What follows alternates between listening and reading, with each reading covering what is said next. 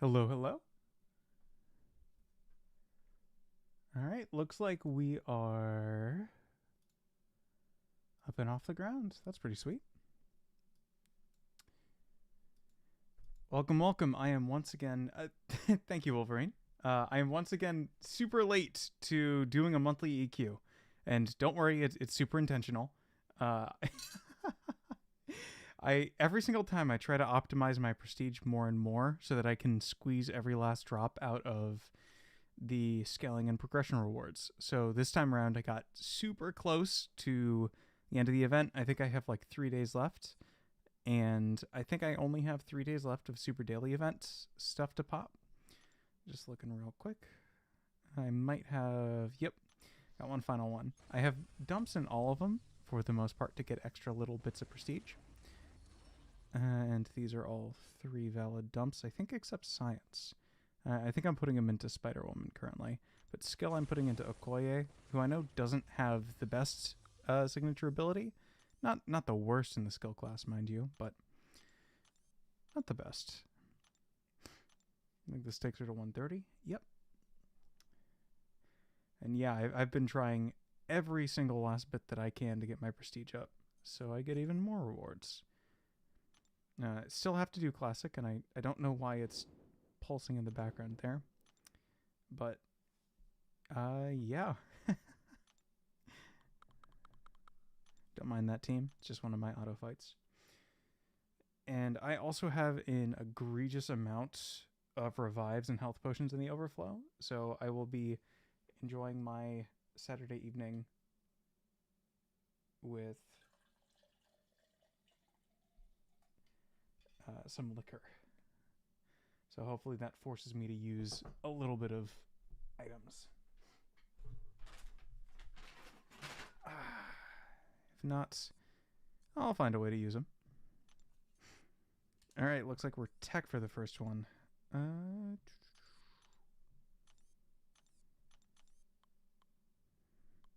High voltage, I believe, is the power drain. Prowler works pretty well. And I've been trying to learn Sylvark a little bit more.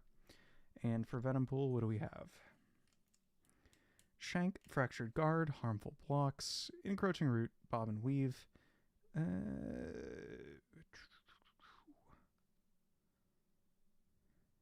almost want to use Ghost, but I don't think that's the best idea.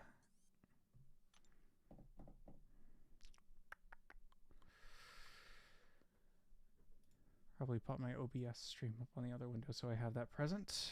But yeah, who should I use? Which mystic is good for a bleeder? I guess it technically doesn't really matter. I could just use Kushala. Worst case, is there anything preventing me from Kushalaing this?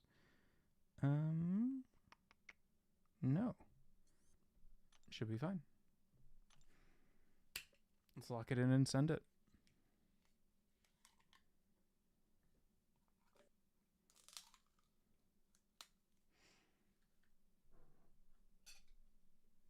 I am aware that this EQ has something to do about multiple Draculas running amok. Not exactly sure on the details past that, but sure it's interesting. Cosmic Clouds, which blot out, scars, tries, and strafe long shadows across the battle room.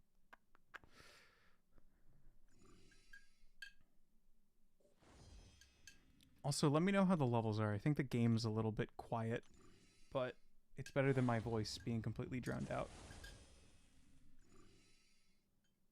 Hey, what's up, PP? Also, I think I got forced into the new tagging system. So if your username is not reflective of what your actual name is that I might know you under, just let me know, and I'll be able to at least know who you are. As long as we have that one figured out, we should be all good. Let me get a better way of situating these two. There we go. Now I can preview that without anything else. Saw that message for a second. All good. Dormant Virus, Fighting Dirty. Shocking Relevation. Yep. All right. should be good. I want to maybe use Red Skull for this one.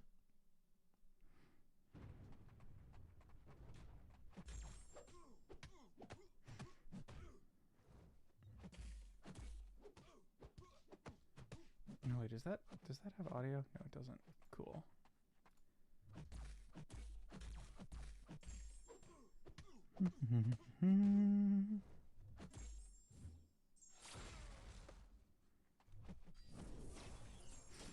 I was way too late on that throw. Shouldn't matter.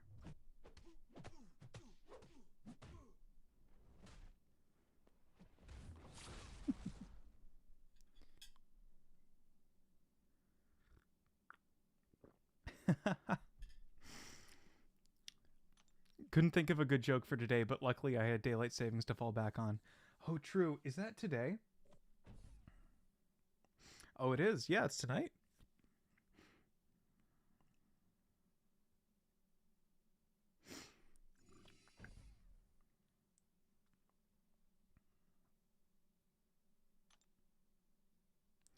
Go just up a notch if I wanted. Of course.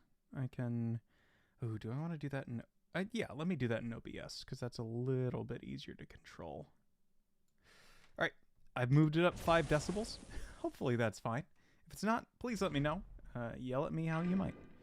Yeah, I like the idea of just sculling this. Sorry,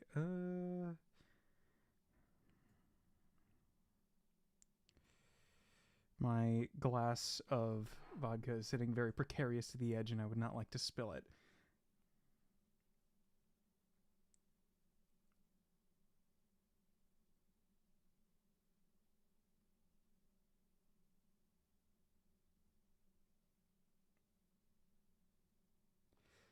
Alright, it's been safely moved to a location that I can still access, but can't knock over.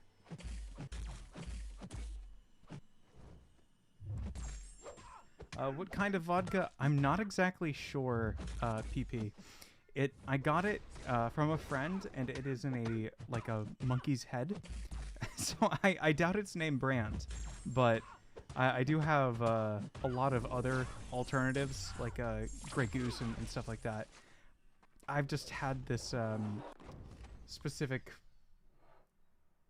bottle sitting on my cabinet for a very long time, and I figured it's about time that I polished it off. It's if using the monkey's skull as reference, it has a little bit of dust on it, but I cleaned that off beforehand.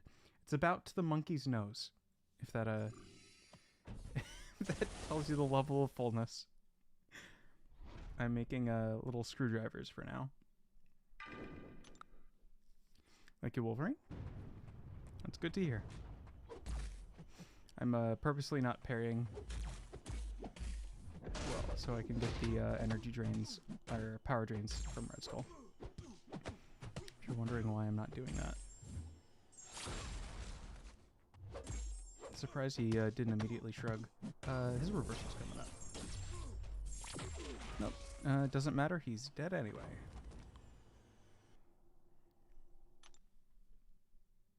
Oh, there is a brand that I am seeing on the bottles. It's literally called Monkey Head Vodka. All right. It's grain vodka, too. Not that I believe there's any other type, but... Hopefully that answers your question. It's not particularly a name brand.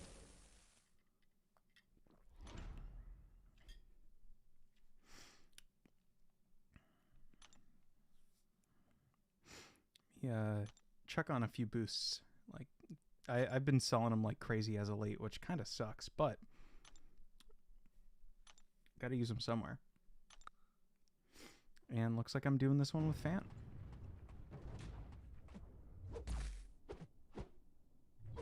Nope. I can put up great times against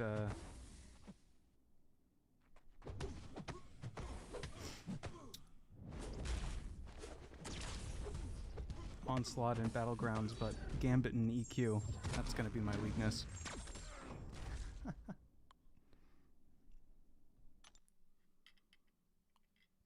Oh, speaking of which, I had a lot of free time over the past week or so, and I've just been absolutely grinding in Battlegrounds in order to get the solo event stuff. And when leaderboards went live, I had done all 3 of the objectives, and I found myself in Celestial 6. And I've never, like, I haven't pushed for a Celestial finish in a very long time. And I think this season would be a very dumb one to do it in, due to how many people are playing at the higher levels to get the solo event rewards. But that is potentially in the cards, because I'm taking off for the Summoners Fest. So I have the free time to potentially do something kind of stupid, which, you know, is the best time to do something stupid. We have the time for it.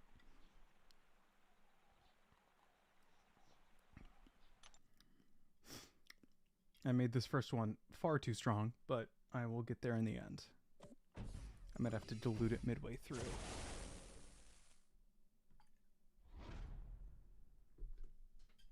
But yeah, it's been a hot second since I've done a Saturday stream. Normally they're like Fridays, I want to say. Fridays and Sundays. But again, that's monthly. Oh, this is going to be painful.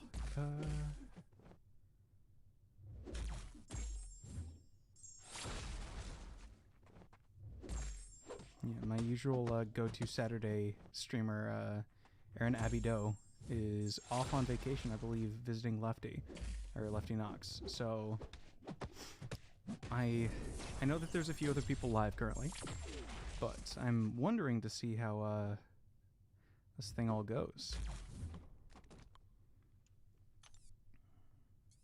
Imagine we'll probably take, like, it's currently 8:45. I'm Eastern Standard,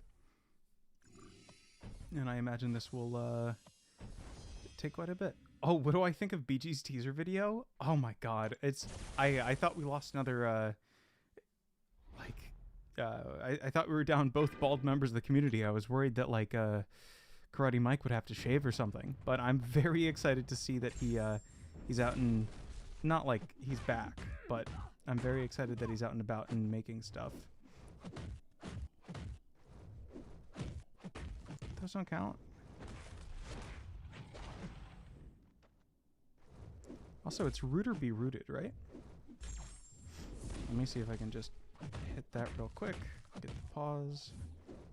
Oh. Tactical to give him the debuff. Is it root or be rooted? Oh, it's encroaching root. Gotcha. And I just finished that special then. I am competent and good at the game, I would like to remind you. But yes, I am incredibly excited for BG's return. Well, I don't know if it's his full return yet. I shouldn't say that, but if he's coming back, I've certainly missed him.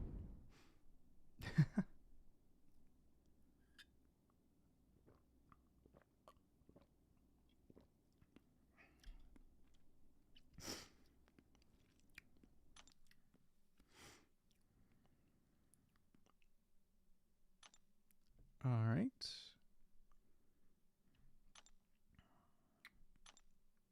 Let's see what we're cooking with next.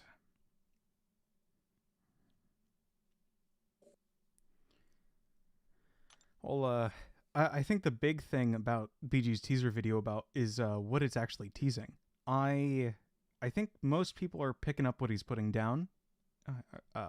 Before I get to that, though, this is Mystic. And it's Mystic Regen, and this guy cares about Combat Deja Vu Weakness, Power Focus 2, Calcify. He's immune to Bleed. I want to try out my new rank 3 Shang against this dude. But I also wouldn't mind trying out, or just putting Crossbones on my team for him. Nope. Kind of need to put in the rest of my team. But yes, I'm very excited to have BG back. I miss that man. He's been gone for so long. I really do hope for the best for him. But more importantly, what I'm very excited about is what he's teasing, because he is talking about in the video, like, obviously they're buffing or finding a way to buff Venom the Duck, but in the thing posted to Kabam's teaser page, like the events page, it talks about the cosmic egg as a relic that can be added to champions. And there's been, not sure if everybody's familiar, but the wording when they originally did relics was that there would be relics that weren't stat casts, that were just ability relics, and then or battle casts. Then stat casts came out with strikers, and I think that we'll be getting some sort of cosmic egg that is neither a stat cast nor a battle cast, and it will be its own independent thing. And I think it will give immense power to specifically Howard and Venom the Duck. And I'm very excited about that.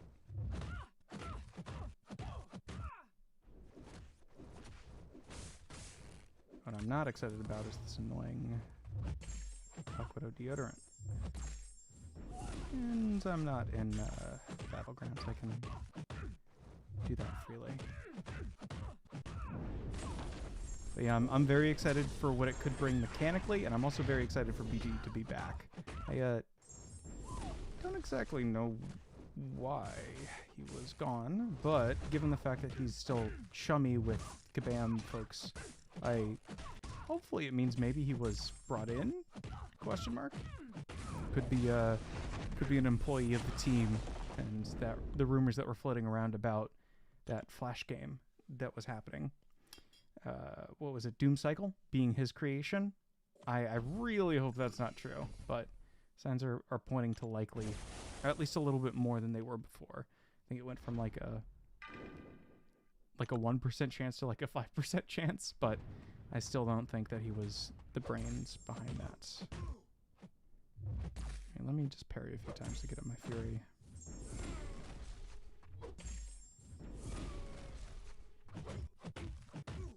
Sure, buddy. Have all the buffs you want in the current moment. Oh, I am, maybe I did make it a little bit too strong.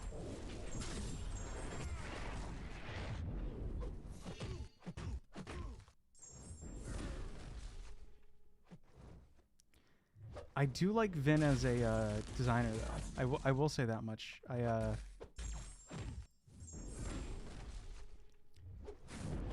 Though I wouldn't mind like a chance to just do something absolutely silly or kooky with the mechanics in the game.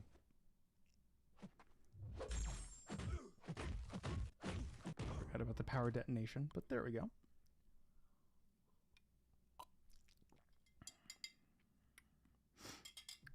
Completely throwing my Kushala away. That's fine. It's, I'm not sure, PP, if you're subscribed to Dropout TV, but I've been watching that a lot with my girlfriend recently, and there is an episode of a show called Game Changers, which is like a reality TV show that, or not reality, but like a game show that changes every single episode, like what the plot of it is, basically. The game changes. So, they had an episode where they brought in a ton of D&D, like, centered individuals, DMs, I guess, and they were like, oh, how do we, and they were trying to get like views on social media, and the idea that was pitched was that it was a ton of DMs DM'd by by someone who basically has very little respect and care about D&D, and it was an absolute hoot to watch because they're trying to like make the story make sense, and not taking a word of it. It was called Dimension 20 on a Bus. It was very good, or at least very funny. I am not sure how the experience was for like Matt Mercer and the Brandon Lee Mulligan, but it was a very funny watch. I consume most of my D&D content through like those sites, but outside of that, I do the normal college D&D group that gets some momentum and then stops after college. But outside of that, pretty good. I'm picking up what you're putting down. Speaking of picking things up and putting them down, you can do this against like any of the slow burn symbiotes. It's like, so Symbiote Supreme, Doctor Strange, to an extent Sorcerer Supreme. But yeah, heavy spam in a corner.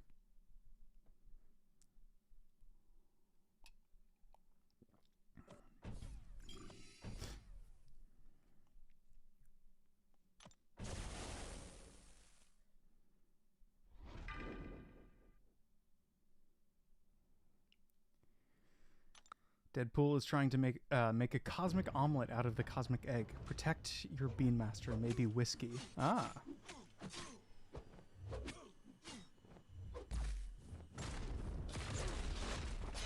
I failed that dex right there. Don't worry, it's recoverable.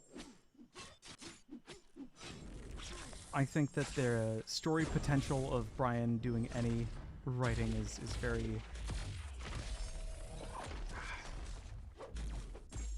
Didn't make it that strong, did I?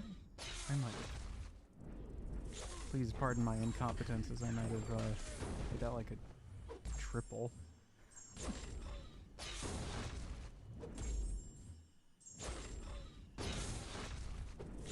There we go. Snuck that one in.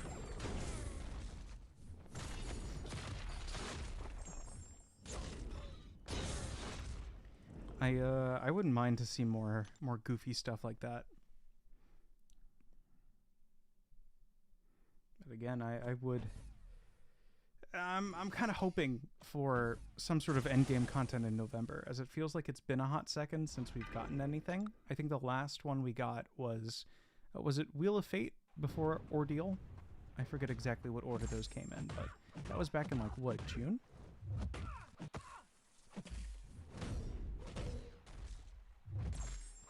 I am playing this so stupidly risky for close to no reason.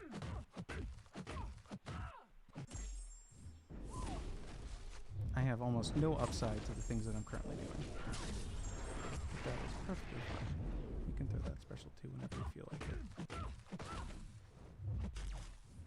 You don't want silverware buffs on champions? What's not to love? They got silverware now. Man loves beans.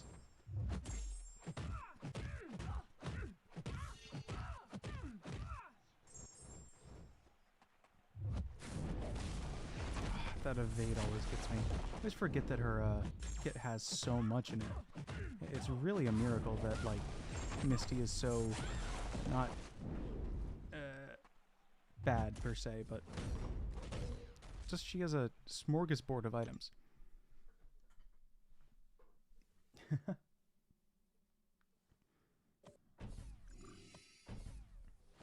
Just so many, so ever present.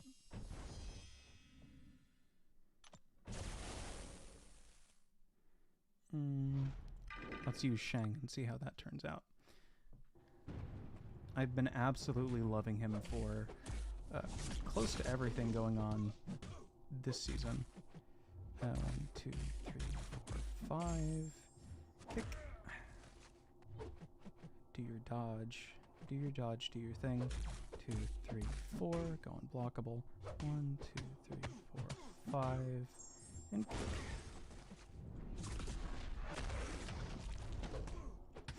Would you take Kushala or Shothra up? Well, I had the benefit of having basically that exact choice, and I took Shothra up over Kushala. I had Nico at the time. Kushala is a good bag of tricks. However, Shothra just does significantly better at ending fights very quickly and has a larger matchup spread than Kushala if Battlegrounds is your main focus. If Battlegrounds isn't your main focus, I might not be the best person to ask, but I think Shothra is better for Battlegrounds than Kushala.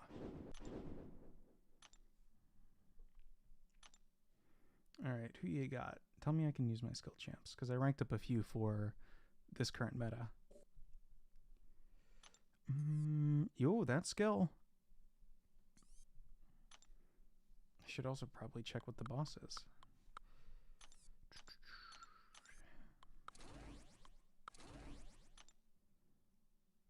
General purpose, I like dual threats with utility. Well, unfortunately, neither of them are really dual threats. Ooh. I'm going to take in Solvark for this one. But, for example, Shathar's really good at taking Sentinel. And I don't ban Sentinels on principle because I have a rank 4. It's just a matter of making the matchups work where they're needed.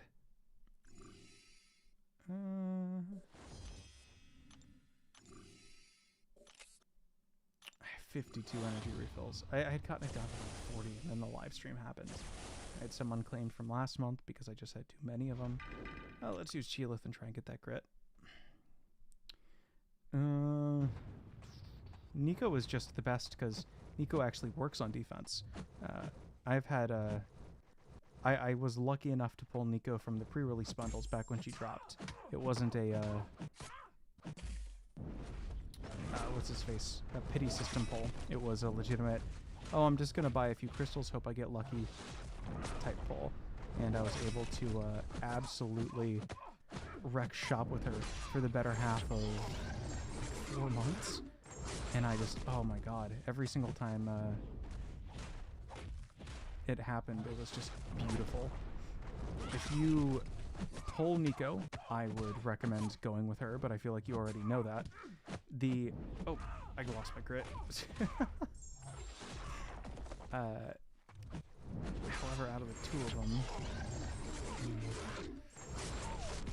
next Titan pool is worse, right? I've got most of the champs, but missing her. Actually, that's a good question. I've been pulling on this current Titan pool because I'm missing Jean, and I really want Jean. But we don't know 100% what the next champions in the next pool are, because I want to say Pav is like still unknown. I think there was some talk about him not coming in until the next one based on when his rotation is, because we're getting spoilers if you didn't watch the last live stream. We're getting the replacement for Imperiosa will be Cassie, so we don't really know what's gonna come of like Pav's spot in the crystal, because Pav is coming into rotation. His pre-release bundle I think is like late December. It's late, like it's abnormally late for a champion in the cycle.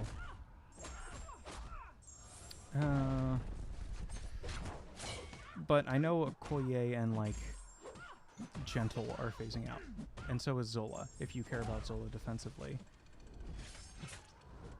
It's not the best because I think we had a bit of a lull in champs from like August to now. Like nothing's crazy outside of like, I don't know, maybe like the last banger was like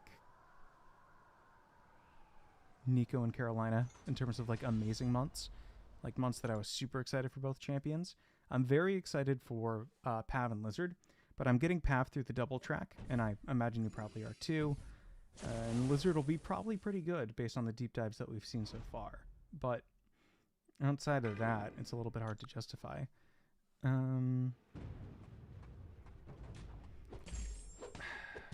I'd have to check to see the rotation that's phasing out, but I know like 3 of the champions are bangers. I have most of them at rank 4 at this point.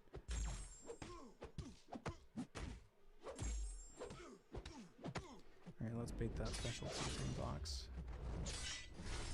As well as the special 3 is very cool.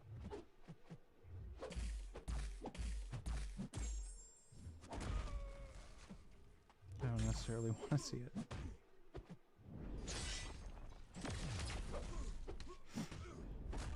I won't open any more until Cyber Weekend. They purposely made all the pulls shitty 1 month before the big sale so you buy more.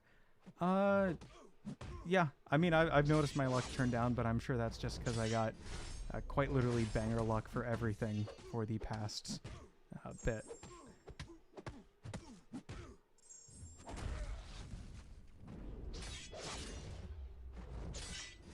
Yeah, you know it all has to equalize.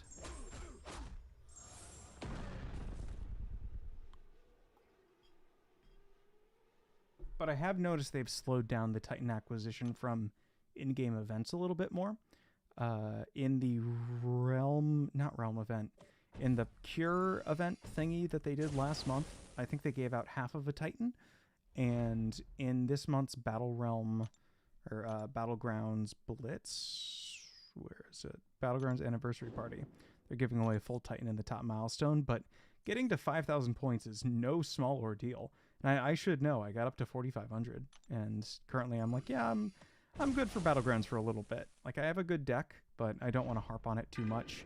I'm sitting at like a 85% win rate at the top of Mysterium 1 currently, and I might push to Celestial a little bit later, but I'm drinking tonight and playing some EQ. I don't like how stressful the game gets, even though it's, you know, still the same game at the higher levels. Just, I don't like it.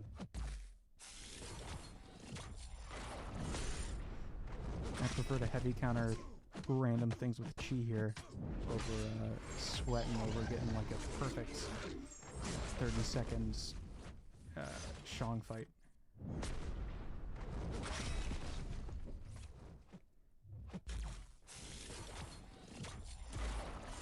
Alright.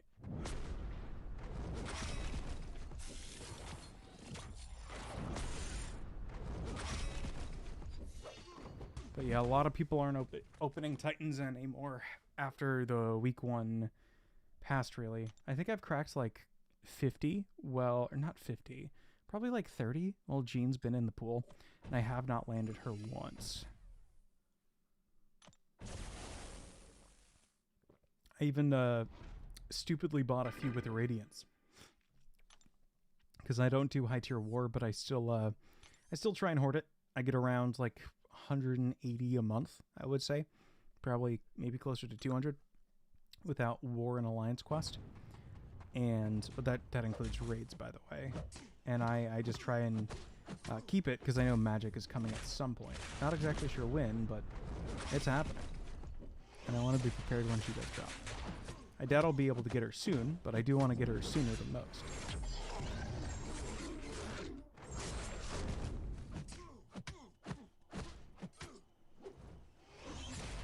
I could have sworn they originally said she was going to drop in October. But I don't have a source on that, and that was like largely based on vibes from the stream in September. And that's kind of, you know, not super reliable for things long term. Now, sometimes they'll give fuzzy dates, like, oh, next update or next piece of content. And you know, they'll have to push it off for one reason or another. But I just hope they do something that allows people to get... Oop, this is going to be very painful. Because I don't know the spacings for... What was that? I don't know the spacings for screen. I should at this point, but... I'm simply a little forgetful.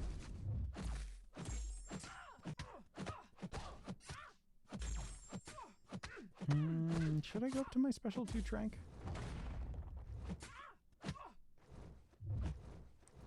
Does she go unblockable here?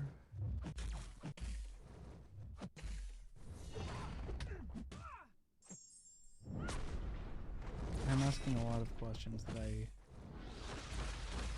should frankly be scared of the answers of, but looks like I'm not going to be punished for it. I'll take it.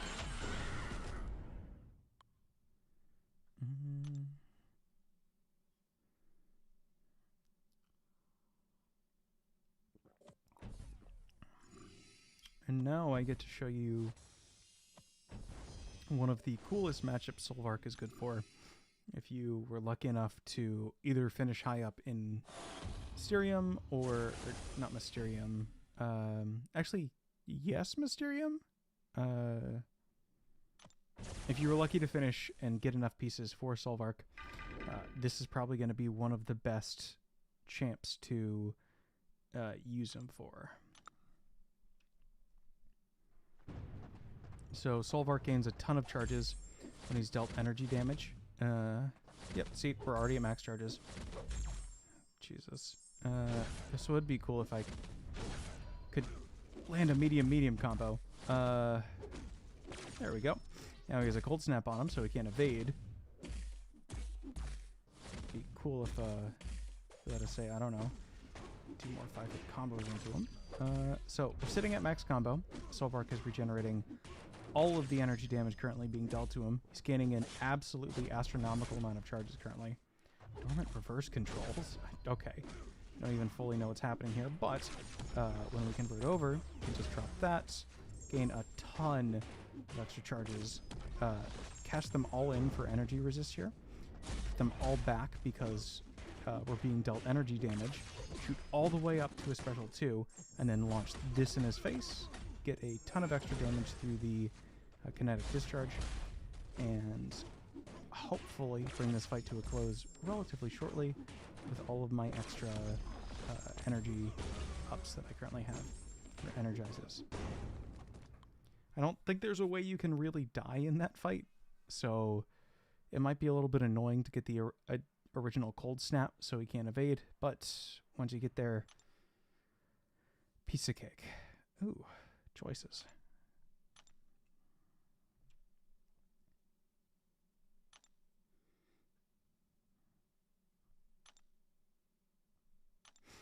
You can also use Prowler for it, or, you know, some better tech options. Who we got? Mutant attackers for the path, and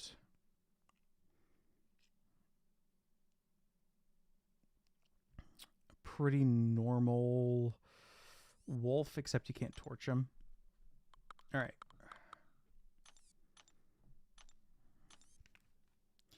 Mutant attackers. Let's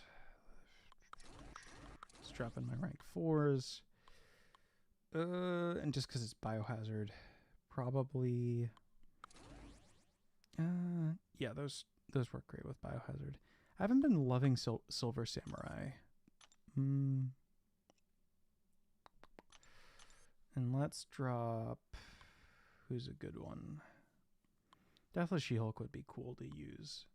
I'm also feeling a little bit more buzzed than I probably should to do, or not endgame content, but difficult content. So let's just drop Photon in there.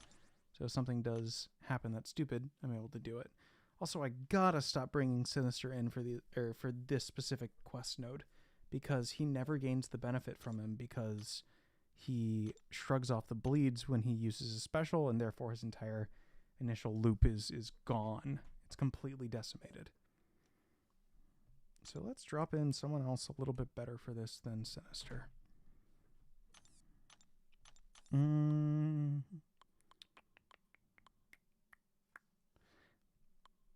Dust.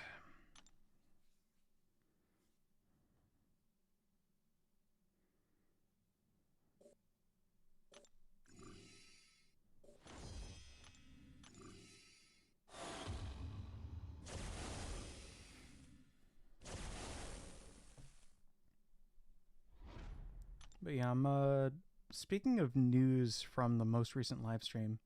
Hey, what's up, RP? I'm very interested in Cyber Weekend, like whether or not I'll actually be going for anything there. I will be probably instead just doing saving for Banquet. I don't think it's really worth going for the Banquet champions, or Cyber Weekend champions of Yondu and Super Scroll currently. I just think they're not super worth it when we have Absman and an Absman to your skill champion potentially in the Banquet. Not potentially, it's confirmed. Alright, yeah, lay it on me. If you have rank up questions, shoot for it. I can't say I can give the most metered option, but I know a bit. And I'll see what I can do with it. What are you struggling with? What are your options? What are your goals? And what is your progression? I guess.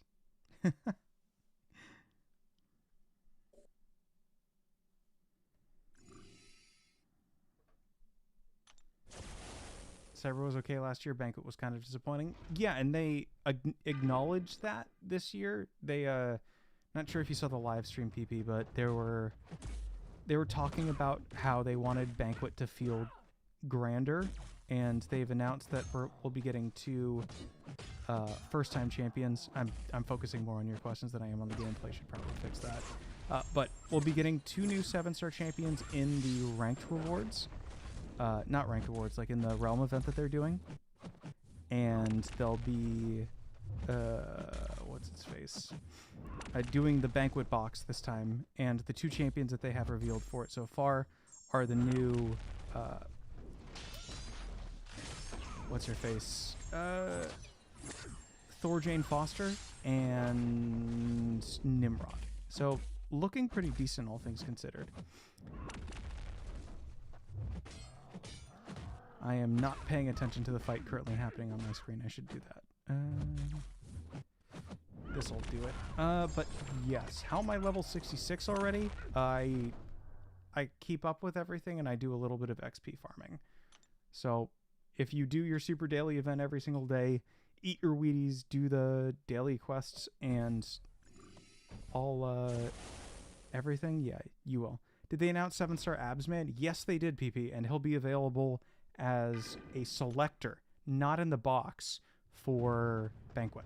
So they're doing a realm event similar to what they did for the Summoners Fest one, where they had all of the where they had the selector between Patriot and MODOK. But the 2 champions are a skill and a mystic champion, and the mystic champion is Absman. So it's gonna be a really good skill champion. I wouldn't be surprised if it were someone along the lines of like Kingpin. But they also said, they're doing in a 6-person Banquet box with a mystic and a skill champion that is not the 2 in the selector. And in that 6-person Banquet box, they're doing 2 reworks and 4 new champions that aren't currently available as 7 stars. And those, 2 of them got revealed, 1 rework and 1 new as a 7-star. The rework is the new Thorjane Foster, and the new as a 7-star is Nimrod. So yes, those are confirmed. I'll save my gem for Reunion. Reunion. Do you have a Reunion 7-star, I guess? Abs and maybe Kingpin. Honestly, if they make the skill champion that you can get from the selector really bad, I won't mind, because it means I won't have to care about choosing between whatever good champion they have and Absman. I would kind of prefer it.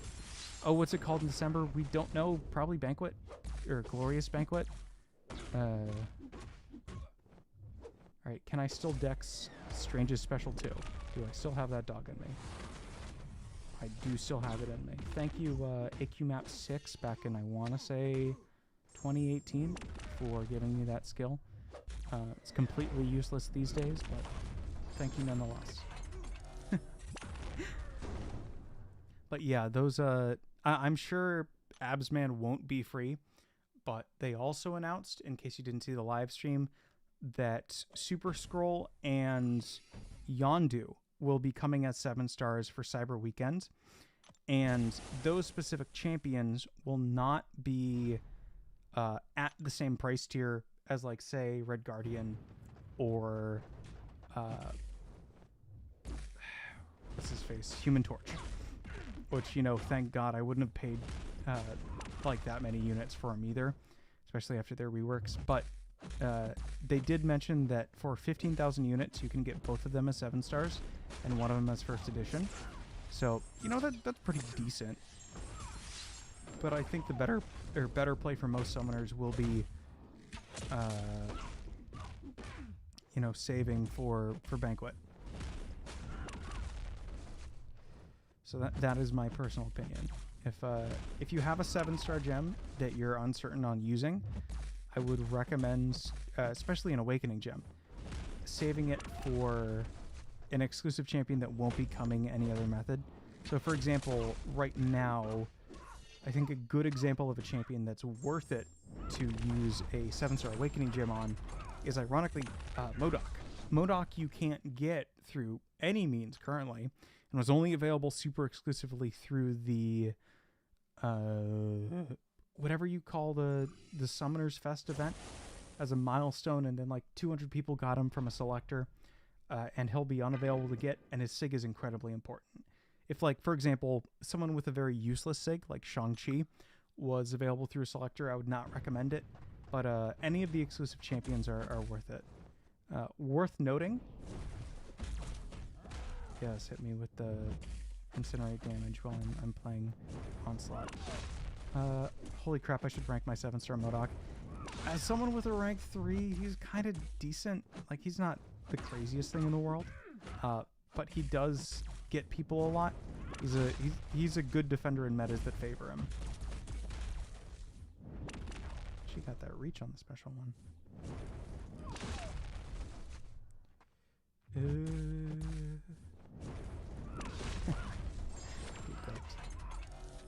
But yeah, 7-star MODOK's decent, but he needs that SIG. He absolutely needs it. Lets him parry on his auto blocks, which is...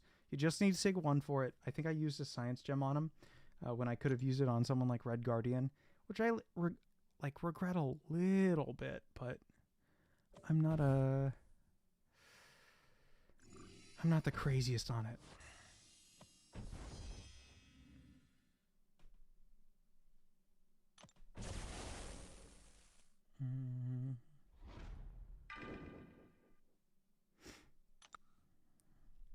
I didn't even read the notes for this fight. All I know is that he has energy resistance. Rank 1 7 stars you're thinking of ranking. Oh, okay. Go Howl or something, man. I should stop parrying against Werewolf by Night. Not the best move. I also shouldn't use that special because... Yeah, now he doesn't have time to regen it back. I can hit it 2 o'clock, right? Cool.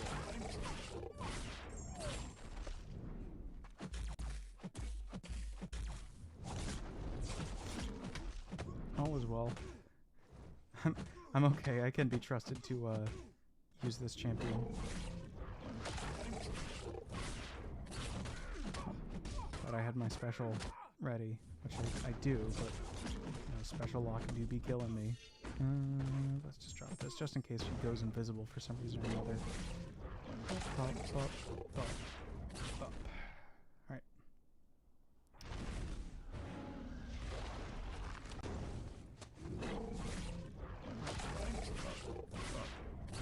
Oh, this is deathless, not regular. So I do not counter unstoppable. I will remember that for later. If there is one. Deathless She-Hulk seems to do that job quite well.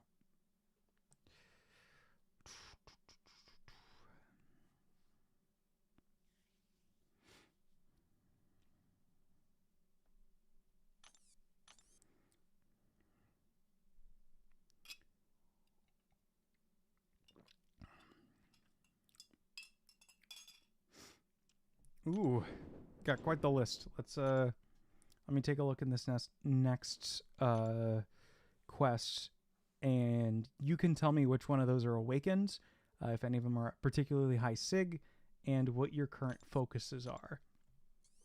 Because that is quite a lot. Science attackers, not crazy.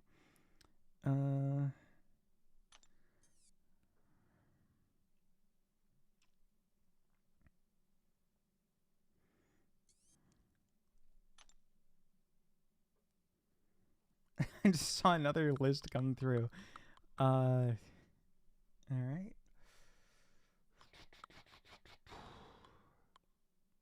Just assume unawakened. Okay.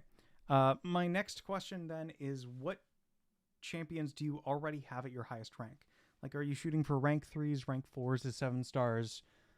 What is your high rank? And what content are you stuck on or trying to do? That was Mystic. No, Mystic Path Attackers already happened. It's Science. Duh. Because you have quite the laundry list of champions. You have 9 rank 4s. Okay. Do you have any particular champion ambitions or like things that you want to do?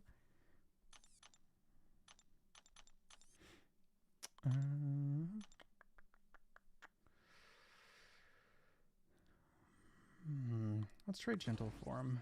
And drop an Onslaught just in case Gentle doesn't work.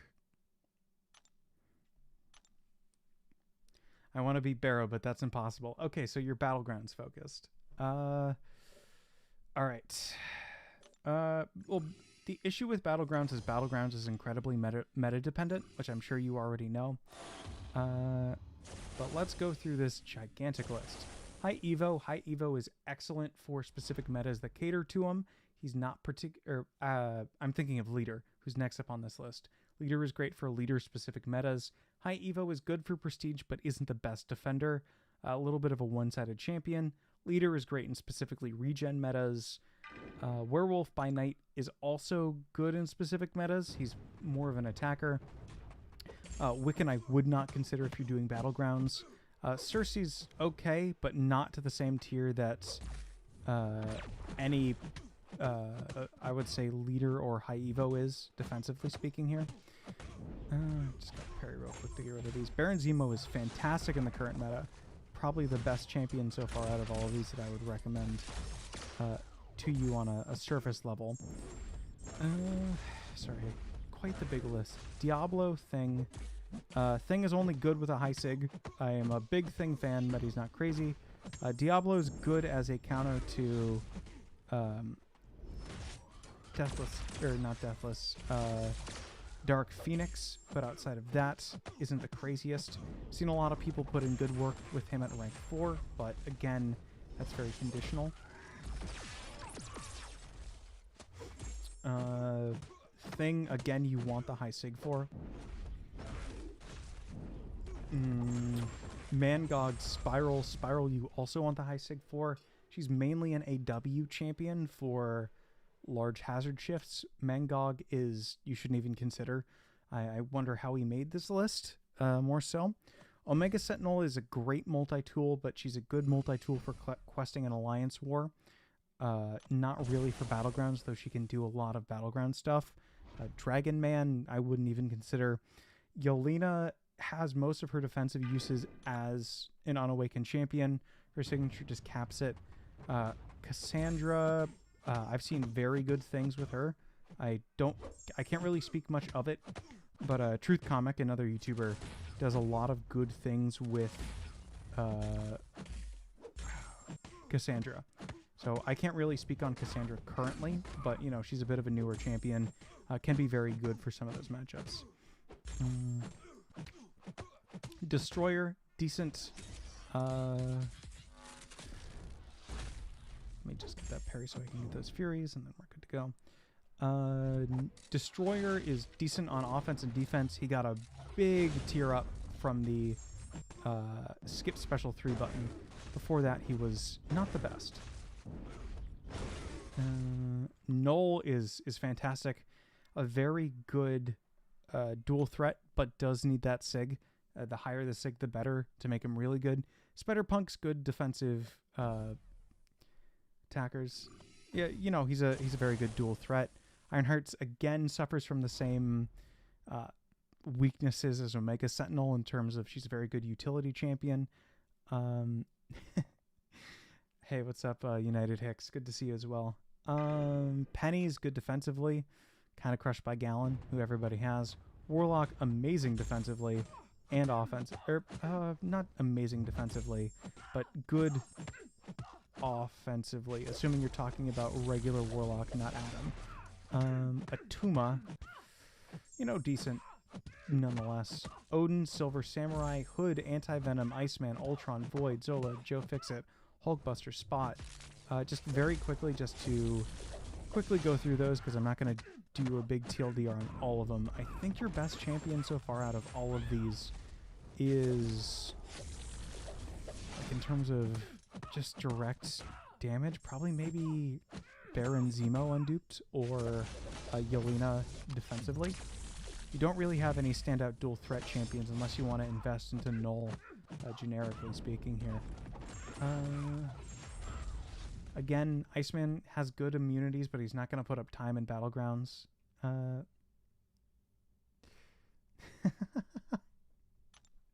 But Hood is also very good, but he needs the time. Ultron and Void are both relatively slow and mainly for Alliance War. Joe Fixit can do some work, but again, most of these champions you either need the dupe on, or I think you would have ranked already. But Baron Zemo would be who I recommend, or maybe look into to see if you like Cassandra, and then ranking that for offense, and then yeah, Yelena for defense. That's who I'd recommend based on what you currently have. If it turns out your rank 4s are all offensive, I'm going to lean Yelena more, but, you know, as far as everything you have listed goes, I would recommend those 3. Sorry, that was a little bit lengthy because you gave me quite the big list, but let me know if you have any follow-up questions or anything that you have. Yeah, of course. Anytime.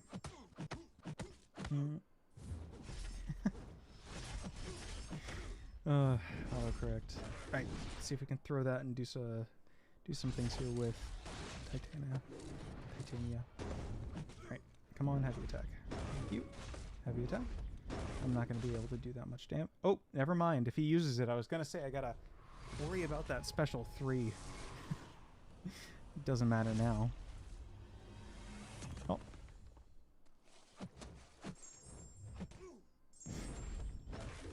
Come on.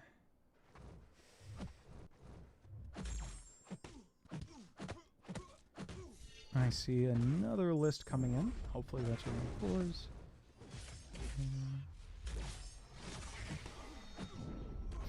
Here's my rank 4s. Silk, offensive. Serpent, defensive. Onslaught, dual threat. Sinister, dual threat. Carolina team, offensive. Cole, offensive. Spider-Woman, dual threat. Red Skull, dual threat. Jean Grey, dual threat. You definitely seem to be leaning a little bit more offensive, but not offensive enough to really put them into one specific category. I wouldn't rank 4 any of the champions that you listed earlier without there being dupes. I guess is what I would say. None of them really live up to the same tier.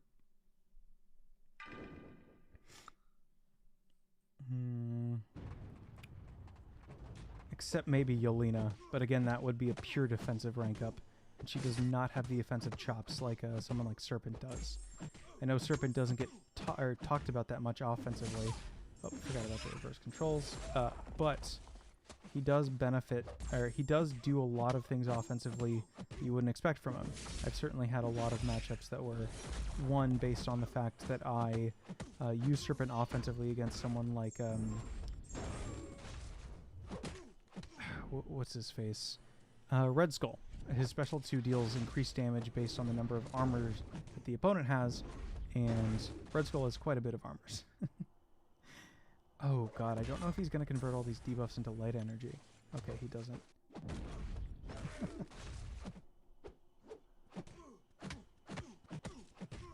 However, I am stuck reverse controls for a second. Yeah. I'm assuming you probably want to rank some of those up to rank 2 or rank 3 before you really get into it. But yeah, based on what you described, none of them are going to be too impactful. High Evo might influence your prestige if he's duped. But outside of that, it's really hit or miss.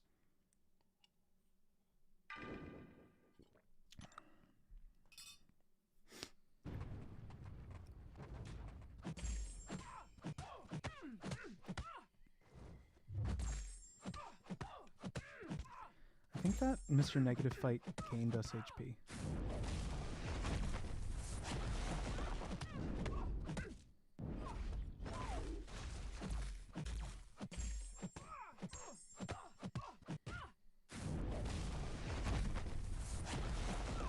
I think I should bring another defender to rank 4 next. Then Yelena might be your cook. It's it largely depends on if you're okay with, you know, taking up a defender. I know a lot of people object to it initially with their first few batches and want to focus more on dual threats. So it completely depends on what you're comfortable with.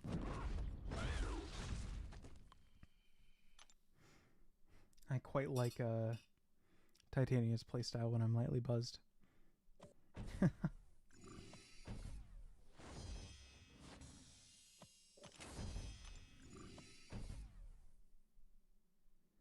There are a few offensive matchups you can take, yes. One of my favorites is against Thing, and she does pretty decently against Photon in terms of generic matchups, but they're not... she'd have good massive matchups in a pinch, but not something I'd really strive for. Alright, let's see if I can figure out Frank's kit from just nothing but smashing into him.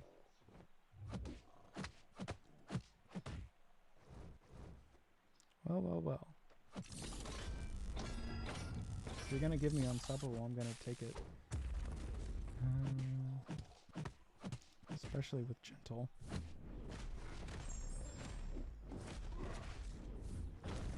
No, I can be trusted to... Oh. I was gonna say, I thought that applied... I don't even quite know what's going on here.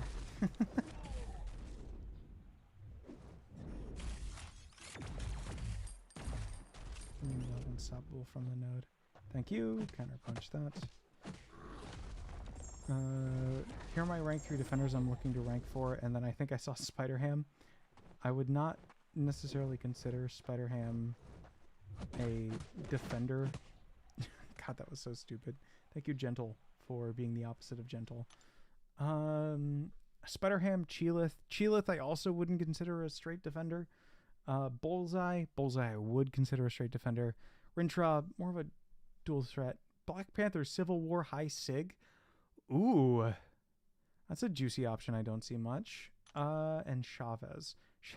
You put Chavez in top defender options. I begin to think that you don't have that many defenders that you can reliably use. I would definitely say Black Panther, Civil War, High Sig is probably the most interesting out of all of those. And then Bullseye would be the most stereotypical one. Crack in the Armor, Cosmic Offenders. And who is the boss? It's Dracula.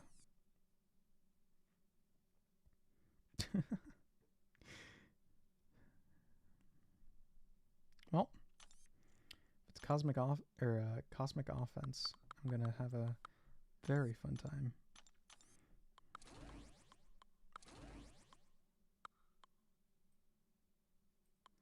But yeah, if you're looking for a good multifaceted defender, or I would say honestly a dual threat, I would go Black Panther Civil War. However, if you're looking for a good like just straight up defender, I would go Bullseye. And you have Onslaught to you have Onslaught and Sinister at rank 4, so you don't mind leaving your opponent's Bullseye open because you have the options to take him. But on your side, that's who I would recommend. Because you got to consider from your end, from when you do bans and battlegrounds and such, who will my opponent leave open for me to use? And if you have those high Sig champs already, you're already not banning your Onslaughts. You're already not banning your Sinisters because you have rank 4s of them already. It'd be different if you had like, say, 20-something rank 4s. Then you can, take pleasure in, say, banning your Serpents because you have enough rank 4s already to use that already. But I imagine with that level of rank 4s, you're probably banning Serpent and Defo every single time you see them anyway. So, with that stuff being said, I wouldn't be surprised to see, a more select defender, so that way you never have to worry about banning Bullseye because you already have a rank 4 Bullseye, so you're either punching equal or better than what he already has. Does that make sense? That would be my logic for it. I run rank 3 Isofiend. She destroys Serpent. That is also very unique. I haven't seen that many Isofiends. I was a big fan of her, and then I have Nico and a few other Mystic champions that eat Serpent for breakfast, lunch, and dinner, and so I don't really have to worry about big switch ups. I duped her last December in the event. Congratulations. I did the same. She's a very good champion. I don't believe there's another way to get her currently, which I believe might be contributing to her rarity. Let's take this first one with Thanos, then alternate it to another champion, and then go back to Thanos.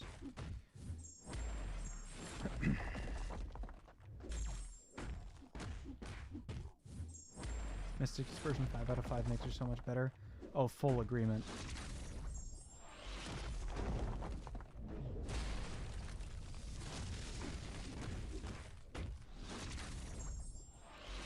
that would hurt less into my block, but it doesn't matter because, you know, Deathless Thanos is Deathless Thanos.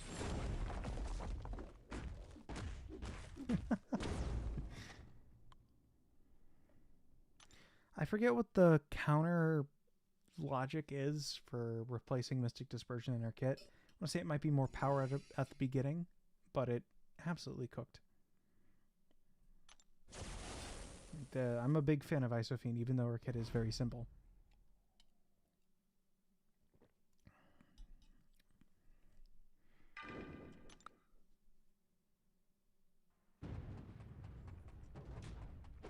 Sorry, I do not follow that many other sports.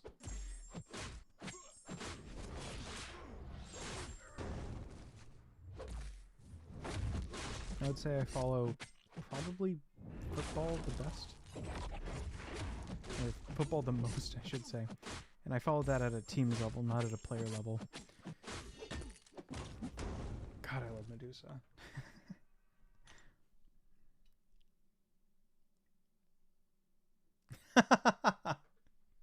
It's a very funny response. I follow greatness. You need to see Victor Wembanyama. Or I don't even know how to pronounce that last name. I apologize. Shows how uncultured I am. Imagine Michael Jordan a foot taller. Oh dear God. I know who Michael Jordan is. I'm not that bad.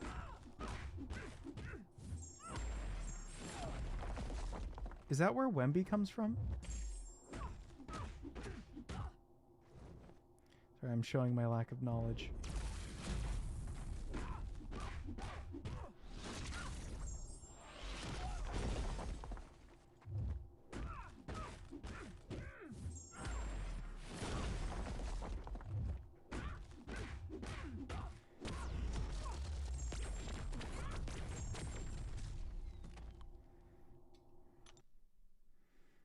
I will certainly check him out. I'm not the biggest sports guy.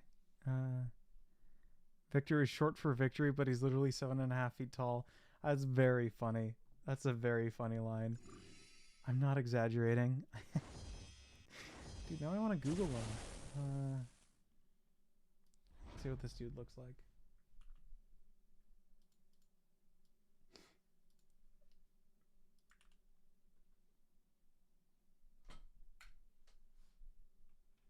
Oh, wow. He's French.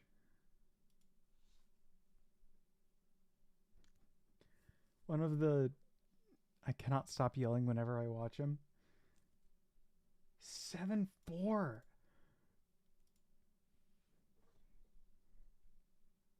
Barefoot. Dude, he is over a foot taller than me. I cannot imagine. Jeez. I'll look up some highlight clips after.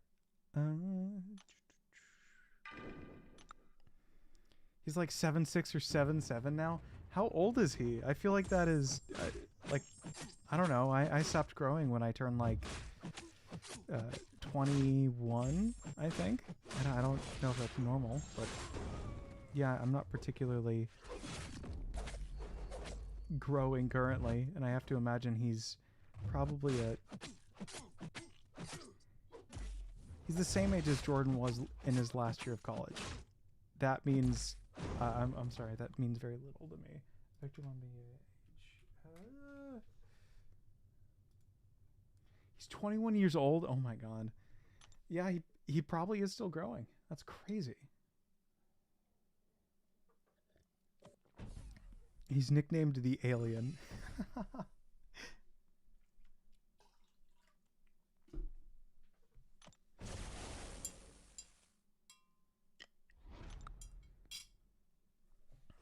That's a pretty fun one. You need to see a move. I believe it. I'm keeping that tab open for future research. I forgot about Rhino's buff. He breaches now. Alright, is he gonna breach me now? He is. It's very annoying of him. Can I please get my pause? No, I cannot. I see how it is. Fine, I'll build up to my special 3. They panic and then run away. That's that's really funny.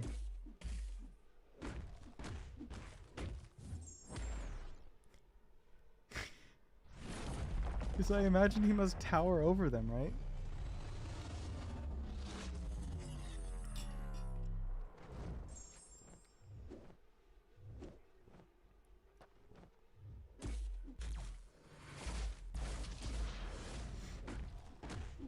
Alright, let's get this shatter.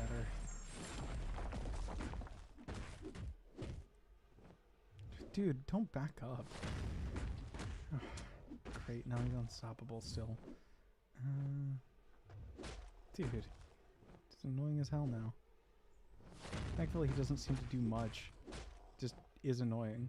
Alright. Let's just launch these and get a little bit more power on the field.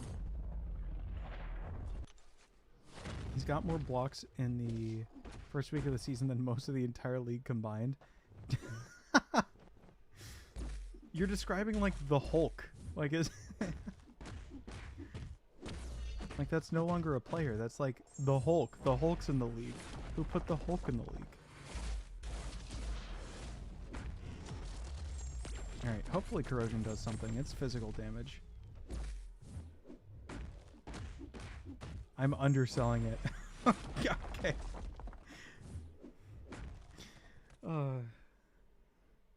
What did he join? Oh, he's the number one. He's the number one center forward on the Spurs right now. That's pretty good.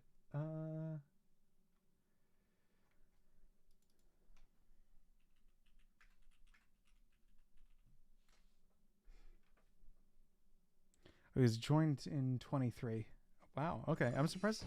I think he might have appeared before. I just might not have noticed.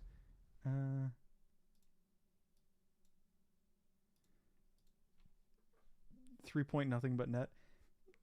I believe it. It's like if I were to lower the rim for a few hours and just pretend that I'm Jordan, start dunking on it.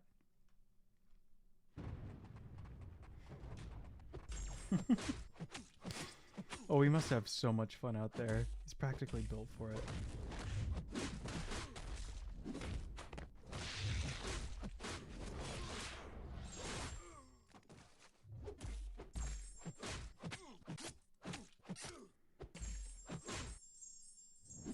I forgot about his paralytic poison stones. I'm not excited for Toad to be coming as a 7-star. Just because he's going to be so annoying defensively. Like, he's one of those champions that I don't assume has any defensive abilities. And I get stunned by him, and it's just like, oh, great. Thanks, Toad. Really appreciated that one.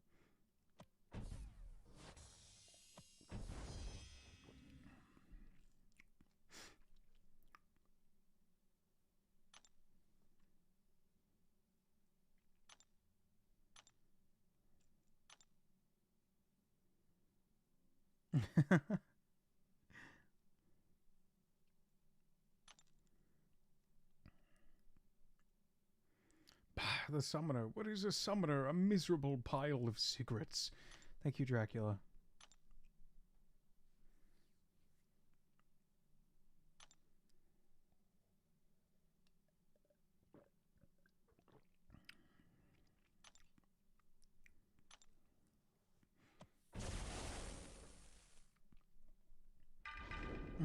Can he take energy damage?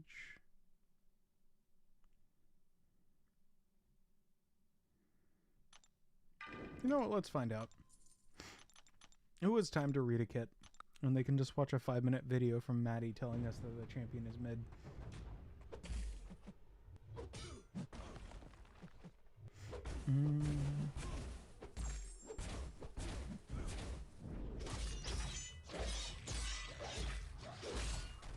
That is a lot of hits and a lot of charges I can add to my Torch's favorite concoction. Yep, alright, cool. I can't even miss through that. Okay, that is one dead Dracula.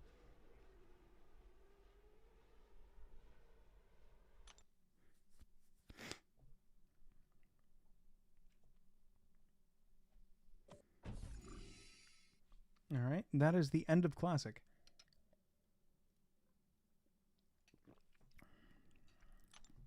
Going to hop into Elder real quick. But before I do that, going to run to the bathroom real quick. I will be right back.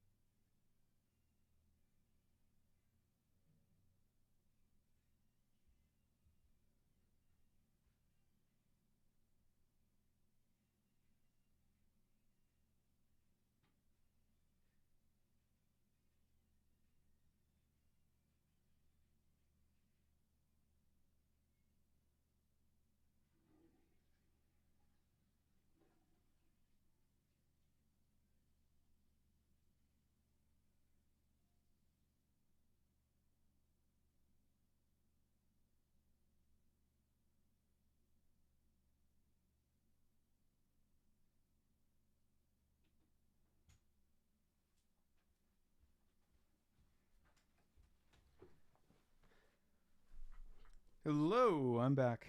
I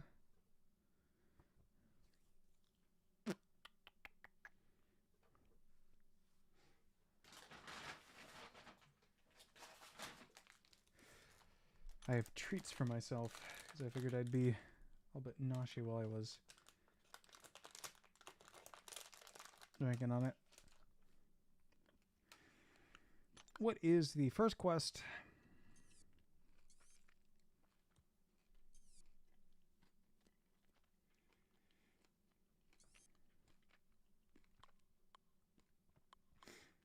Skill, that is tech.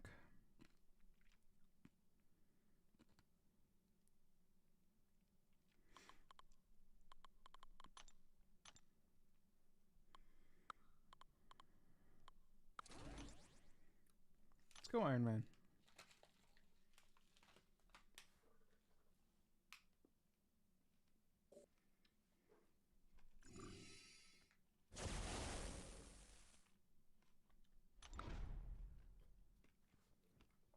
And I'm up over 25k units. That's pretty good. But yeah, I don't think I ever got to complete my thought earlier, but there was a reveal on the live stream that the Cyber Weekends Black Friday sales, the cost of Yondu and Super Skull for one of them, or for the first one, will be 10k units, and then for the second, each one is choose your own, will be 15k units. And that's not a straight price for them. That is a total unit spend. So if you're dropping 10k on whatever else the other offers are, then you will get a choice between the two of them. And then for everything else, it's going to be up to you to choose if you want the first appearance or if you want the other one. At least from my understanding.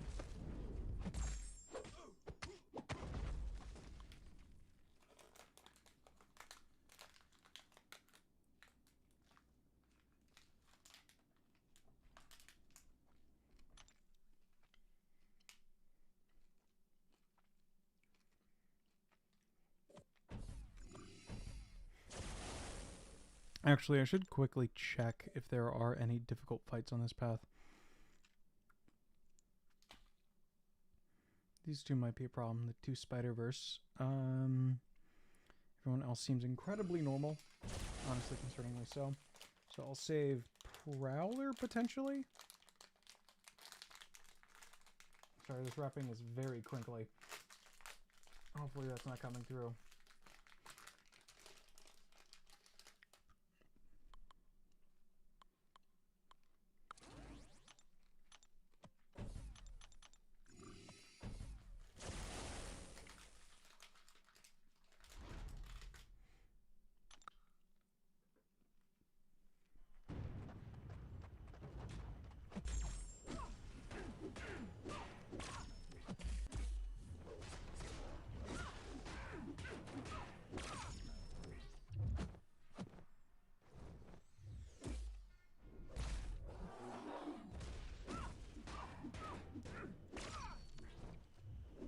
Oop.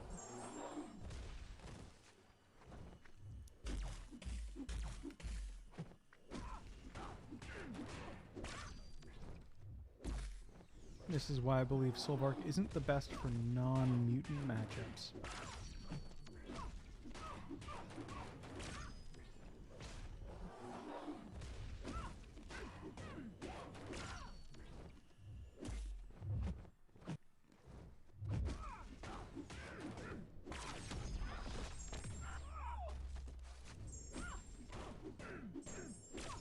But this special one will power drain.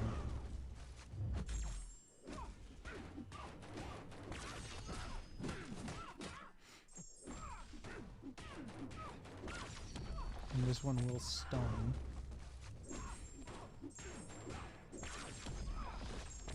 And this one will power drain.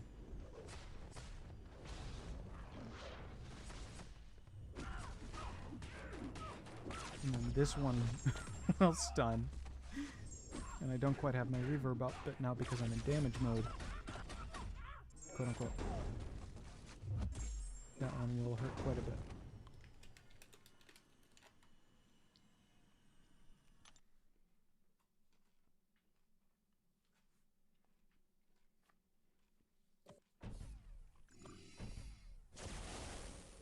I do not think I'm playing Solvark ideally, but I'm playing him decently. Oh, wonder if they fixed the Green Goblin issue. Well, only one way to find out.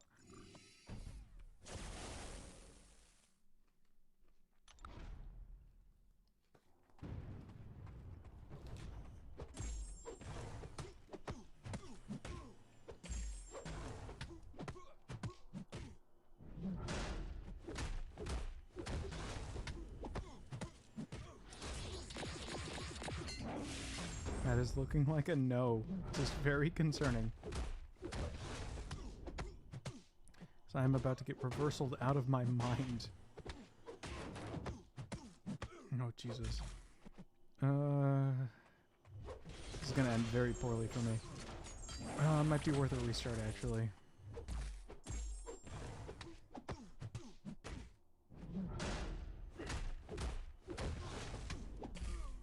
There's that reversal.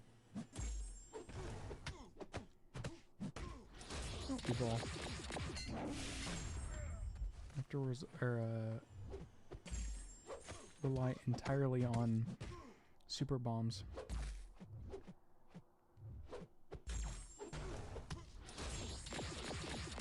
It's good to know that Green Goblin is still completely bugged. Oop, never mind, we're restarting the quest. Because Green Goblin is still incredibly bugged. And they haven't addressed it in like 2 months.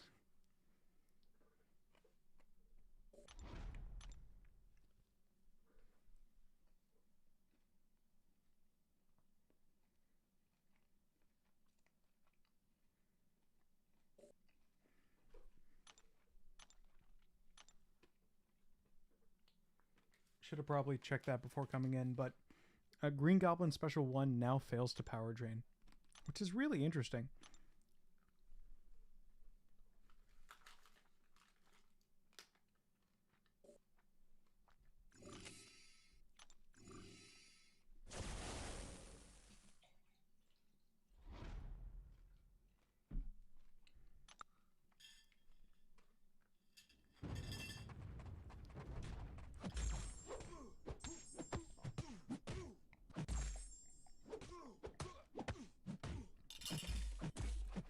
Sorry, I have like the screwdriver in one hand and the game in the other.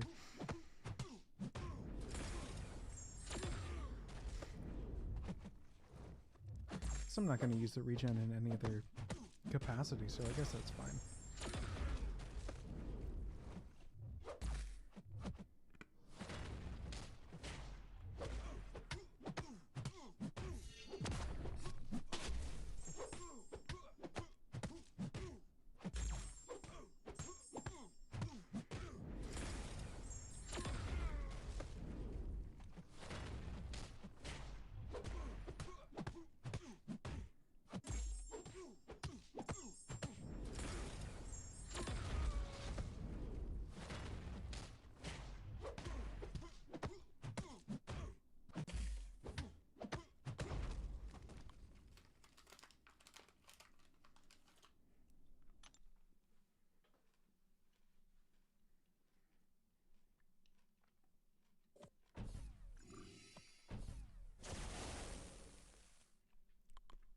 I'm gonna save Solvark for a more specific matchup. Guess I'll go Viv.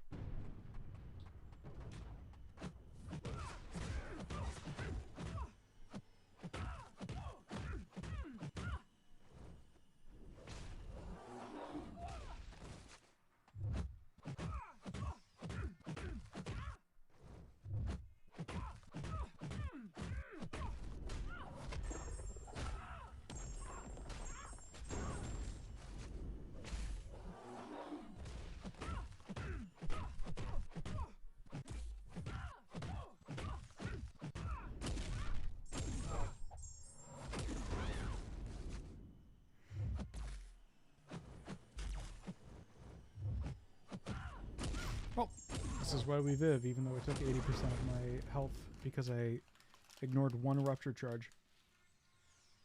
Whoop.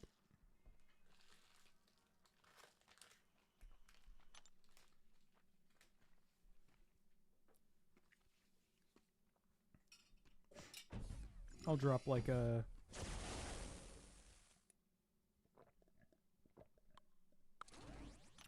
Zola on the next guy.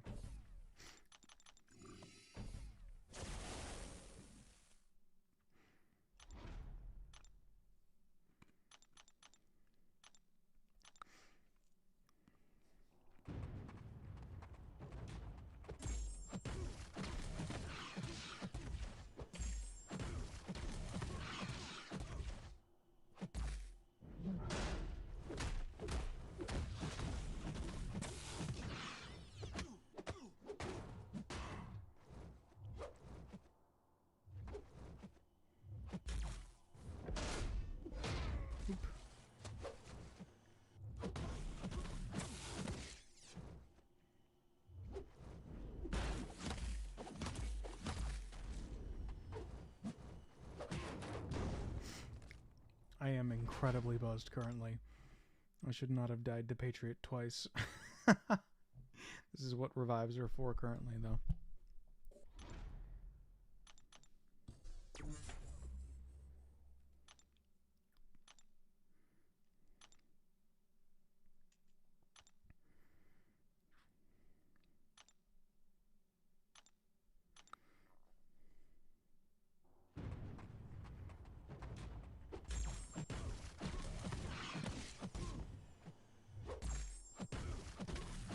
Like parry heavy is the only gameplay that I'm capable of, but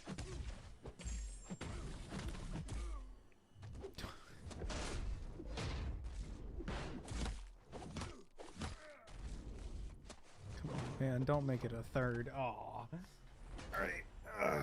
Sorry, I need to lock in. You have a...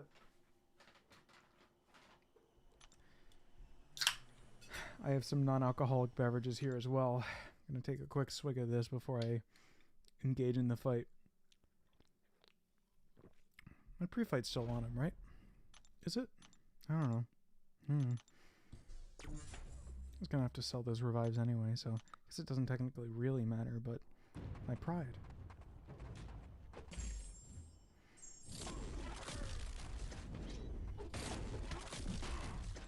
That's it. I'm Zemo cheesing it.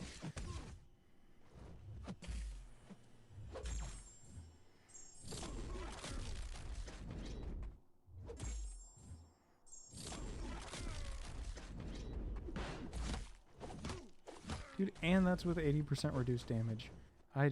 Dude, I swear I play in Master's War like I used to. I swear I'm in Celestial and Battlegrounds. I'm just a little bit crunk in the club right now. Okay. We're just gonna take this exploding Zola. I'll regen up to 100% health. You won't think anything of it. And the special lock isn't present. And I got knocked down. And I'm good at this video game. Rah! Dude.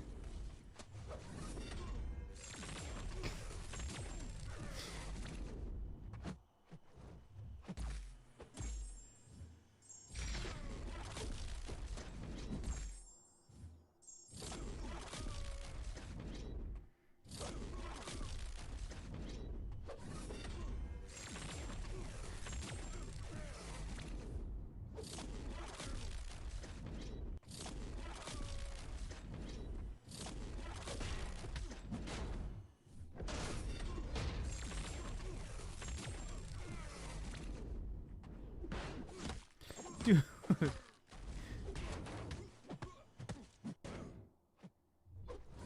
Don't do this to me, man. Oh, my cheeks are so red.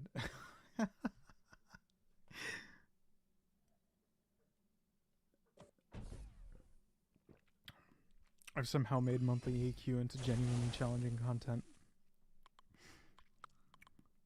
It turns out the trick is alcohol. I should not remember this for next month. Let me put special one lock on. Actually attempt to play this dude normally. I made an absolutely fantastic stew the other night. Like a really big, like, family-sized stew. And I've been working on it basically the entirety of the week in order to get through it. And that's been my goal the past few days, to get through this really big stew.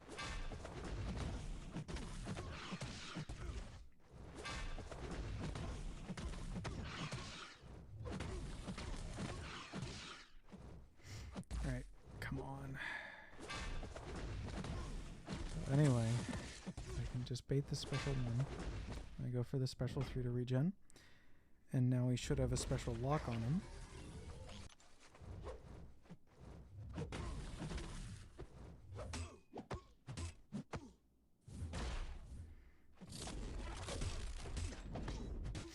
Or you can just keep getting smacked in the face. That's also fine, I guess.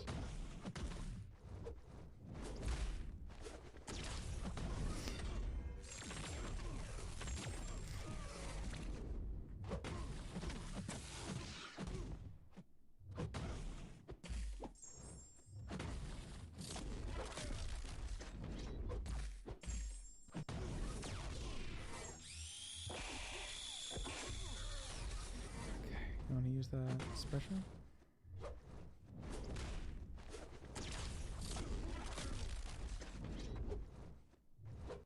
Be cool if I could actually Zola cycle this dude. If I could be competent enough to do that, that would be great. Okay. Oh.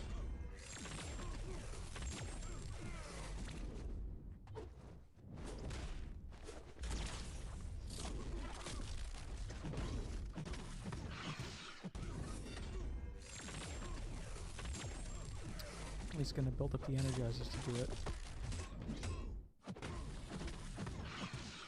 Maybe the Furies too.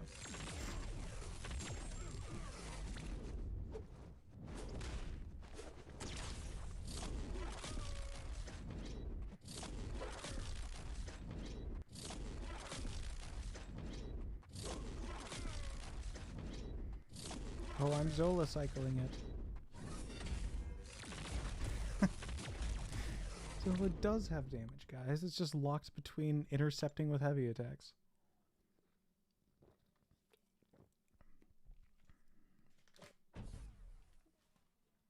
And I am aware that there's a better way to do that at the wall. Especially post Special 3, but I don't have a striker on this guy, and the opponent is going constantly unblockable. Please pardon my lack of Zola game for a second there. Let's do Shocker. Why not? We ball.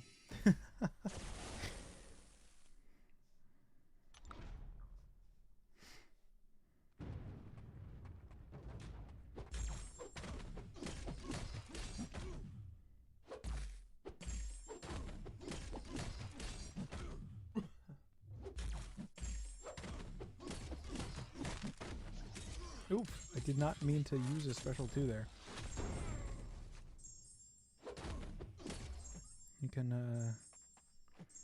You can use yours as comeuppance, Hawkeye.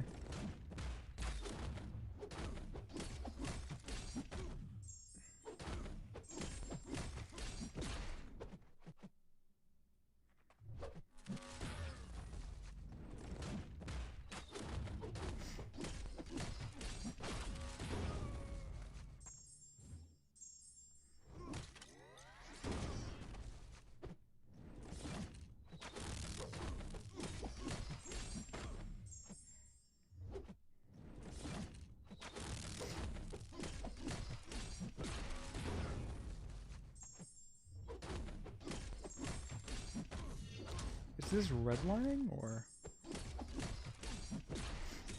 Anyway.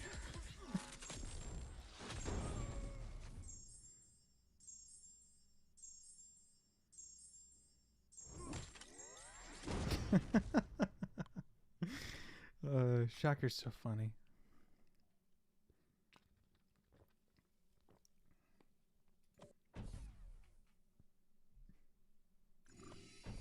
Oh, of course, RP.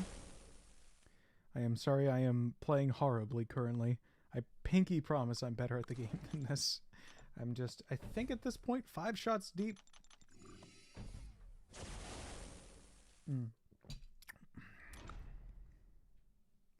Hopefully it's not a bad moon phase.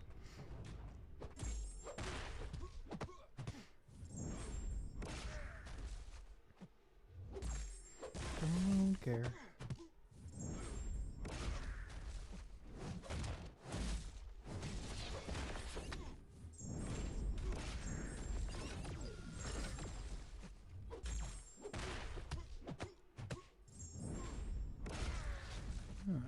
Interesting, I absorbed all the passive stuns there.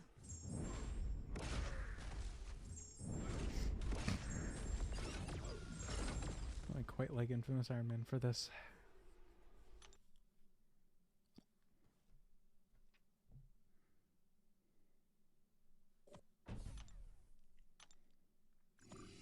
Alright, I got the Spideys next. For Gwen, I think I'll use Prowler.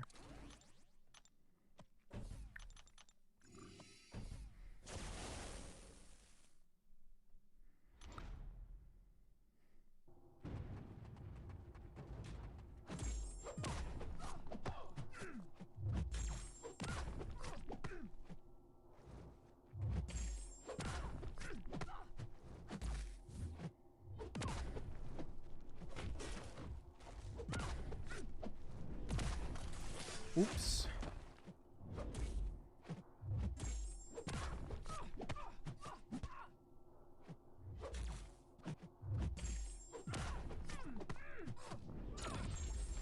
Dude, I am just shooting up to specials that I do not intend to shoot up to. Come on, through that. Thank you.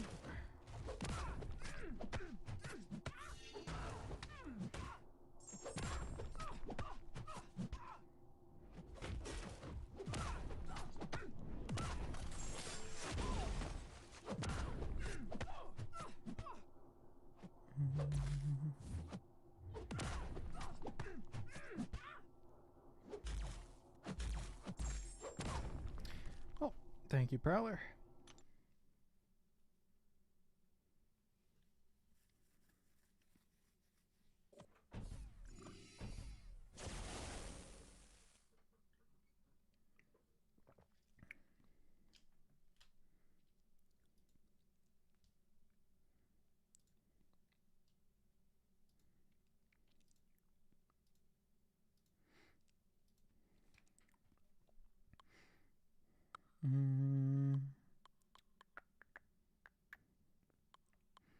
Against Silk.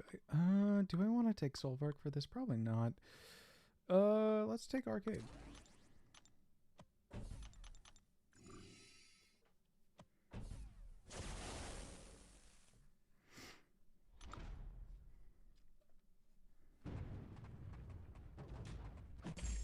Oh, I forgot to activate any of his pre-fights. That's funny.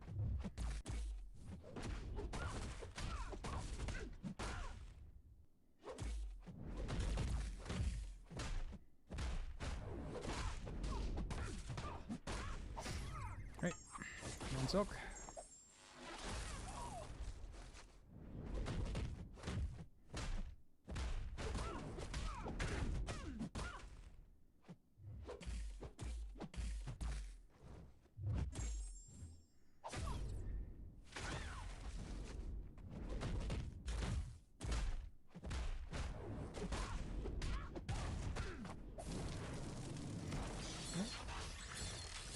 Evade all the way back there. Thank you.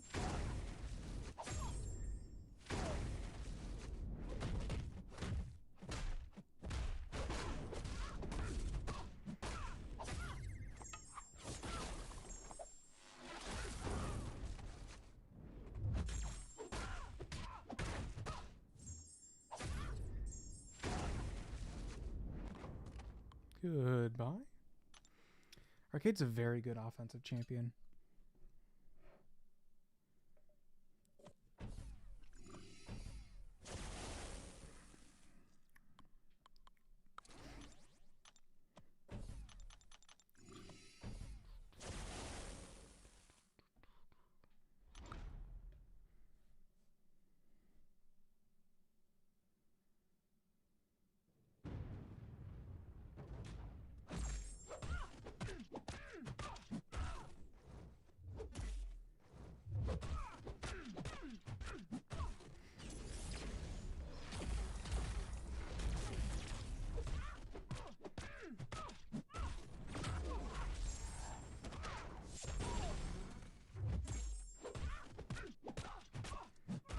Cool part about this, the redlining node, at least I think that's what it is, I still haven't checked, is that if you push up really close to a special,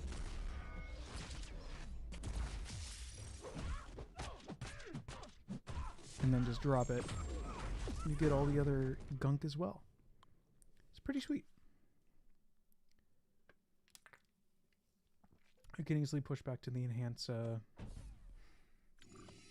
power. When does the 7-star crystal get updated? At the end of the next Titan rollover, I believe. So that is in approximately 30 days. So about a month from now. And I believe that will include all of the gifted guardians and a few other champions as well.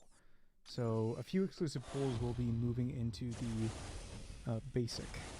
So don't have the full list on hand. You can probably look it up through last month's live stream. Not this month's, but the ones prior. And then you should be good to go. I knew it was sometime in December. Just was unaware that it was so close. So December 2nd, I think.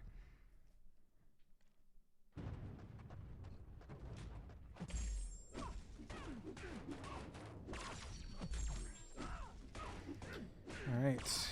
Am I competent enough to do reverse controlled while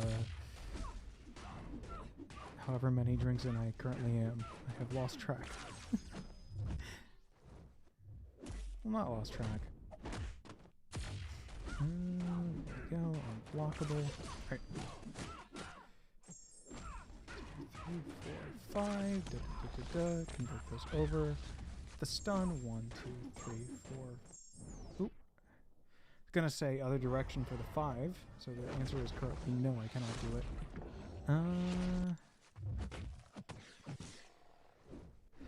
But that should have power drained, not done anything else. Alright. Too bad we're launching a special 3 now.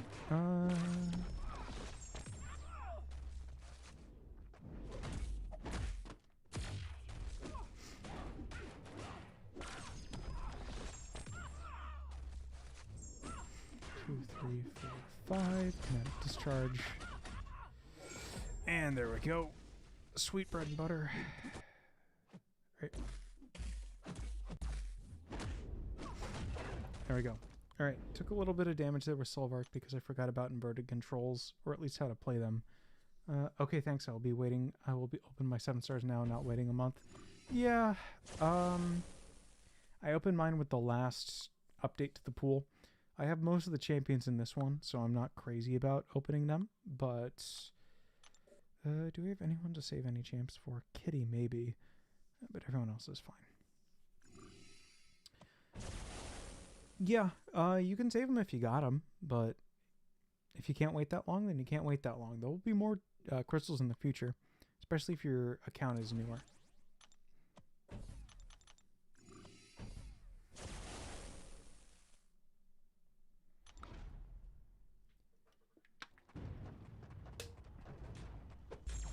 Let's deactivate that AI. I think he now has a 3% chance to evade, which is still a concerning chance, but let's get my striker up before he comes back online. Go down. Get a few hits in, and then knock him down like this. And push him to a special 3. Thank you.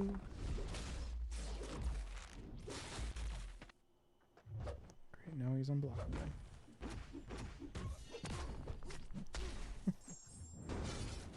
Thank you, I appreciate it. Yeah, I do content occasionally. Not the craziest, I'm not the most active, but try my best. I got a full-time job and a few other things, so.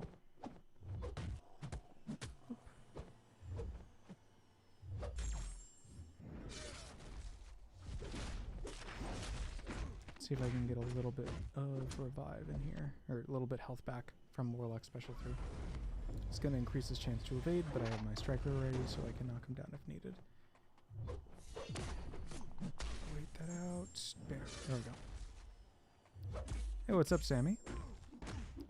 I am enjoying, I think, my Saturday night a little bit too much. I'm currently 3 screwdrivers in. Could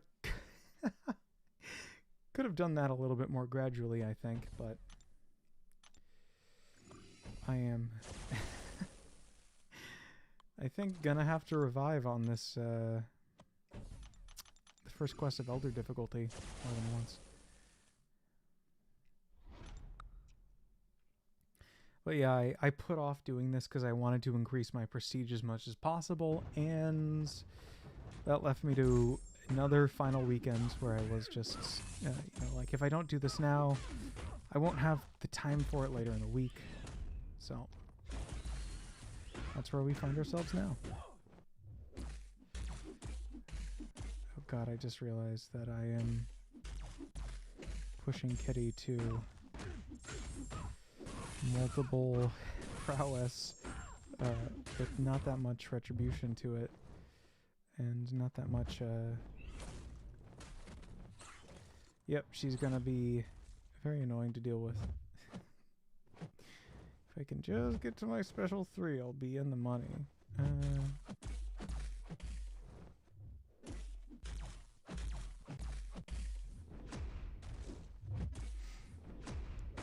Okay, here we go. That's a full revive. Yeah.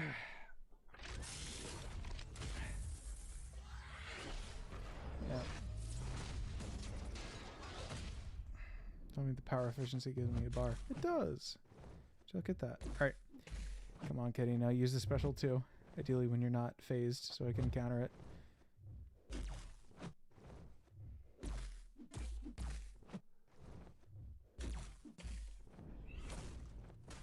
Thank you.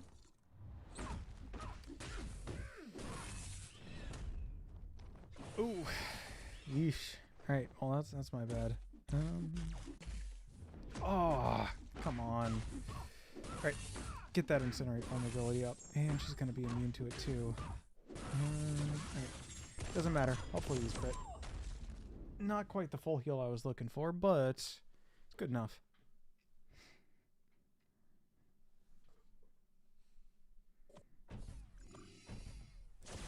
And next up is Deadpool. if I die, I have bigger problems, I believe.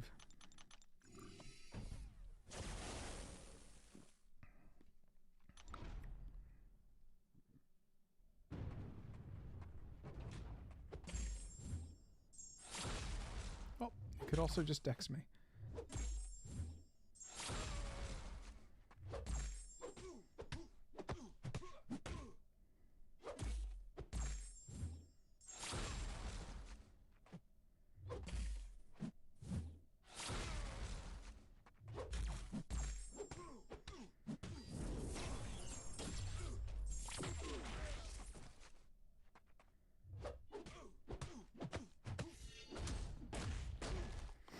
And there we go.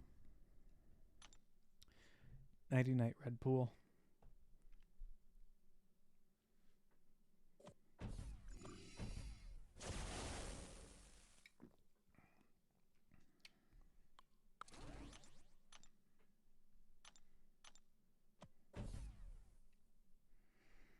And then we have Ghost, and then the boss is Venom Pool.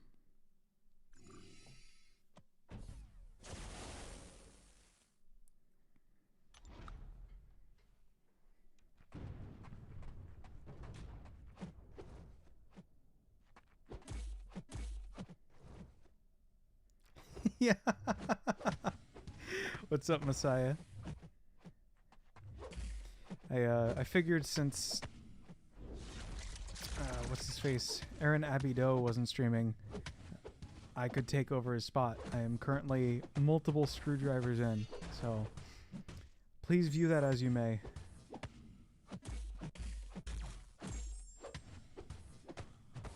How you doing? How's it shaking? Oh, dear God, his power drain's about to go out of control. All right, can I keep him in the at bay here? All right, looks like I can. When you start streaming, and I'm good, just chilling tonight. I do it occasionally. I don't do it that much, but about once a month, I procrastinate doing the monthly quest until like the very last week. I'm like, well, if I don't get this done now, I'll never get it done. And yeah. Looks like push finally came to shove. I'll actually do Jack. But way back when. I used to... I did more videos. I kind of had this whole stupid idea of doing them high quality. Turns out that just takes time. So... that was overall kind of a dumb idea. But, yeah. You know, full-time job. Full-time other things. Doesn't leave much time for streaming. But, when I can do it, I like to do it. People are fun. And plus it motivates me to not suck at the video game. That's important.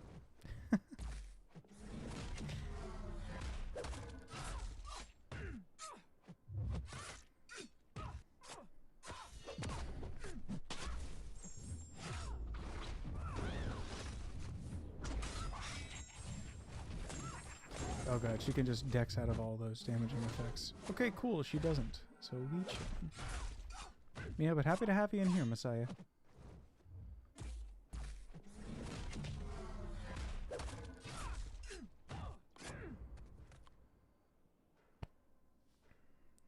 There haven't been any ruffians around, or else I would give you the wrench. Actually, you know what? Just to keep your god mod persona going. There you go, there's a wrench.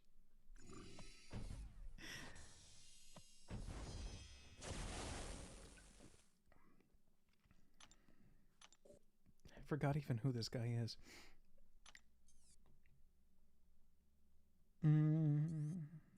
Yeah, harmful blocks. I think I used Kushal against him. I just finished Classic.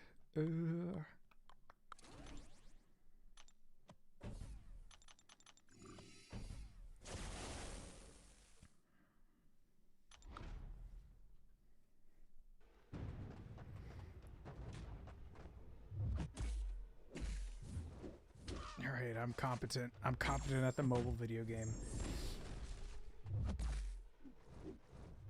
I can intercept this dude. encroaching root.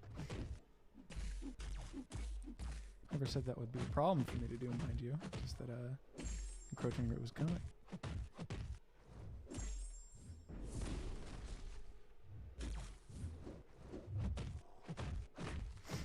Right. I'm gonna drop that special and Q.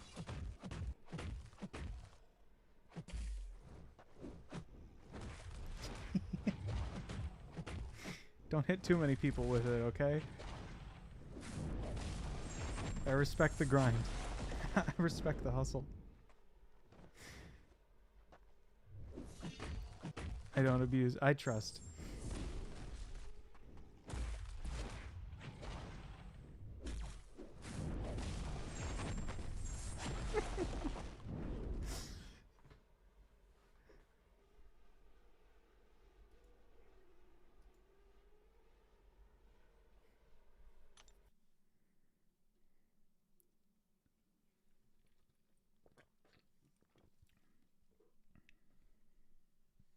Just talking about us in APOC years back a little. It's crazy how many, I guess, people have stuck with the game for as long as people have. Oh dear God, I have to make decisions. I hate making decisions. Because I'm trying to optimize them. And it runs into me like just checking how much ISO I have. But yeah, there are so many. It's crazy how consistent the community has been. It feels like the same, like roughly, I don't know, 300 people who have stuck at the core, and it's just nuts. Mystic Champions. Oh, there they are.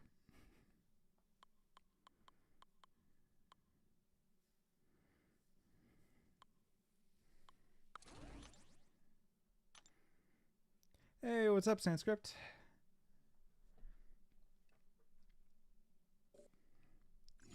Alright, who wants to see me botch this fight that I don't know the spacing of with 6-star Tigra?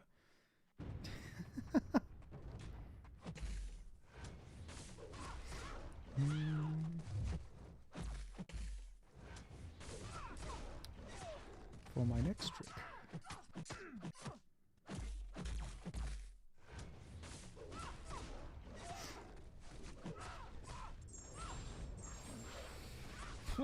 Alright, and I gotta use that special. So all of Tiger's damage out the window.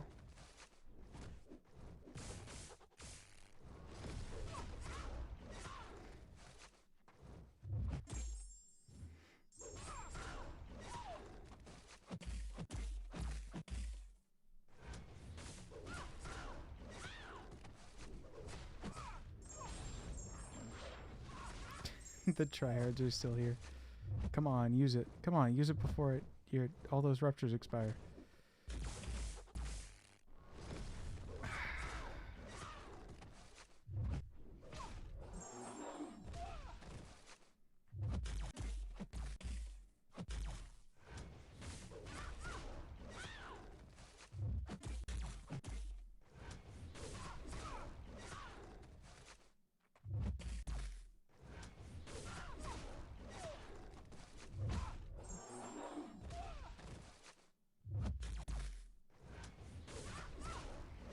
Come on, use it before all those ruptures expire.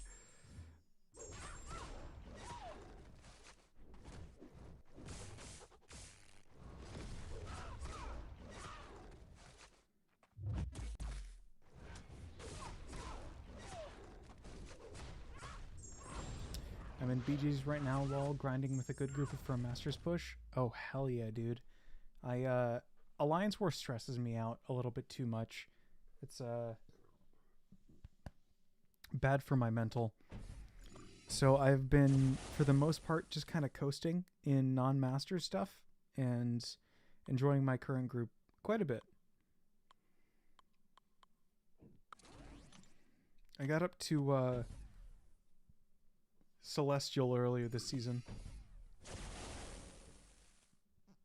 But I've just been coasting inside of want to say I'm like in Mysterium 3 right now. Or, no, Mysterium 1, my bad. With this deck. So, damn, you knew I was about to recruit you all. Yeah, I'm an officer for my current group of guys. So I've certainly been approached by a few people, but this is my current deck. I have a pretty consistent win rate with it. I beat Dab, but yeah, it's pretty consistent. My push up was very, I guess, straightforward, you could say. I won like 80% of my matches, lost a few at like High Celestial. And then, not High Celestial, High Mysterium, Low Celestial. And I've just been pushing up since just to get the Battlegrounds Anniversary event. I'm currently a little bit intoxicated, so I don't feel like pushing for Battlegrounds. I'm fine doing solo quests.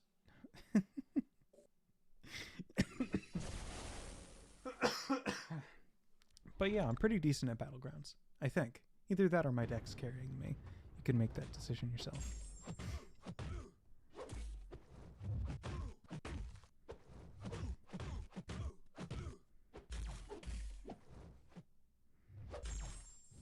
I like to think it's my deck. Alright, come here. I have once again forgotten about the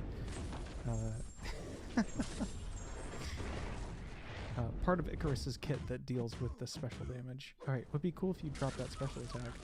Maybe not into my face, but, you know, still did the job.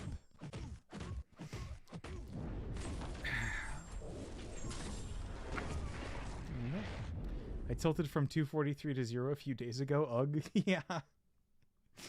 Anytime I tilt, I like just take a calm breath and I'm like, okay, I can't let them beat me. I gotta get the better of it. And it's just this emotional battle. If I lose 2 in a row, I'm done for the day. It's I know it's not the best move in the world for pushing high, but you know, it keeps me at Mysterium Celestial. Can't really complain about it too much. Plus, I'm not that far off from the final milestone, and I really like the weeks 3 and 4 meta. It's intercept heavy, so I'll be there for that. Plus, I'll be off for Summoners Fest, so if you're in the area, shoot me a message.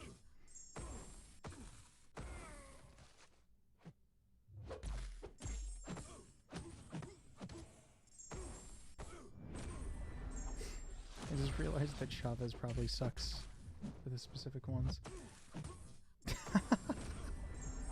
Gotcha, Sans. When are you getting there? I know that, like, a lot of folks are heading up a bit early, but it's a tall ask with work and such.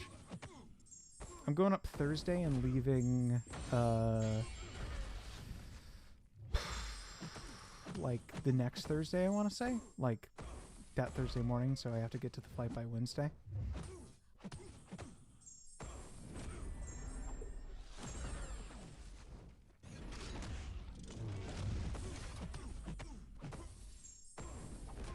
Come on, give me some regen. No regen. Cool.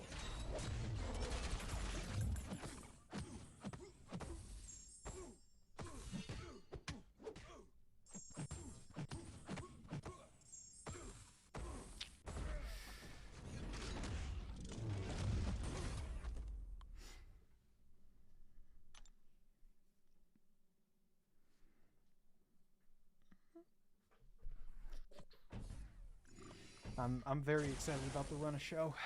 I'm definitely going to be seated for most of it. I wouldn't be surprised if I got there like uber early for most of the days and then was just chilling about, because the schedule has like an hour at the very start at around 9 a.m. where there's what's his face? Like just a ton of like events happening. I don't know if they'll be worth it to attend, but it'll be fun. I can't really control when this guy goes super.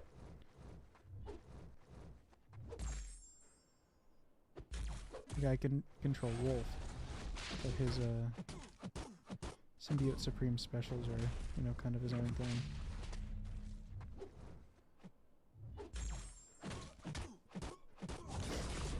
going to be kind of annoying because I'm going to have to do this. Then crossing that bar of threshold will put me into howling mode. And then I got to get off this special.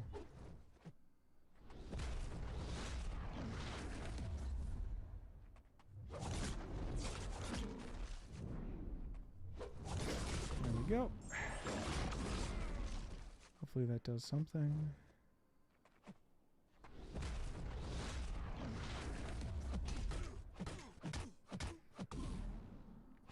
Got Whistler and Vancouver Island, and then I'll be back up to Vancouver Friday morning. Oh, that sounds great.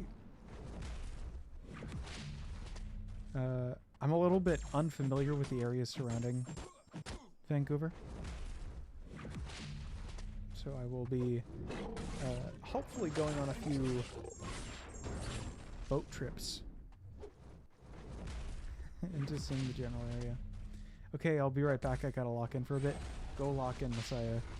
Go get your Battlegrounds points.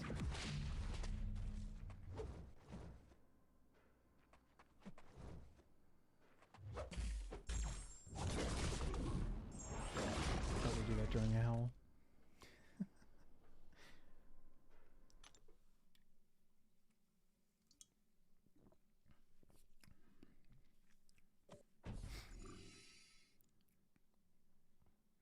You know, I'm kind of mad about them putting tech first because tech is one of those classes that just has, like, quite frankly, a ton of regen abilities. Not the same as, like, mind you, like, mutant, but, like, there are a few good champions like Zola and, like, Sentinel who just shot all the way, like, up to full health. And they're very nice to have as potential options. Looking at these... Who do I have coming up? Who do I need to save someone for? Glaive could be annoying. And Storm will be even more annoying her. So nothing crazy. I imagine if there was a real big problem like last month, it would have been already addressed. But yeah, let's go Juggy. Jugs against Jugs gameplay. 2 Jugs, price of 1. I'm in Jasper and it was snowing most of the day. I hope it's a little warmer on the way out of the Rockies. Oh. Yeah, it's been absolutely frigid. I'm on the East Coast, so I don't get the bulk of it, but dear God, has it just been absolutely cold the last few days. Like, we've gotten huge amounts of rain.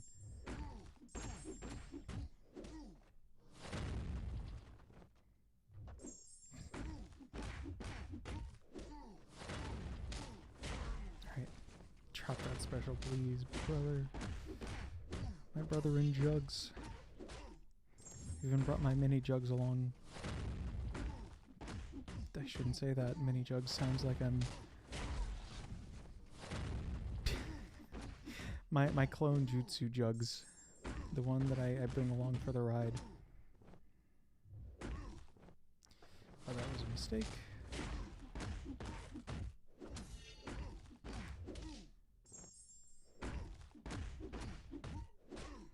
Jugs jutsu.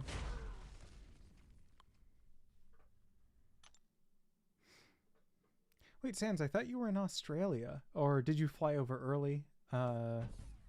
And you're like on a trip of the US. Oh yeah, today was the second time it has rained on my trip. I've been super lucky with sunny, if not warm weather. Oh yeah. How long have you been in the been in the Americas? I guess would be the right way to... Yeah, I know the continent that I'm in. Of course I do. I didn't need to doubt it. I'm a smart fella. Thanks. I flew over start of October, have driven from Montreal. Oh, wow. Wow, how's the trip been? I feel like that's one hell of a road trip. Like, relative to what you're used to, no offense.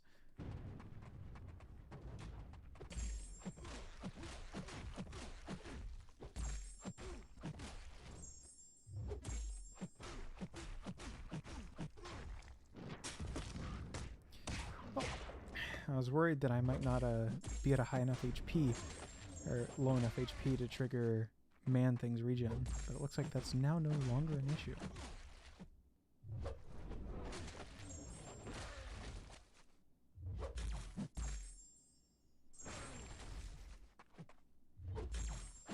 Unbelievable. Forests of Ontario, Badlands, now the Rockies. Beautiful country. Glad you're enjoying it. Happy to hear you're enjoying it.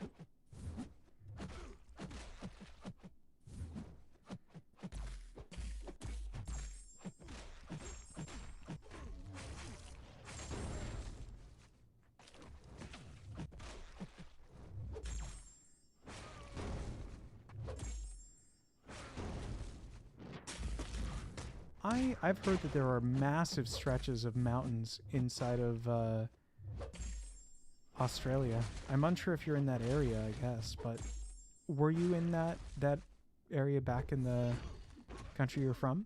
Because I'm aware that there are very large clusters of mountains. I believe there might be Centre Australia, which I believe is uninhabited. So I'm not sure how much you get to see or how much it even really relates, but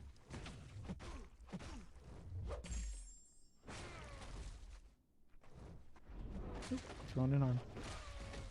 Very different to Australia for sure. When I graduated college, I took a road trip with a few friends of mine to like around the US. Like we went from the East Coast to Chicago to the West Coast to Texas to down to Florida, back to the East Coast, and just the variety of everything there was just so amazing. It's just really kind of nuts.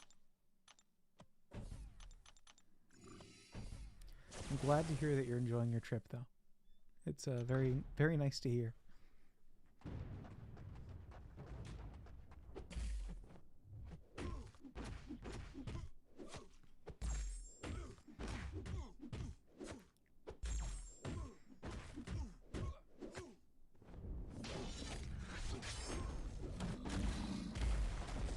I'm very glad that Sasquatch also does not care if the hit actually lands for his specials.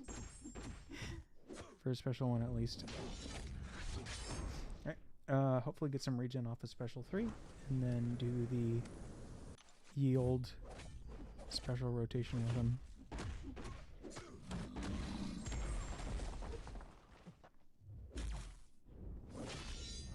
Sorry about that, bud.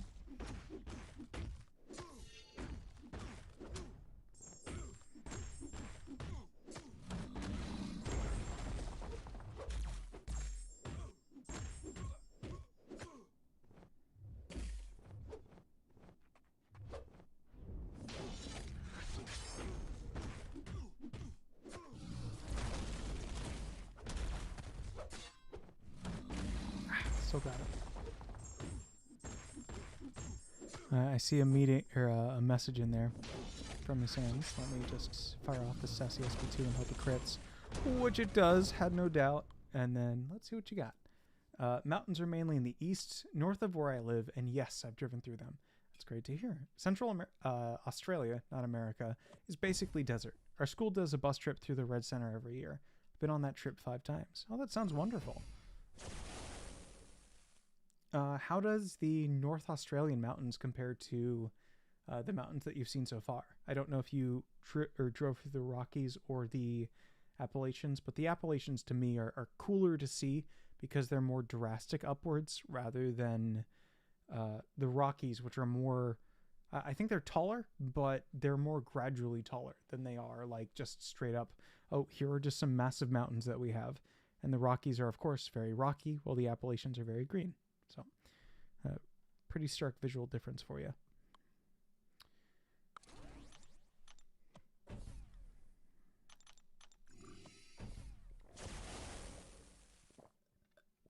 Ah, gotcha, the Rockies. I saw that in the earlier message. Yeah, if we unintentionally got near the Area 51 region, which is just nuts. Like, it's very strange. And that's coming from someone who grew up in America.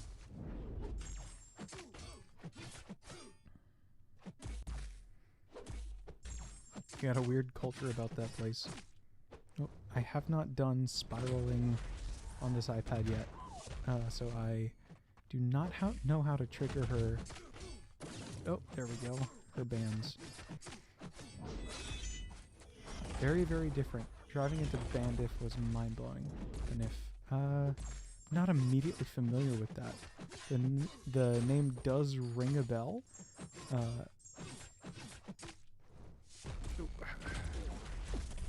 Give me a second to actually not die to Guardian. Would be great if I could remember how I did that activation.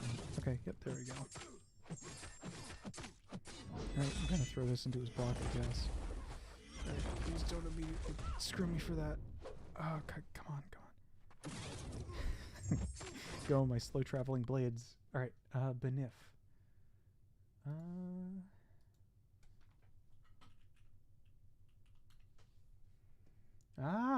Gotcha, it's in Alberta. Hour west of Calgary. Very bright blue lakes. Wow, the photos that are showing up on Google Street View are absolutely fantastic. I hope you had an amazing time. It's yeah. I love a good mountainous area, especially if the area you aren't in isn't mountainous. It's very drastic and very cool looking. Let's just drop in Shothra, get the early fight regen. Should probably throw in a few health potions at her, just because Hulk Buster's going to do those shocks. That's very annoying.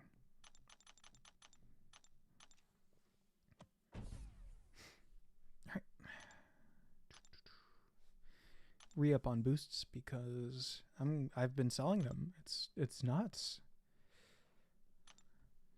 I've not been a good steward of my boosts. Very bright blue lakes. I went to, a friend invited me out for like their family's trip out to like a YMCA center, and they had these, it was these beautiful lakes. I want to say they were bright blue, like no pollution or anything because the area around it was unsuitable for farming, and they just had the most wonderful areas. It was nuts how like clear the water was. Like you could go like your full body deep to see everything. It was crazy. Let me lock in and make sure I don't die to Hulkbuster.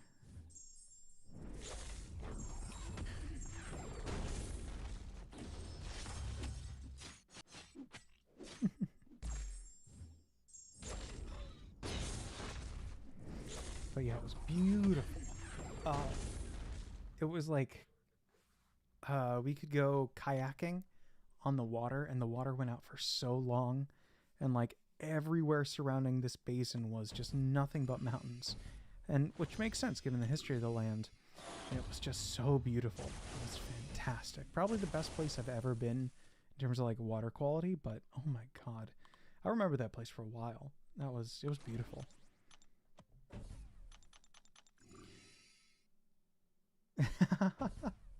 So, message. If you're out drinking with Abido, I'll probably be there. Go somewhere else, let me know. Gotcha. I will probably be out drinking with Abido.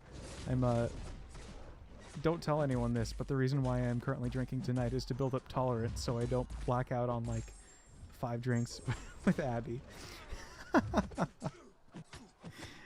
But yeah, if you are around and people are out drinking, let me know. I've been working a boring office job for the past 2 years now, so I haven't had a chance to build up much of a tolerance. So it's been a minute. Hi Dopamine, good to have you in.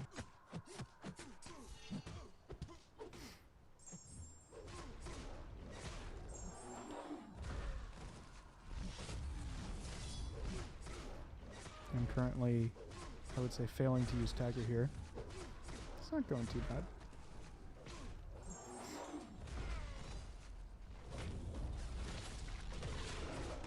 Oh, it's gone bad.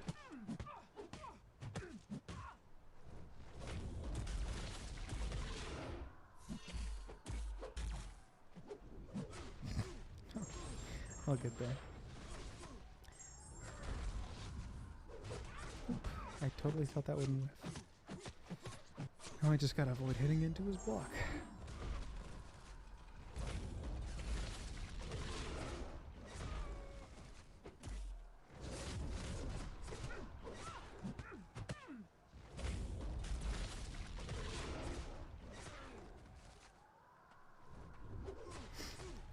no fintech, but I'm also, you know, like someone who doesn't claim to be washed. Wait, you can use both rarities? I never thought of that. Yeah, it's not the most, I guess, pressing, but it's unlike most other champ usages here. Like Battlegrounds, for example. But Dopamine, good to have you in. I promise I'm not that bad in most game modes. I'm a Celestial player usually. Also, this Dracula sitting here on duped is very funny. You know what? Let's go Black Black. Oh God, against this is a mistake. I'm gonna use a few health potions. Gonna have to sell them anyway. Oop, that's a full heal.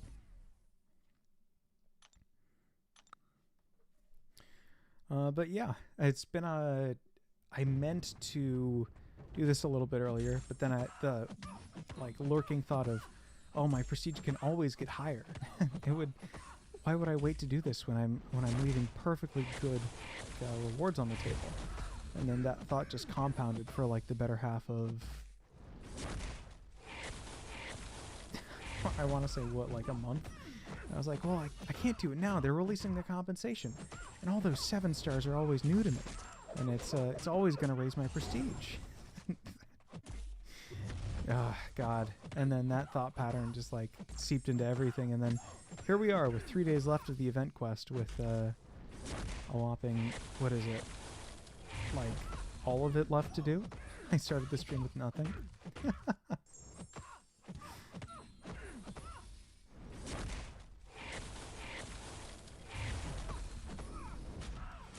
Good to have you, Dopamine. If you have any questions about like content that you're struggling with, or anything that you're really working on that you're unsure of how to progress, I've been playing for the better half of 10 years. That feels bad to say, but I know a thing or two about this game, and I can help you out if you have any questions. And of course, we have some very knowledgeable people in the chat who've been playing for longer, or same time or longer than I have. And speak of the devil, there's Wolverine saying that he pushed an account over 10 million rating. Which is not an easy feat. Ran out of gold. Yeah, I've been struggling with gold on my end as well. God, I don't want to have to deal with your special too. Please help me these kills. Oh dear God. Ew, don't blockable. Ow, that just hurts me to block a little bit. Yep. Oh, that's that. Yeah, I think I'm in a similar boat, Wolvie. The Act 6 comp gave a little bit of gold, but it had so much like rank up materials that I couldn't really do much with it. So I'm just barely over the 10.3 million mark myself.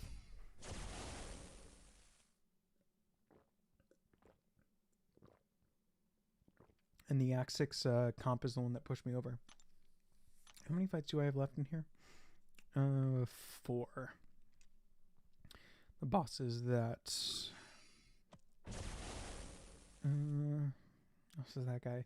My first and only 7 stars man thing. Did I get scammed? He's certainly a 7 star to have. I wouldn't consider him that good, but he can work. I would not use him over a lot of champions. He's good defensively if you care about that, but I don't think you'll care about that for a bit. I used all those cats. It was insane. Yeah, I think I still have some tier 1 alpha in the overflow. No, I would probably not invest in a 7 star man thing. Dopamine. I have him ranked up, but that is only for defense in a mode called Battlegrounds, and that is where they have to fight him. And he's so squishy that he can't be crit against, or critical hits deal no damage against him, but that is the only reason I currently have him ranked up.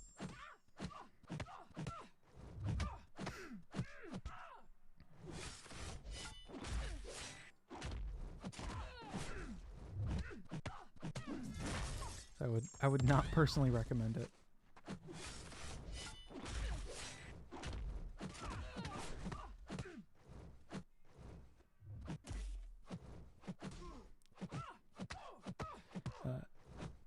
Come on. Thank you.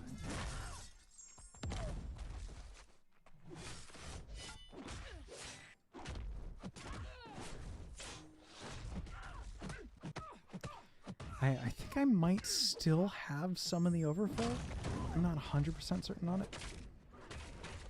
I think I might still have some of the tier 1 alphas from it.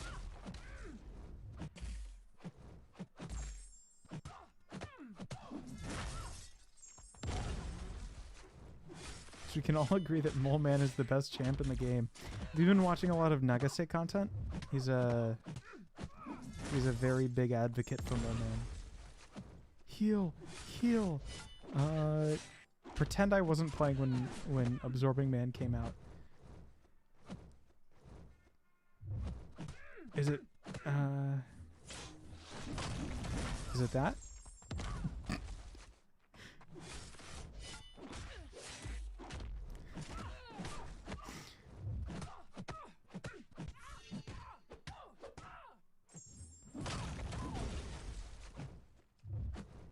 Medium Ender. Okay.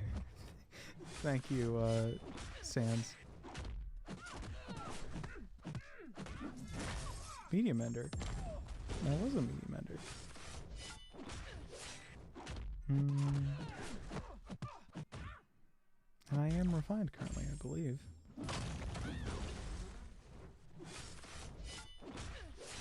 And Okoye, most unnecessarily OP champ of the game. Speaking of which, Dopamine, if you don't know about this site, I would suggest, I guess Conchuzonk is the most, or ncoc.gg also exists. It'll tell you the rough synopsis of most champions. I'm quickly gonna check to go to see how on earth to heal with Absorbing Man.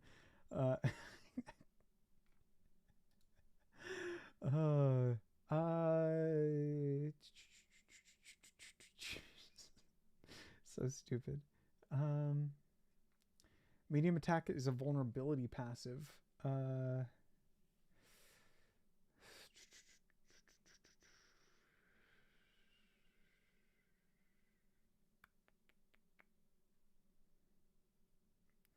When Absorbing Man consumes morph passages, morph charges, he gains a non-stacking regeneration passage.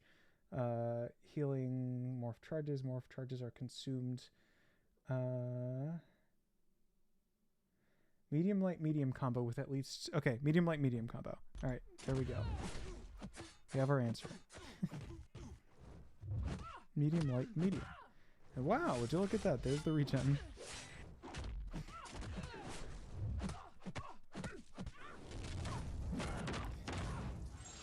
And I killed the opponent before it was worth it. But yeah, there you go. So if you're ever questioning an ability, just go to one of those sites, check them out, and you'll be good to go. So medium light medium combo eats his charges, which gives him healing, which is a signature ability. Do we have any other champions that have a lot of buffs going forward? No, I guess Nico versus Ronin is fine. Isn't it better to heavy into SP2 for Absman? It is. That is correct. That's his ideal rotation, but you can just refine him and keep him at Spectral 1.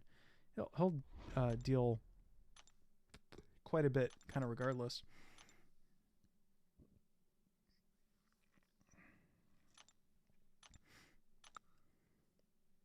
All right, long drive tomorrow. Better dip. See you next week. Of course, Scar. Or Sans. I will see you next week, and hopefully we can enjoy a beverage or two.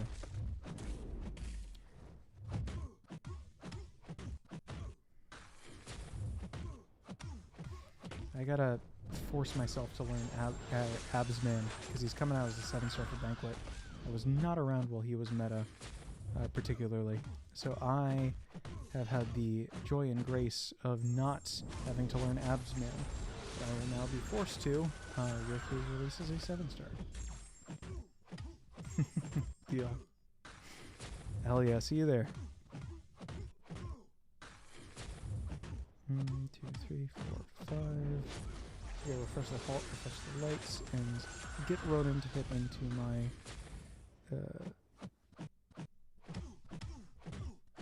form for a bit there, just to regen back up. Use this to remove the cooldown. At least it should.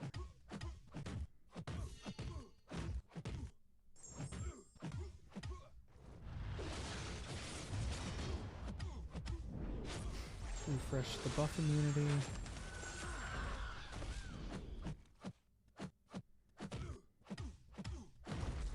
And then unfortunately, the adrenaline that we gained from Nico for this fight will be lost because we're going to switch champions, but I'll take the meaty heal that we got off the majority of it. And to specify dopamine, it's better to heavy into an unstunned opponent and then use your special 2 after it for it. It's one of DLL's first champions back when he was starting like being a champion designer. Let's just put in Guillotine, see if we can regen a little bit more. This is Winter Soldier, iconic punching bag of the community.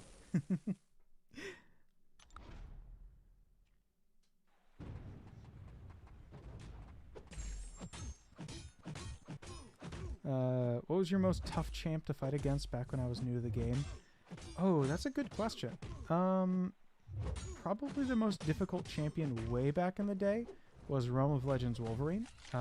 I started when this game was like brand new.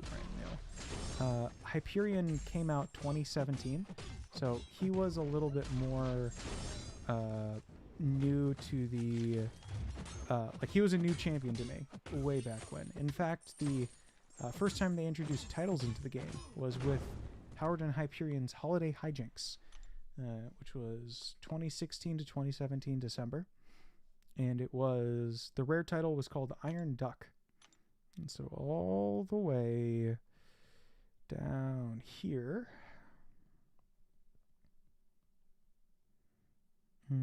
Iron Duck. Here we are. 100% complete Howard and Hyperion's Holiday Hijinks and Master Difficulty in 2016 to 2017. That title is coming up on 9 years old. Jeez, that's kind of scary.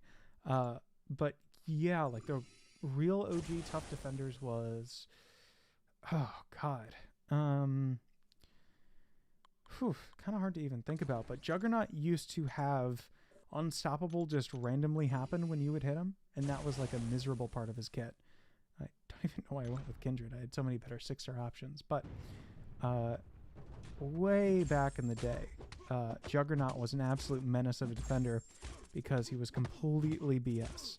It was just absolutely miserable. Howard and Hyperion's Holiday Hijinks has to be the most number of H's I've seen in a sentence. Oh, dude, it's alliteration for you. Comics are kind of known for it. Peter Parker, like all the secret identities of Reed Richards, Fantastic Four. All of them are just alliteration. It's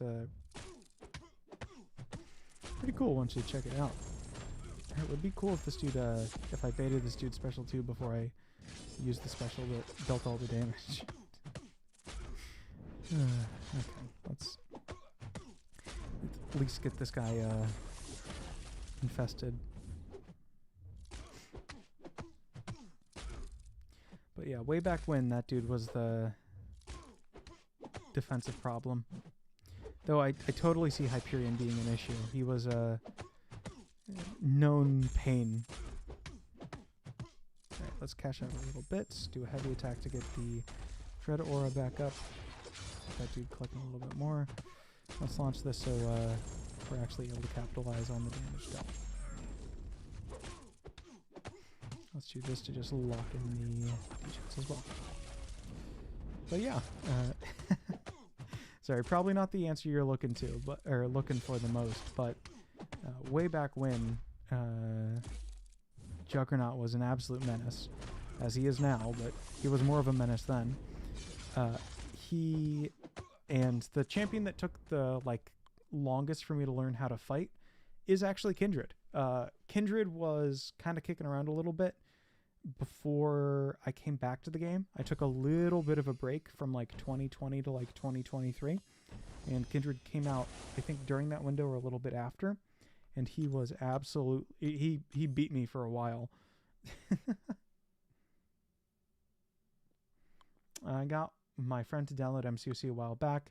He got 4-star Onslaught a few days ago and swears he's the most OP player. Well, that's true. Onslaught is very, very good. I don't know if I want to rock Chi for this, though. What nodes does this dude have? Healer Hide, Combat Deja Vu, Weakness, Power Focus 2, Calcify, Degen, Bleed, Champion Boosts. Ultron destroyed me in arenas before I knew about parrying. Ooh, that's a good one. Way back when, we used to get... willpower was reworked, like way back in the day. I feel like I feel like an elderly man telling you about this. I'm in my early 20s. There used to be... Willpower used to regen you per debuff, not per unique debuff. So people would purposefully take Hulkbuster's Special 2 to the face so that they could regen more. Yeah, masteries are an invention. Like a... Not the craziest thing in the world. Also, this might have been a mistake. 1, 2, 3, 4, 5. 1, 2, 3, 4, 5. Thank you. Heavy attack. And it would be cool to have you come down. That is not the unblockable one. That, however, is from him. And bait him into this. Bump, bump, bump.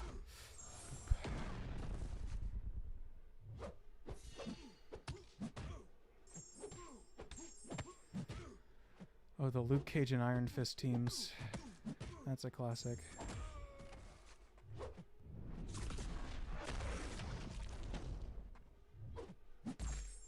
One, two, three. Dup, dup, dup, dup. Doop.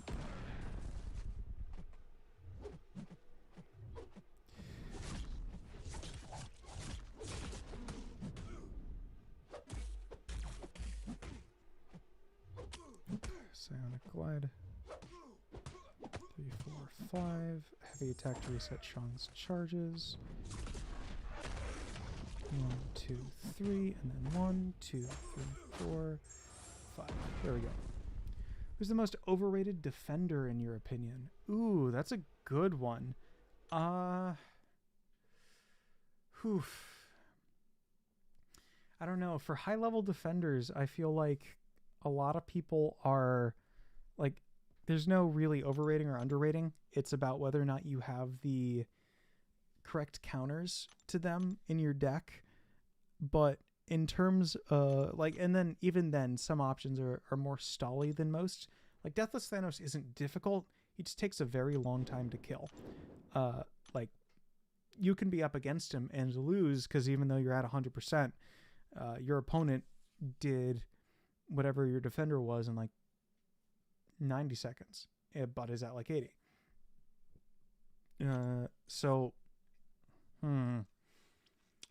I think in the current state of the game, the most overrated defender is Electro, just because there's a lot better options for him. And I think that Enchantress is like the most well-balanced of the more recent, like really difficult defenders, like Photon, Serpent, Defo, Thanos, and a few others. Like actually, you know what, maybe it's Zola, because Zola can be countered by just stepping in at the right moment for a special one, and you can just knock him down without much of an issue. Electro is an overrated defender in Battlegrounds because he forces health loss, so you can be up against him and he will you can do the fight in like 10 to 30 seconds, and you'll be at something like 60 to 70% HP. And people in Battlegrounds at the very high level, because of how the scoring works, that is really good for them. So they will look at that and applaud it because, you lost 40% of your HP. You lost 40% of the HP score, which is 15,000. Or, is it 15,000? I'm pretty sure it's 15,000.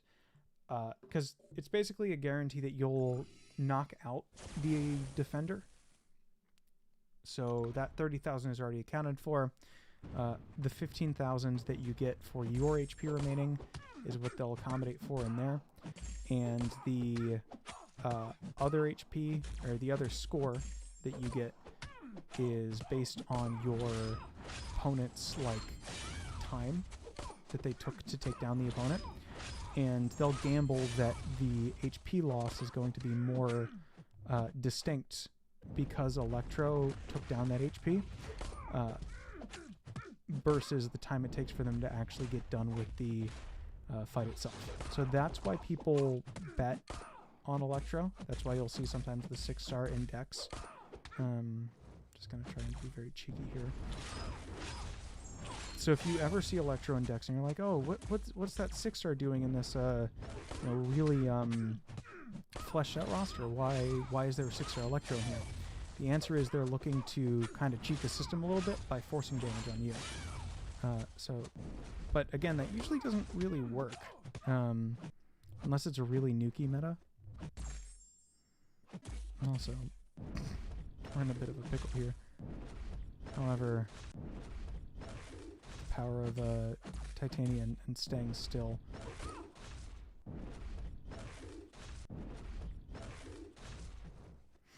Mia might be able to get out of it. Oh, nope, never mind. Oh, forgot about her unblockable. Ugh. Alright, we'll restart this. Oh. If I had not forgotten about her unstoppable or unblockable, I would have got there. Give me a second to go use the restroom. I will be right back. I'll restart this before that, though. But I could have done that if I dexed against the wall a little bit better.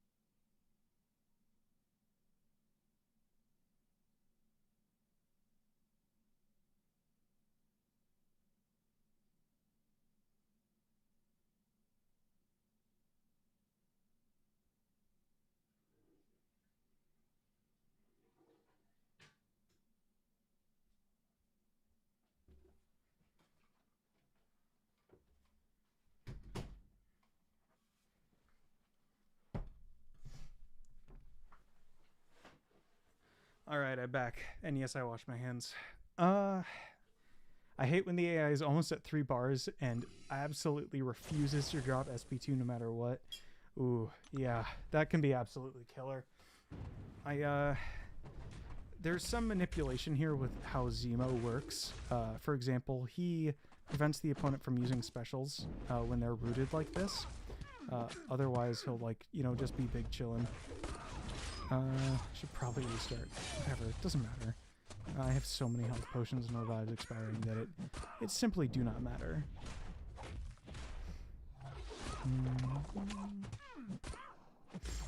Alright, but yeah, the way Zemo works is he thrives off of debuffs being placed on him as long as they're placed outside of special attacks. Okay. Which she just activated, so... So now she's going to basically just infinitely heavy.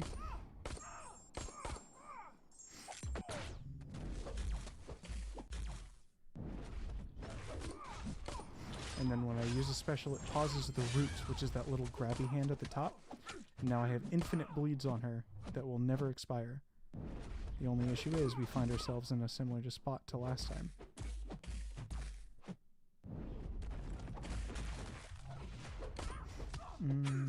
No, all we have to get her to do is throw a heavy attack. Yep, there we go.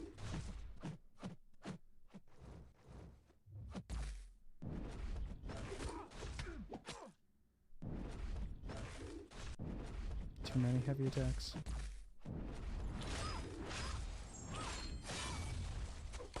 There we go. Now we're absolutely bleeding her dry. It's just we can't afford to be stuck in this corner forever. So I now believe we're at the exact same point that we were at prior.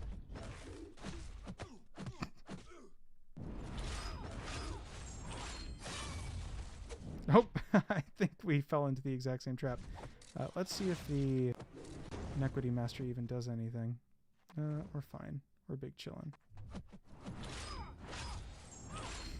And I'll be okay. This is why we have Nick Furies, folks.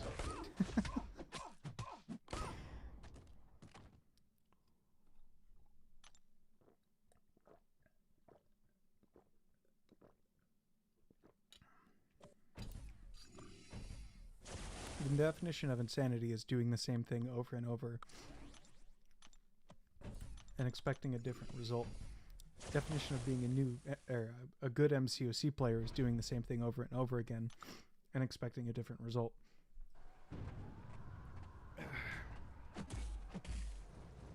Okay, let's drop some chi on him.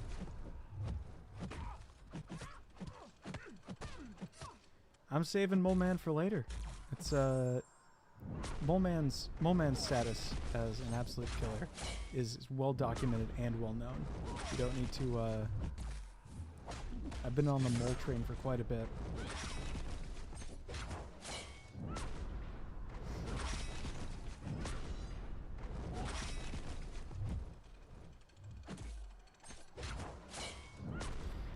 Honestly, I'm gonna kill her before I even get there.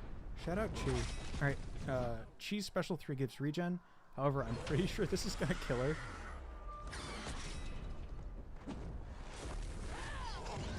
Or at least she'll die very shortly after due to like the 20+ bleeds that I have on her. Oh wow, I'm regenning. Oh no, my opponent is dead. Oh yeah, I mean, the screen is just, the hurt box is just the entire width of the screen. It's great. Alright. I'm using up my good champs. Let's see if there's anything else that I need to be worried about here. Quicksilver might be a problem, but I can just deal with him with Koye. And besides that, I see nothing else that would be a problem. So, Chi is my second favorite skill champion, will be my 3rd skill rank 4. That's a very good rank 4. Good to see you, God of the Abyss.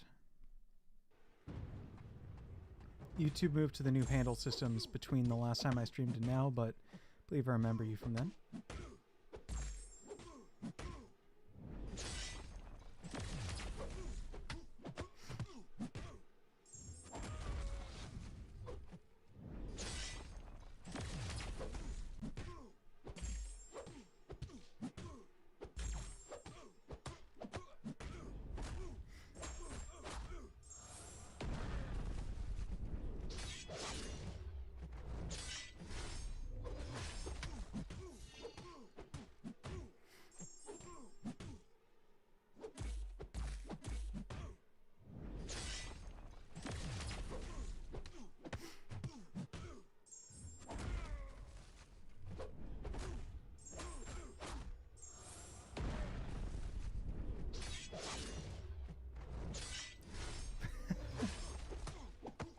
Swear on my life, Vox is the best Cosmic. I think Deathless Thanos has a few words to say about that, but he's pretty good.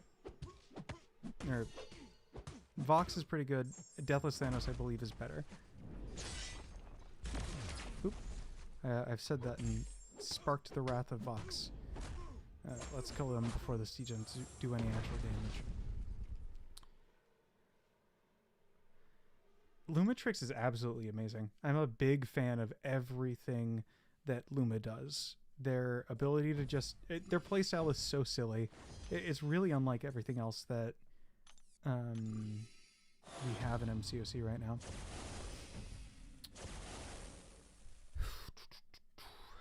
Yeah, Yolina Punisher 2099. What's the worst that can happen?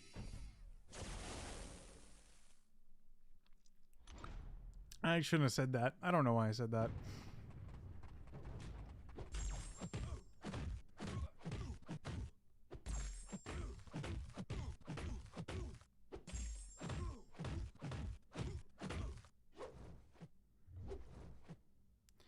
Been considering Punisher 2099 for a rank up. I know that's kind of stupid, but...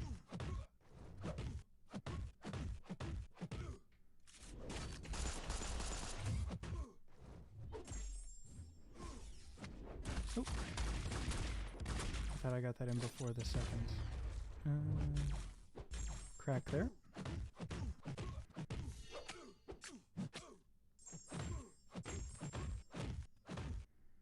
What are my thoughts on Thunderbolts? Personally, love the movie. I thought it was a really good movie, especially considering the last few like MCU movies haven't been the best.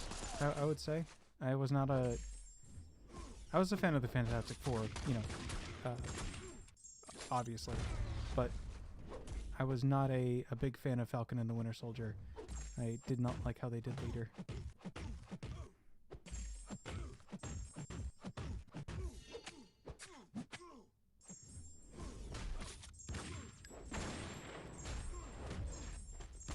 See if I can get his battery to 0 before he activates the special.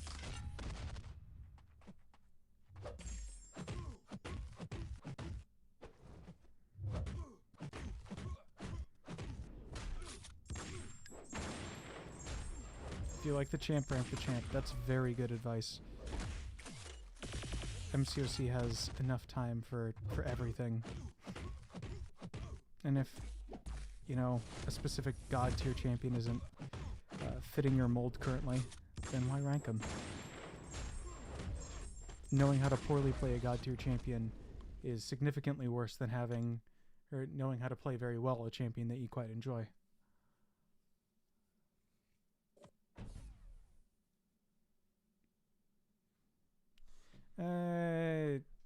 Let's not start with that. Dopamine.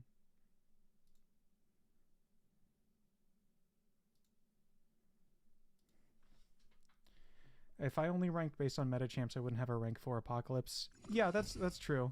It's I'm a... Oh, I should not be doing this here immediately, but I can rock it. Loki's not the worst champion to fight. If I only ranked based on meta champs, I wouldn't have a rank 4 Apocalypse. Yeah, Apoc is just so tanky and so good. Back when he came out, he was one of, like, the most deadly champions just ever, period.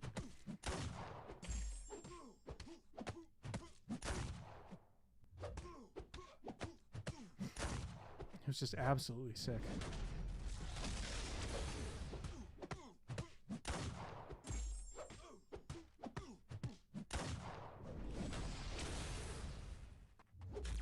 Let's see if I can strategically time this down.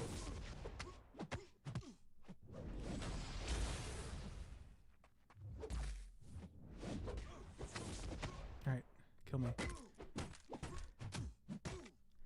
There we go, full revive. Oh, close to it.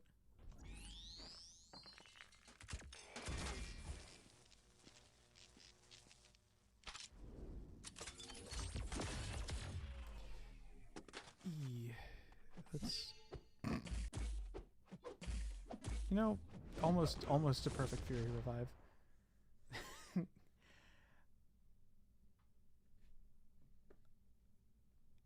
Yeah, the reshoots aren't the best. I would say it definitely hurt the movie quite a bit. I would say that giving new directors a chance is fine. It's cool if a movie lands flat, then so be it. I just am not a... how would I say? I'm happy that they seem to have learned from it after it. Like, because keep in mind, and this is the only thing I'll say on the matter, the writer strikes that were going on at the time interfered with the movie's creation quite a bit. And so that seems to be, like, the majority of the reasons why this, it fell so flat.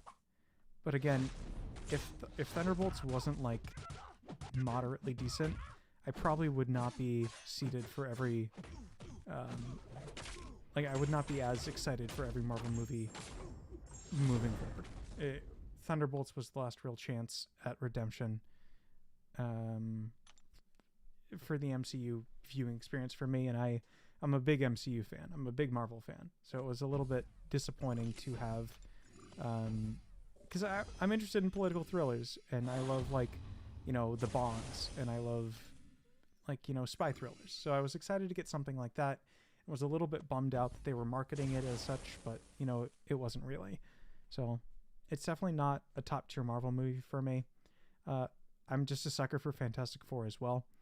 But yeah, a little bit sad that well, Giancarlo Esposito is going to come back. That's been, I believe, said. So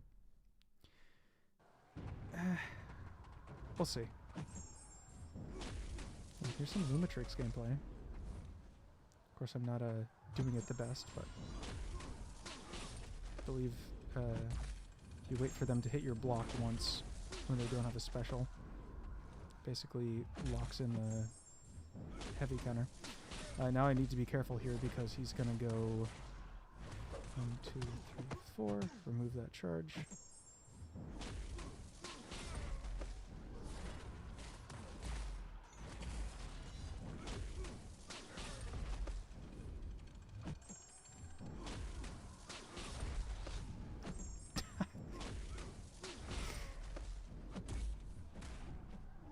And a cool fact about the champion is that he is not unstoppable to special attacks.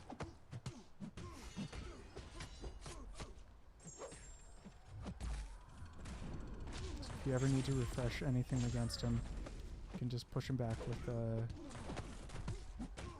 specials. Lumitrix's invisibility does get removed. Oh, ouch. I'm good at looking at callouts.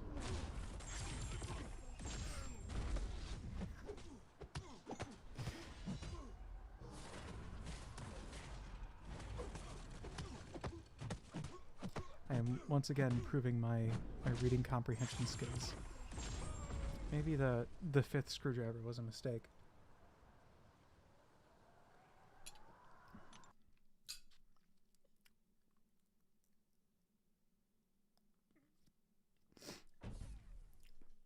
I don't know if you're a real big fan of, I think Florence Pugh is the name of the actress who plays Yelena.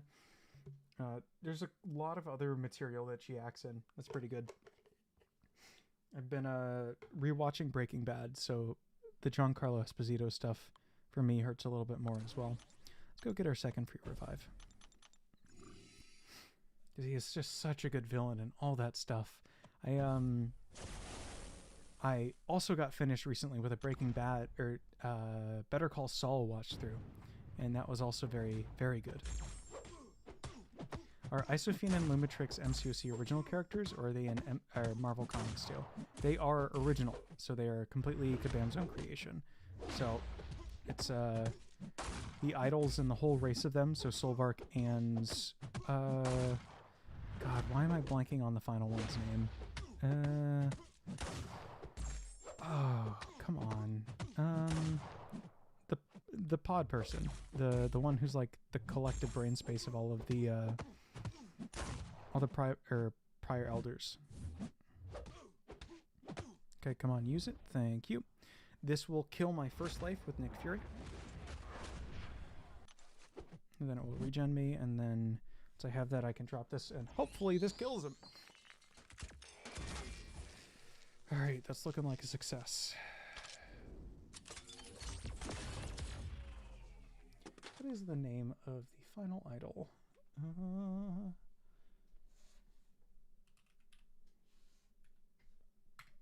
Imperiosa.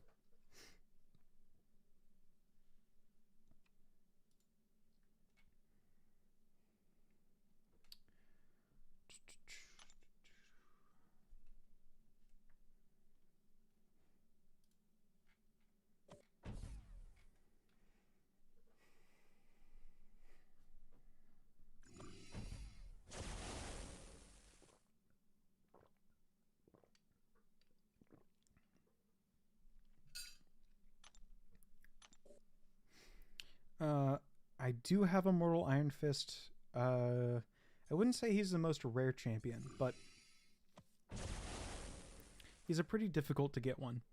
You have to get max Sig crystals, and then you have, I think, less than a 1% champion or chance to get him. And some characters, it is just straight up impossible to obtain currently, and have been for a very long time. For example, you cannot get this guy at all. Let me see if I can find him.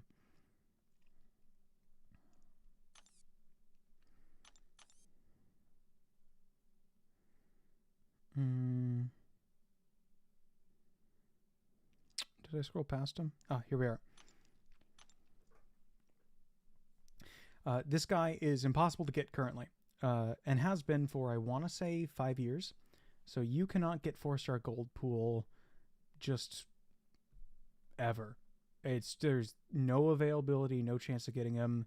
The gold pool crystals that you get from the login calendars are not progression locked. Oh, these are all the offers. I'm going to pass on all of those. But the gold pool crystals that you get from, like, say, the login calendar, these give a chance at a 5 and 6 star, not a 4-star. So the 4-star gold pool, completely impossible to get. The 3-star version of Sigil Witch, who I have sitting here somewhere. Where is she? Oh, right here. Same boat. Impossible to get. You just can't get her. Keep in mind, Immortal Iron Fist. Where is he? Where is that dude? Right here. Totally possible to get his 3-star right now. Totally possible to get his 4, his 5, and his 6. He doesn't exist as a 7. In terms of champions that are possible to get right now, but no one has them, the answer to that would be 7-star. Let me show you right here. 7-star Classic Ultron. I don't believe there's a single level 70 summoner in the game right now. And I'm pretty much on the cutting edge of the level that you can get. But yeah, the highest level that I think is currently possible is like 66, and that's with like constant grinding. But yeah, those guys are I believe the rarest champions in the game right now. So they're pretty hard to get their hands on. Or your hands on them.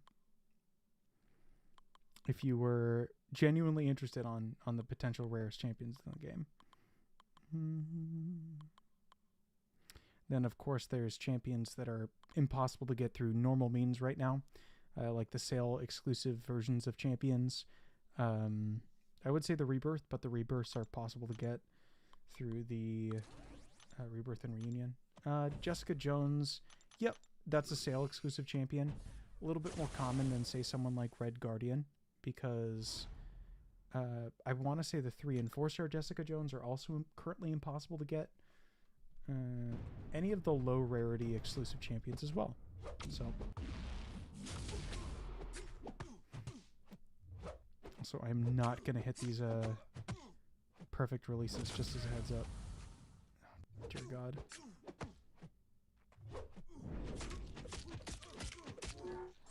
Nope, never mind. I guess I'll hit one.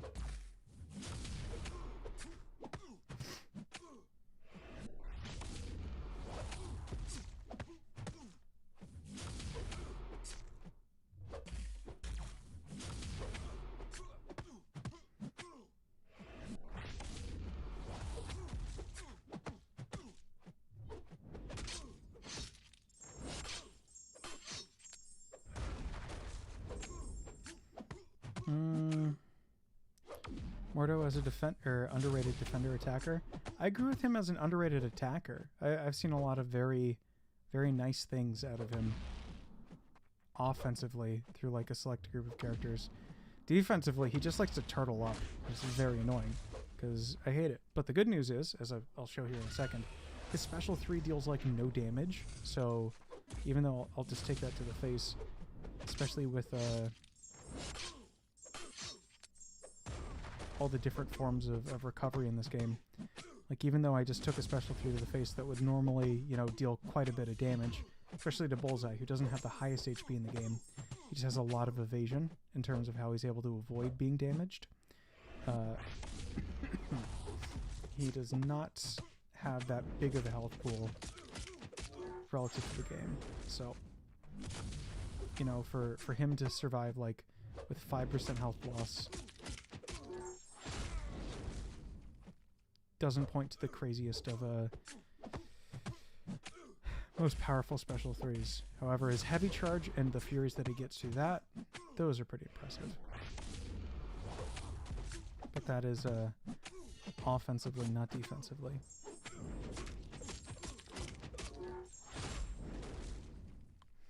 Of course, he might screw you over a little bit early in the game when you're punching up like an incredible amount, but once you like get into the later stages, he's fine.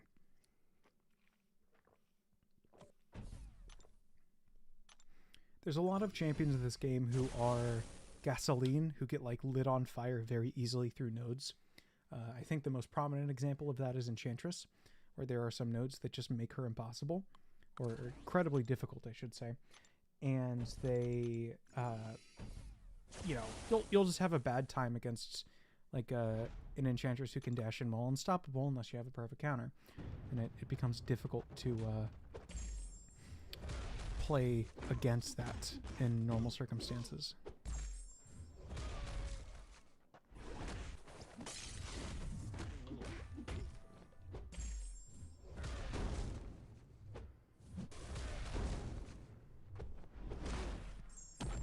Got one of his poisons on me. That kind of sucks. Oh.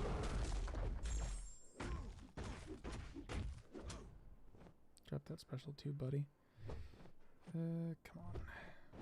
Thank you.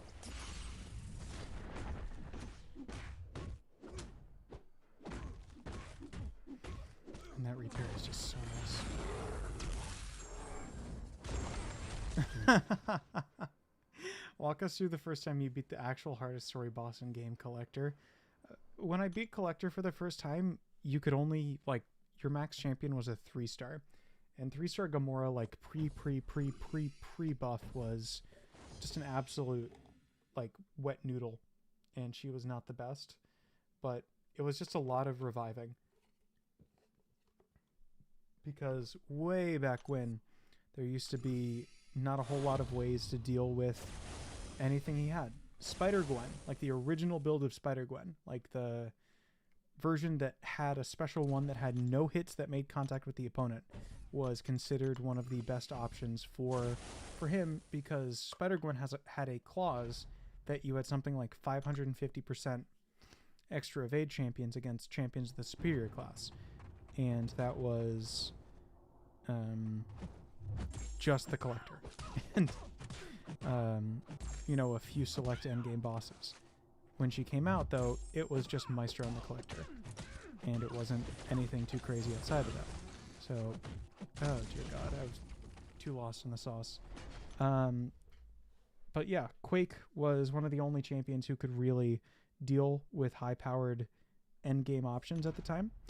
And the way Quake would do it would be holding a heavy and then just having a 100% chance to evade. And Collector shut that down. So Spider-Gwen had a clause specifically in her kit that shut down Quake's evade, that did that by lowering the evade chance by, I believe it was 80%, over a period of like 60 seconds. Similar to how like the Deathless Thanos has like a clause for Avengers inside of the like the full clauses there. He'll reverse the amount of damage that's mitigated against him. Like he'll trade his class advantage if you're using an Avengers champion. But yeah, he was difficult back then too. So he's still pretty difficult now if you're running into him for the first time, because he's like one of the first big checks.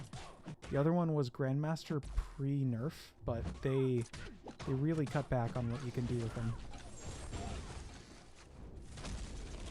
After the nerf, I think you can get to like 10 blunder charges, and it used to be 3. It's definitely a big knowledge check. Spent 1,500 units on revives a few months ago to beat him. Yeah, I can believe that. Who was your MVP for that fight? Because the game's changed so much since then that I'd be interested to hear who people are using these days.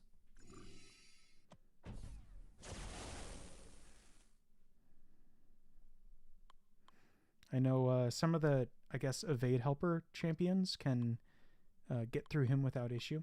I know that a Nightcrawler can full dex all of his specials. And I want to say Silk can too? I forget exactly it, but I know Nightcrawler can. Let me just reboost, or else I'll have to sell these anyway too.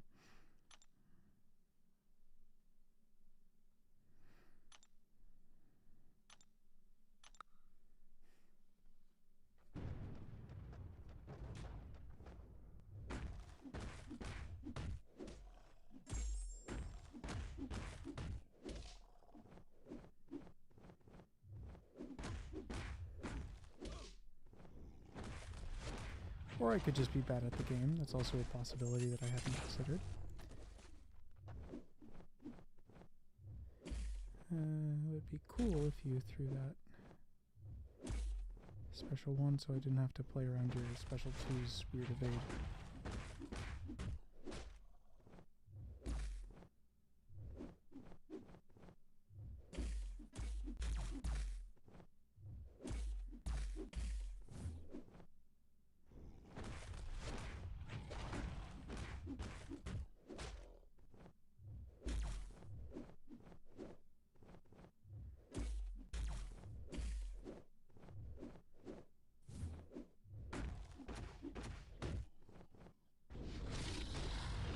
There we go, still got it. Prefer Ultron's evade over Nightcrawler's, because you never know when Nightcrawler's gonna evade. I'm not talking defensively. Offensively, if you're evading with Nightcrawler and you dash back, you don't trigger the Dexterity Mastery. It is a separate thing. It's a whole different thing, basically. And when you trigger it with Nightcrawler, you have more distance on your dash, and so you have the ability to dex a little bit more on your dash than you would normally. You cover more distance, basically, and so you can full dex champion abilities that are normally undexable. Like if you've ever when you encounter a photon for the first time, let's say, she has an ability that turns off your dexterity. And when you... probably going to die to that. Yep. Got caught on a dash back. That sucks. If you die... if you dex back on... with Nightcrawler against a champion whose attacks are undexable, he has what's known as a dex replacement effect that replaces your dexterity with something built into his own kit. And when that happens, it will replace your dex. Yeah. But to each their own? Oh yeah, completely and totally. This game is a to each their own simulator.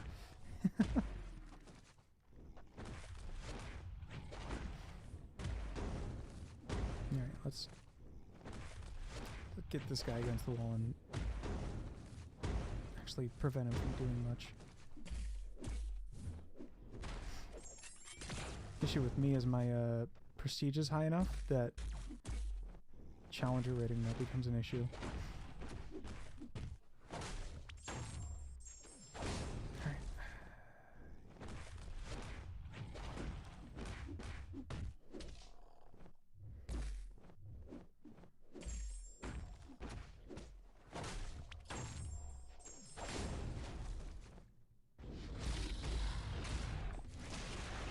Oop. Thought I was safe there to dash in. Belly bump.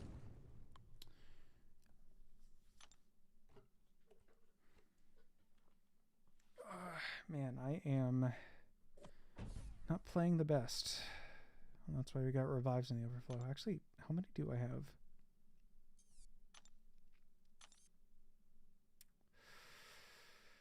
Far too many. An egregious amount.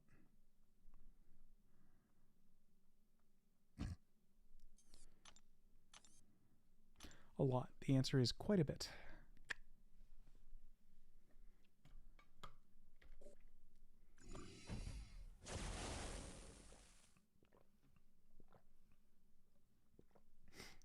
I should be trying to get through these fights quick over rather trying to prioritize like a good health balance.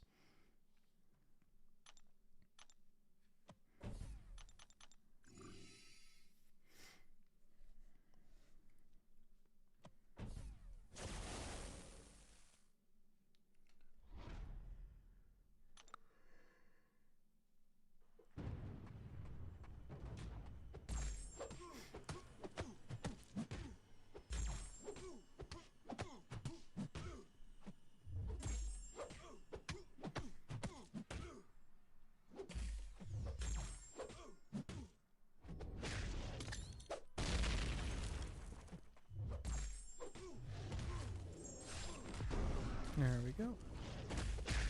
Now this dude's only rank 2, but that impact shield still hits like crazy.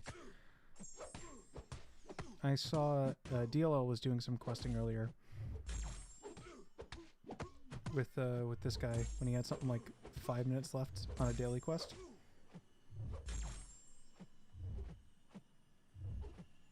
It was very entertaining to watch.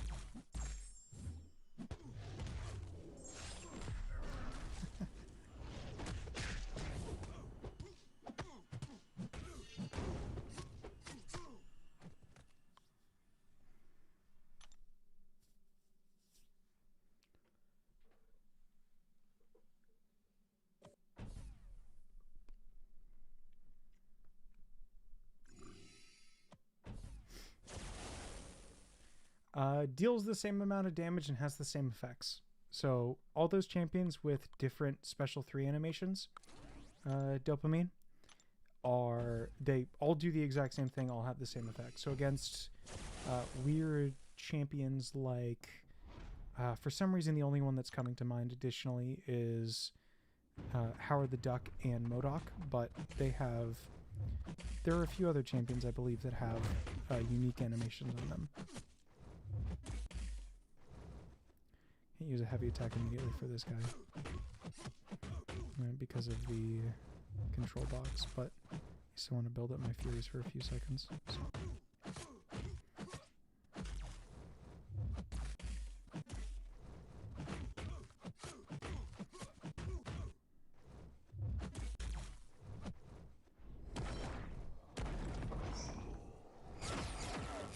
Forgot that was 2 then 3.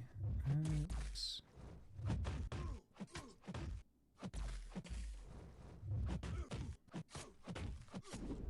Sure, why not?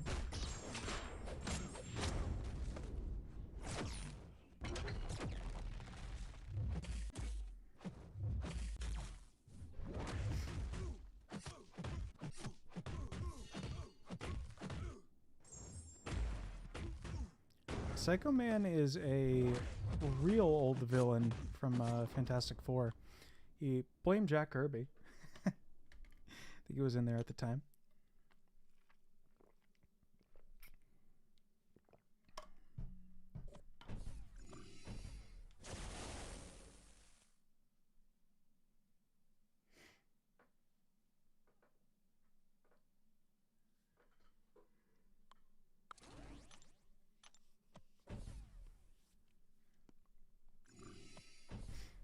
Ooh, it's probably not the best matchup. As long as I don't give Captain Marvel enough ignition binary charges, should be good to go.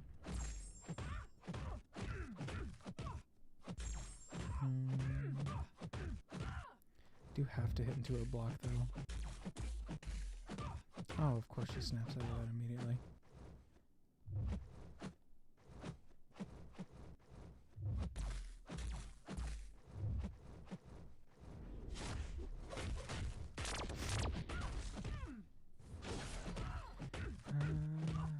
Okay.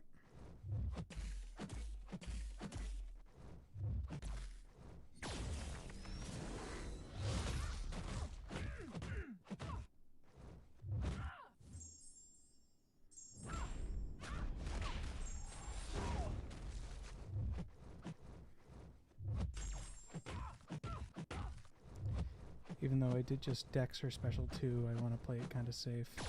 Oh, never mind. Failed the dex on the special 1. Succeeded the dex on the special 2.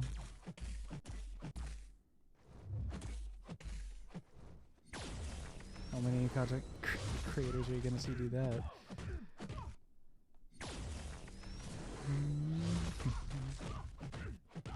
Reminds me, if we see a group, I legally have to push them up to a special 2. Oh, now I'm gonna have to, I guess, bait the special 2 here as well. There we go. Still got it.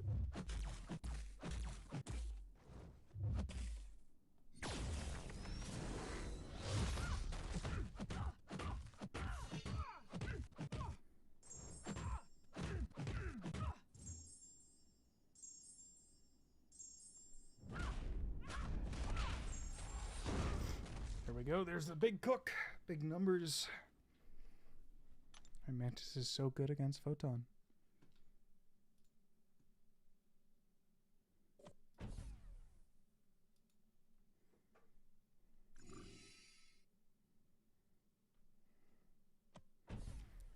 Los Salamancas. Actor Tony Dalton, the swordsman in Hawkeye. He could have played a more prominent role. I don't disagree with it, but I think that he doesn't get his due. I face Grid on map 8 and refuse to push to a special 2. I still can't dex it. It's so weird that like there are a few.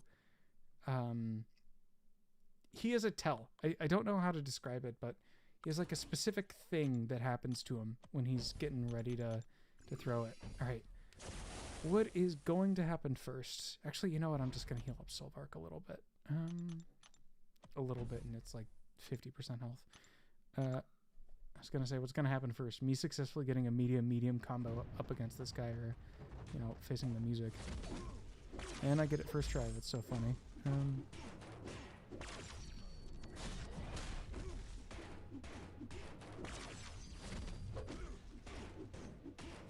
Most of OP character in the game. There is a guy who runs Groot in his deck in like celestial level content and just does that like as his gimmick.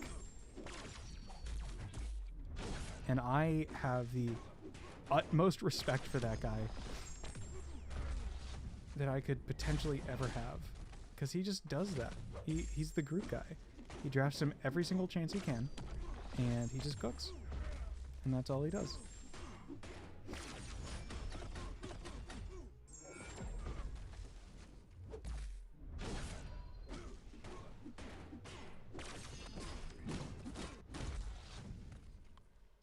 It doesn't even hit for that much damage. It's just very unexpected because the animation trigger is very slight.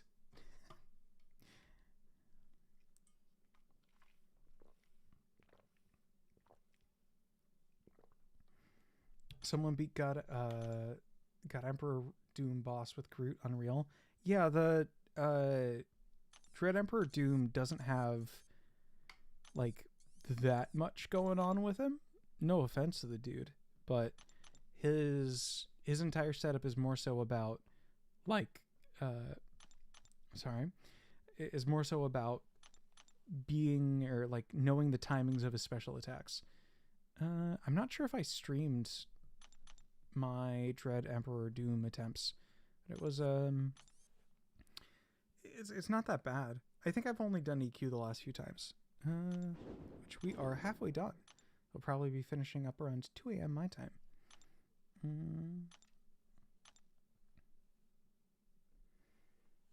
Makes sense that each quest is like 45 minutes.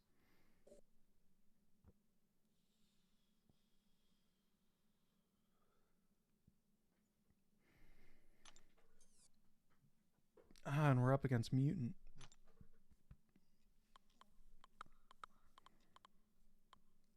Sorry, hiccups. Yeah, sure.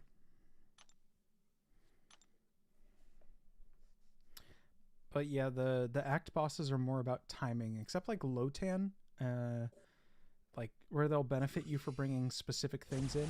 I think Dread has a few things as well, but I don't remember what specifically he has.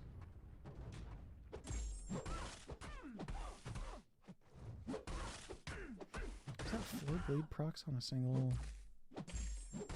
I'm not gonna question it.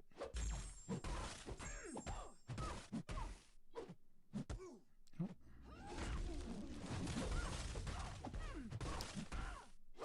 Casual reminder to not do this after the update, because Thor Jane Foster will be getting a big old buff and making her actually relevant as a champion.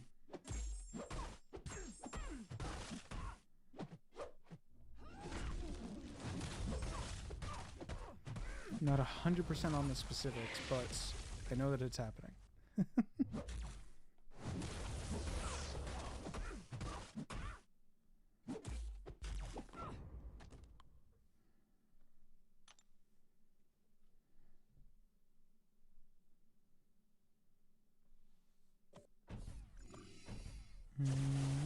Actually, is there a champion that I have to worry about?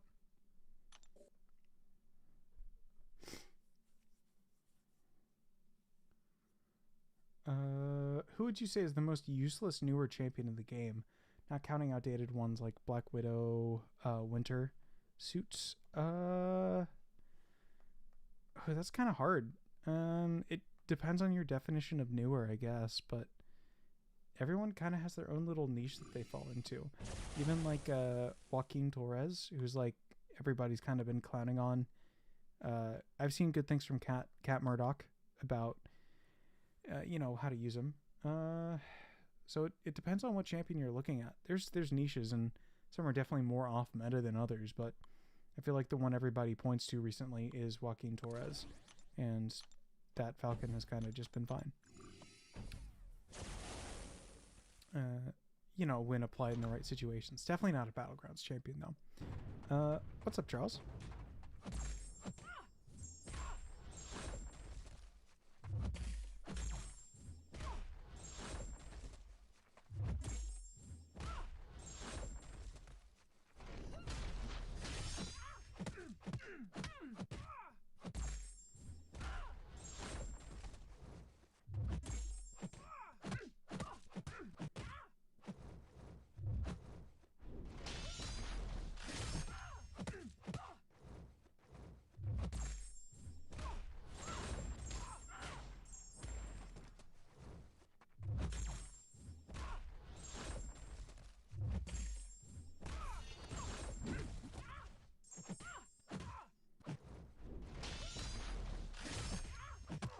I'm trying to think like to last year, because I don't think there were any particularly bad stinkers.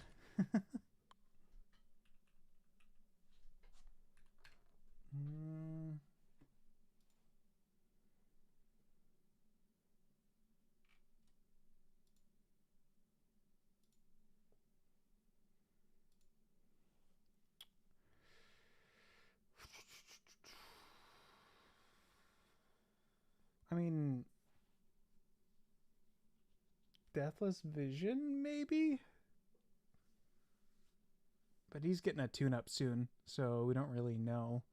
And the Deathless champions don't really count, I would say.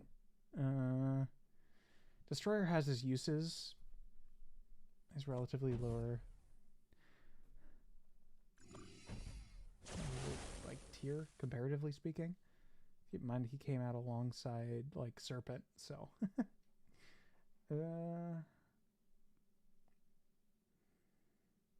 Like, the first champion that immediately comes to mind would be Morbius, maybe? But that is going back, like, what? To 2023? Yeah, 2023. So, to look that far back and seeing a champion that doesn't really have that many uses because he's been outclassed by better science champions... And even then, like, it's hard to justify. Like, Andrew shows with Danny, who I'd go to after that. And then Moondragon would be the champion prior to that. So, it's hard to really classify them. There haven't been that many stinkers the last few years. Or particularly bad champions, if that's what you're looking for.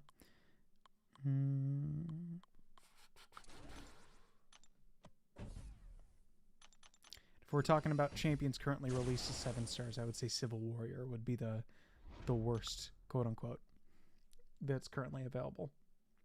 But he's not even technically currently available. He was an opt-in to a spending event. Like, also back in 23.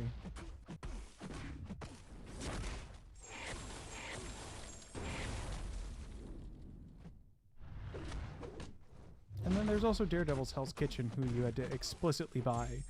And he's also not a new release. But yeah, again, like, all that stuff is going back to, like, 2023. Like, there's remarkably not that many bad recent champions. Every single one of them fits a specific shoe or a specific use case here.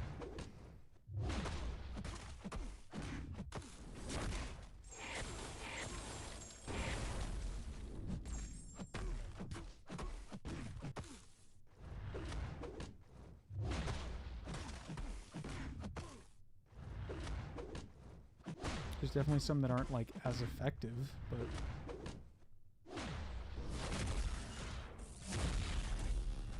there you go, just throwing that to a block. Whoops. Well, doesn't really matter.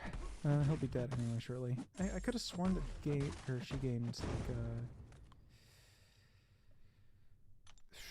unblockable, but I'm pretty sure that's just during lightning. Do you know Gubs? I do not. Dopamine. Are they an MCOC YouTube creator, or are they something else entirely?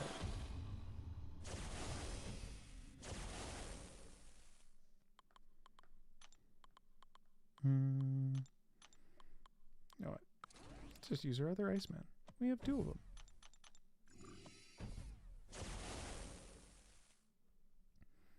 Yeah, like even like North Star is really good for endgame content. He was a great champion for the Karina's challenges that came out last Christmas, I want to say.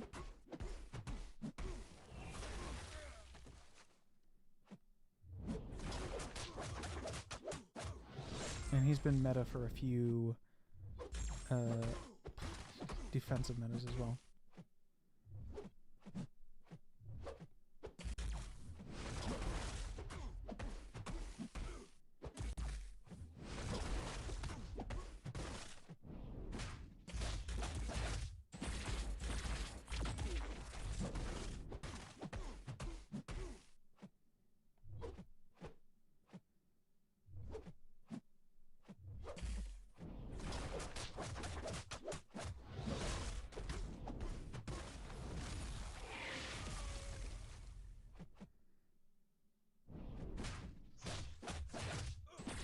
Forgot he did that. For some reason I thought that was the special one.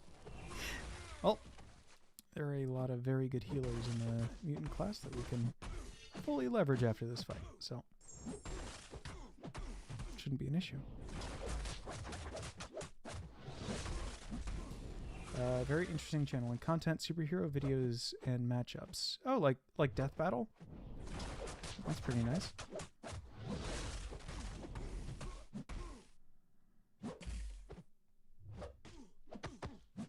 Alright.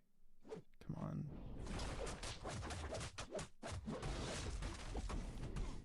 Gotta not let another Frenchman take me out. Yo, what's up, Omega? I am far too many screwdrivers into monthly event content that I put off for far too long. How is the CCP treating you? Congrats again on your entry.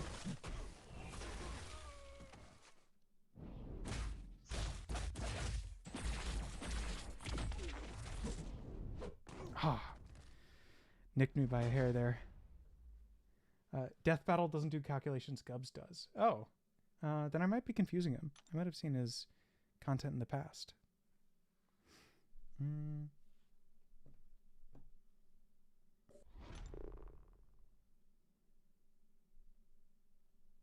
Oh yeah, that's pretty cool. I don't believe I've seen anybody do CCP beta stuff on PC yet.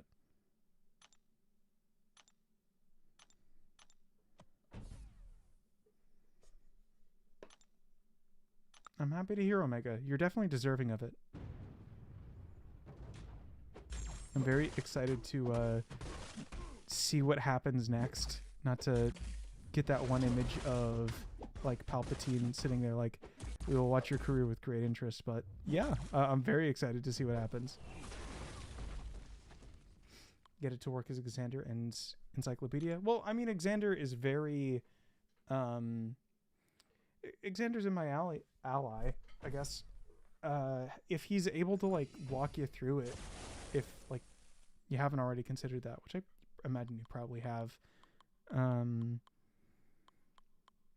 if they're able to get that locked and loaded for you, that'll be cool. I know how much content you make on the beta server. Now, is Magneto even a good choice for the next champion here? He is not. He's explicitly a very bad one. I should have looked ahead. It's a back-end issue on Kabam's part. That makes sense. Are you heading to Vancouver for the brawl? Beast? Omega Beast?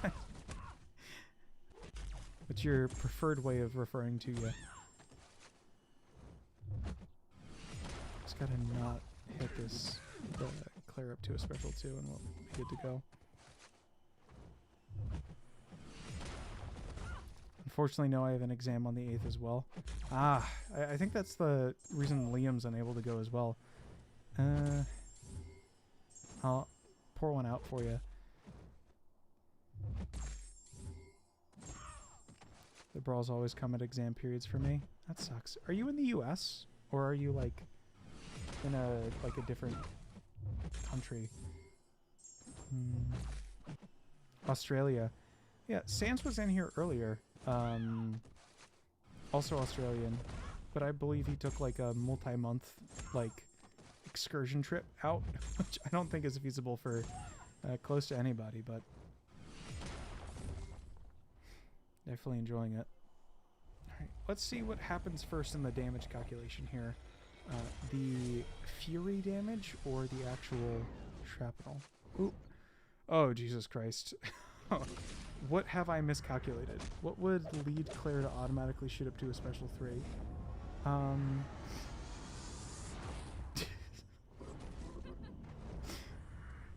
35 bleeds, all immune? Yeah, that would do it.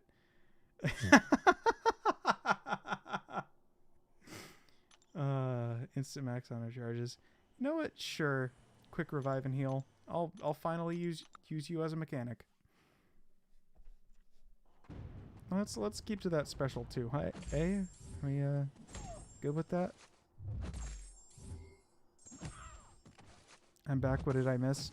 A very look at the matchup in front of you currently, and think about what could potentially go wrong with this one. This is attempt number 2. I've purposefully pushed her into poison mode to prevent what happened the first time around. Last time I clicked retry, it ate my potions, and then oh, this was a mistake. Oh, this was a big mistake. This was a horrible mistake. In fact, one of the worst ones I can make. Hopefully this doesn't push to a special 3 again. Fuck. Okay, well, that one's on me. You know, I did everything I could to not be an absolute dunce there. However, notably, she doesn't have 20 charges, so I'm not going to completely die to this, I don't think.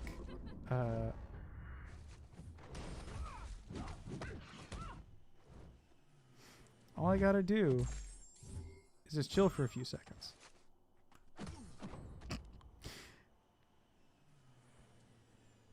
I commentated something with a certain word in it and YouTube auto-deleted it, so I see what they don't want me to say. Dear God, if YouTube is enforcing limits on what you're saying, I would not say that it's appropriate for the chat. If it's in regards to death battles, like the partner dude in Death Battle, like I think his name is Boomstick, then maybe, but... Alright, let's see if we can regen some health here with Sinister. Let's go with the 6-star, so that the willpower gets a little bit more momentum. Oh, looks like we have 0 minutes left on these, so... Stop dying here, please. Kabam's gonna see Claire as 2 OP and not release her as a 7-star. I'm blaming the screwdrivers, man. Yeah, okay. You're not... Nope. Sorry, man. You're getting a no-go on that message. And you're, I ask you to please be respectful of what you potentially might be saying attached to that. There might be good uses, just please don't say anything you would not want your mother to hear.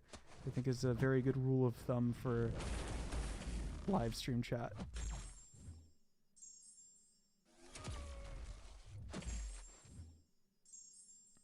Best of luck with your exams, Beast.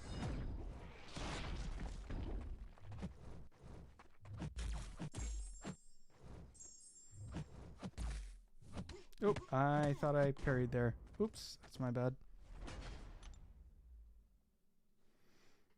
It wasn't anything offensive? Yes, which is why you're not currently timed out.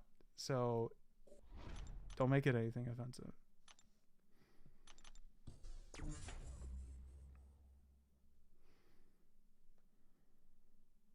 Don't even tread the line, please.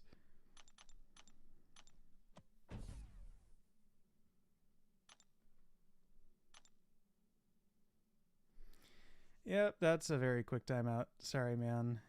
Come back next time.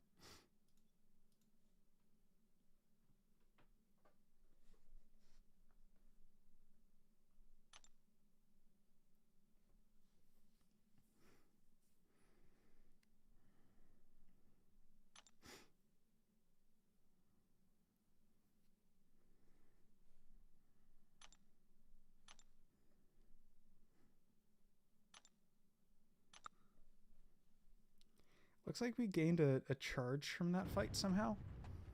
I'm not going to question it, but... Great.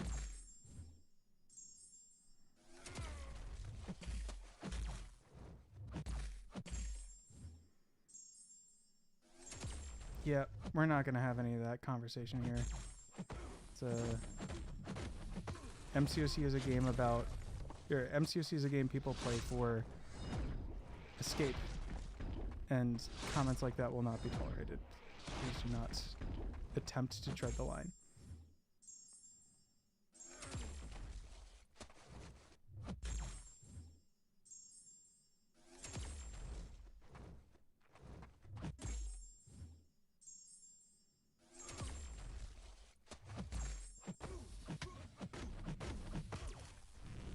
Oh, I am being very stupid, and I have... Alright. Time to very quickly chug a Gatorade. See if I can sober up to somehow beat Super Scroll. Oh, jeez. This is why I'm not playing Battlegrounds. And this is, my goal for tonight was to burn through my stash. I am doing a good job at doing that. To burn through my overflow.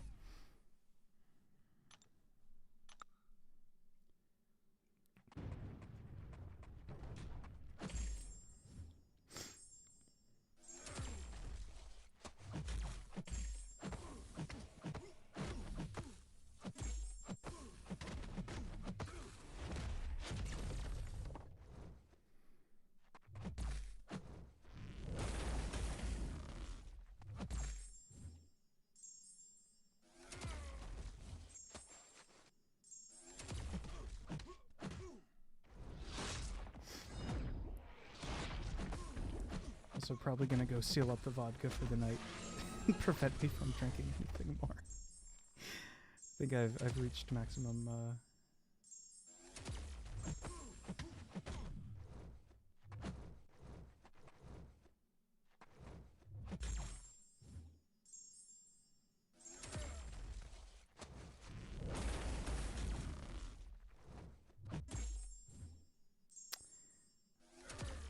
maximum consumption for the night.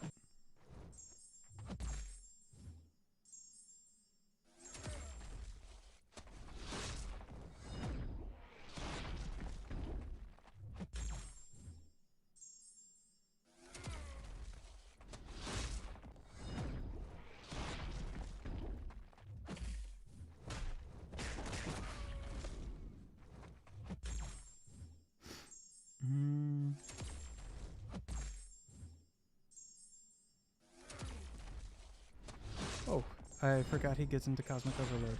Well, as long as I keep him to a special 1. I know Sinister can bait the special 2s, but... or block the unblockables from the special 2s, but I still don't want to chance it. Prefer not to.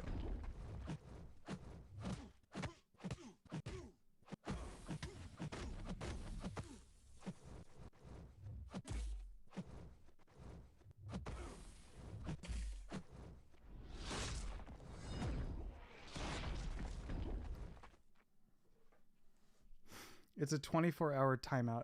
Please do not attempt to come in here with another account. You're lucky I didn't... Actually, you've made me reconsider.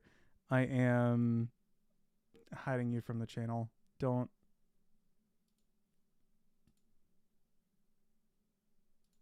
Don't come in here with that energy. What PP said.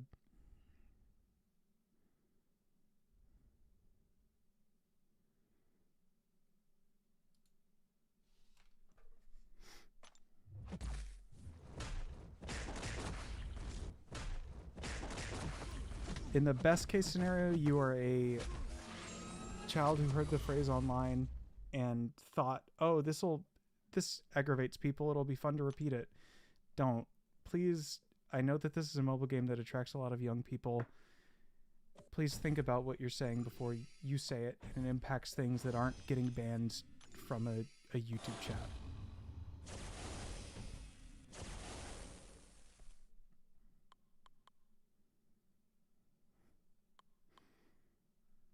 Even because I know appealing to morals isn't something that's fully there currently, and why what you're saying might be bad or offensive to the people that you're saying it about. But at least, which is also another reason why it's bad or why it's bad in the first place. But at least have the context of that, bare minimum.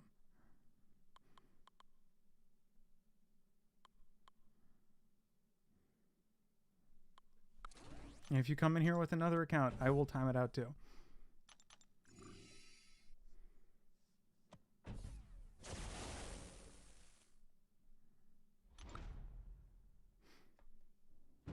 So don't make me.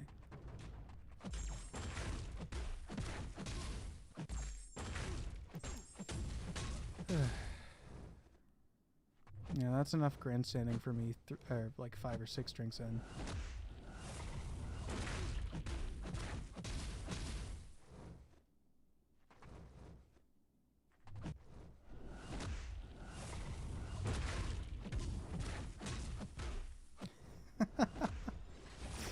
BB, I think my alliance is inactive. Like, we're supposed to be like, oh, only BGs only, very like a slow play, you know, nothing going on. I think we're at like 27 or 28 people completed on the incursions event. Once you get cooking with Steve, it's very enjoyable. Yeah. I can see not wanting to do it again. I think it took me like 4 hours or something to like do it fully. I wish they dropped it to like 15 zones or something.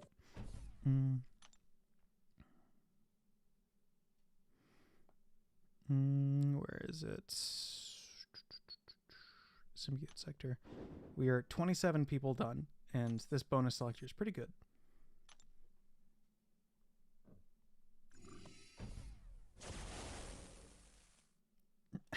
Okay, I stated the consequences of your actions.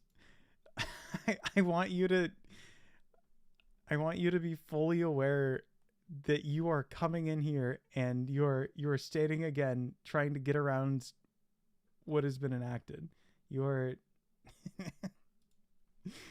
no, go find someone else to go bother.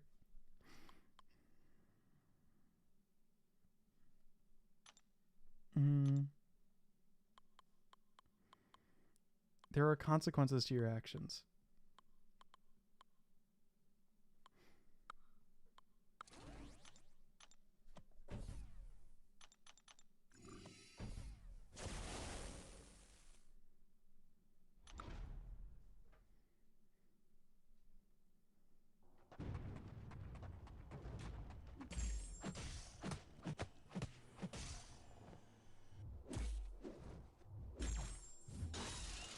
Only thing is I play on my old iPad, which can't play for longer times.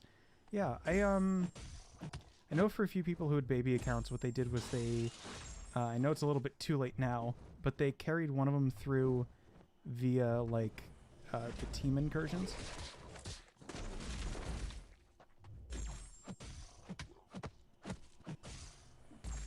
And then they would, like, because the completion only cares about reaching the zone. It doesn't care about how many fights you took along the way. So they would carry the baby account over the finish line, basically.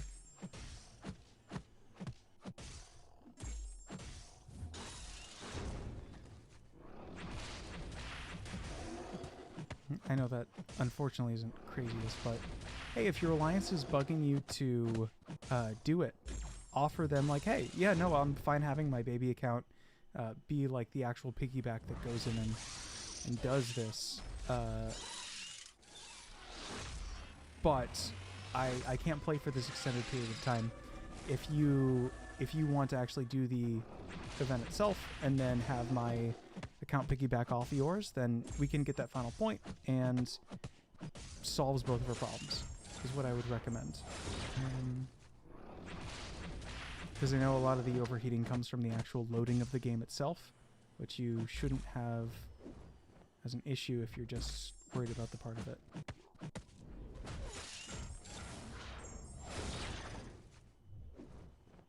I don't know if that'll work for your use case, but that's what I'd recommend if they're really trying to squeeze that extra point.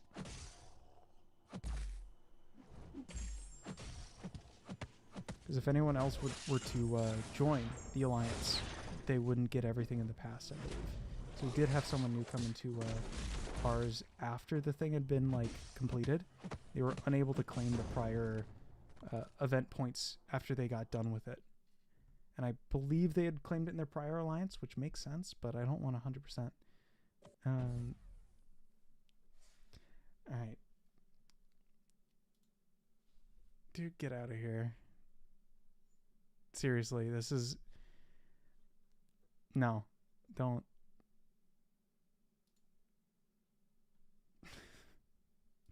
Stop creating YouTube accounts. It's not...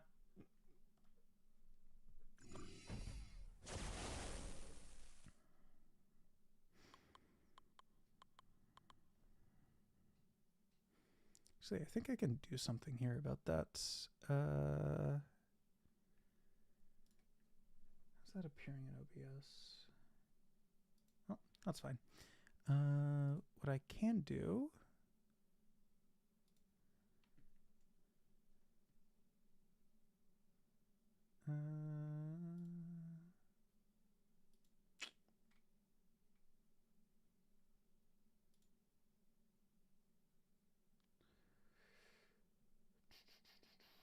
I forget exactly how to do it. I'll figure it out later.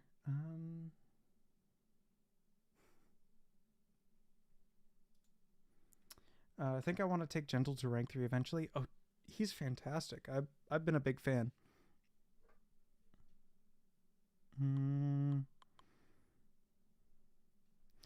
Let's just drop in flex.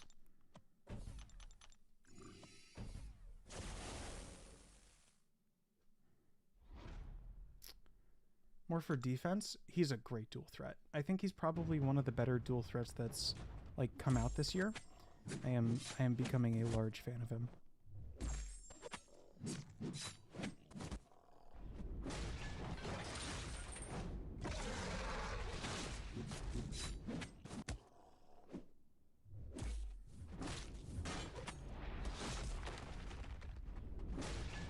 I am become a fan or wanker of champion.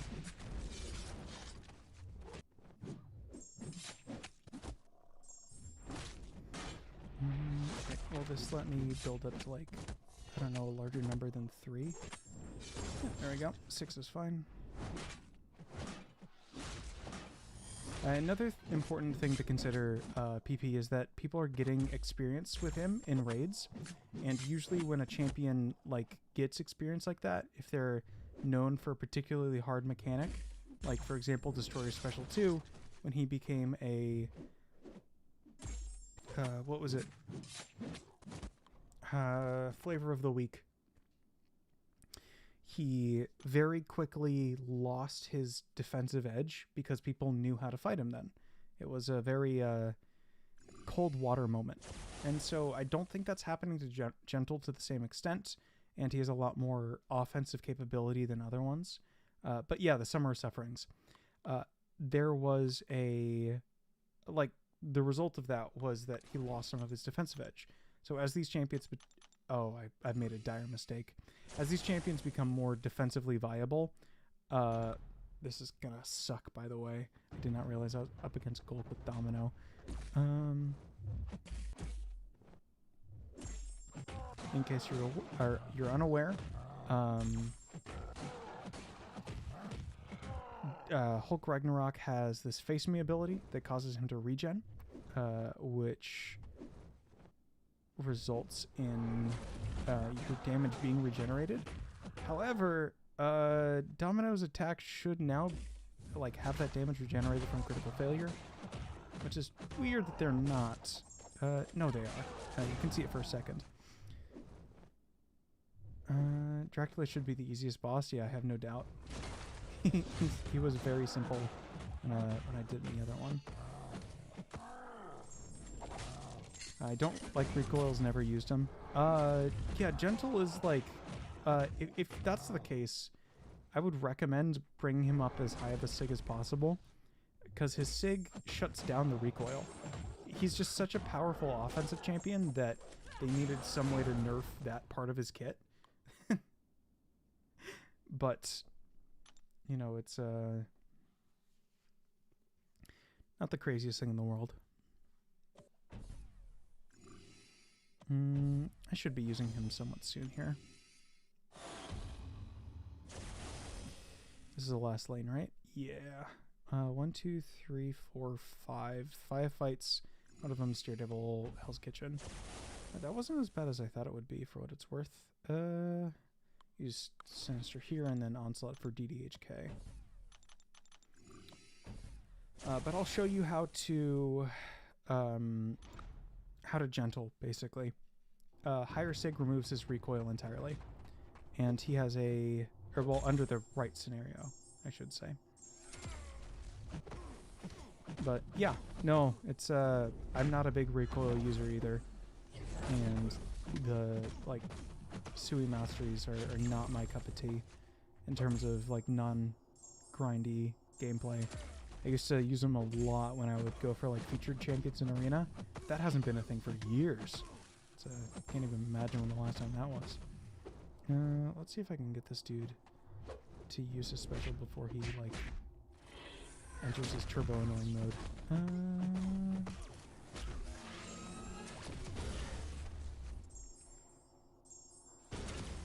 Let's see if I can damage him before Elder Energy would explode.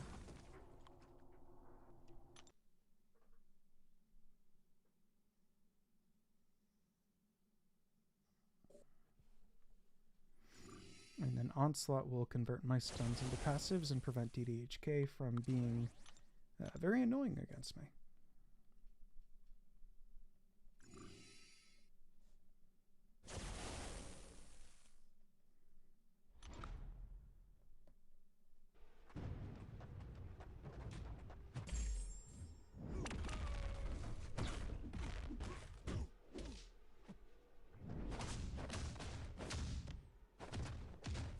We sit through the cinematic masterpiece that is his SP1, we'll be able to fully benefit from Onslaught's conversion of champion abilities to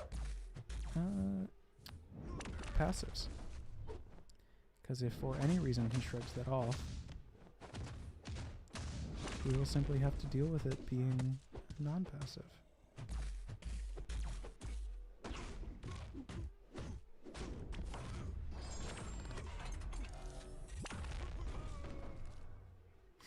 And there we go. That should be the trickiest one. Onslaught SP1 looks like he's conducting a rock opera.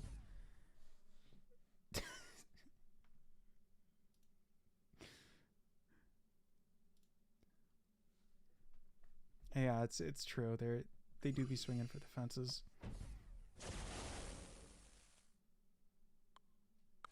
Let's drop gentle in.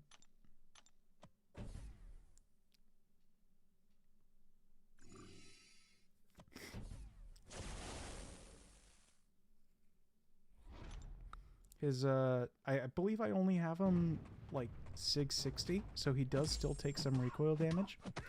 But basic gist is you hit up to 15 combo, and while he's unstoppable, you want to use your specials. While he's unstoppable, he reduces the recoil damage by 50%, and he gains the muscle mass on a special one.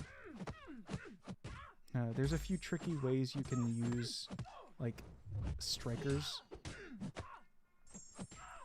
and like his specific use cases here. Now that he's unstoppable, we can drop this. And of course, similar to recoils, if you knock out the opponent before the final hit happens, then you don't take the damage. So he's very sweet, he's very quick, and he deals a lot of damage. He's good defensively. I was not on the gentle train for a very long time, and I am now on the gentle train. In fact, let me just show you something. Yeah, I have him at level 52. 31.65%. And I don't think I was at max muscle mass. I think I had one more to go. But, you know, he's pretty good.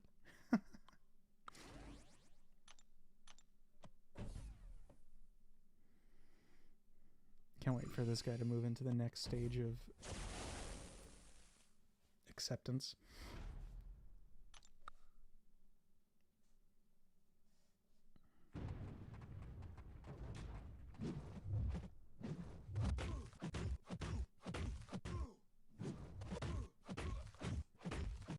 I do really wish Dazzler gave you a little bit more benefit for intercepting.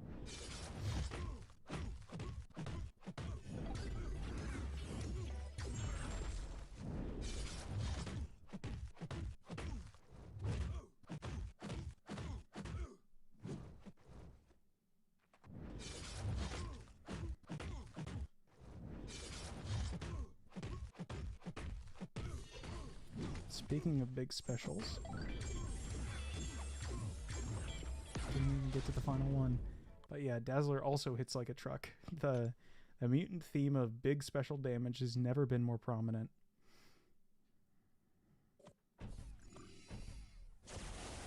Alright, final fight is against Herc. Alright.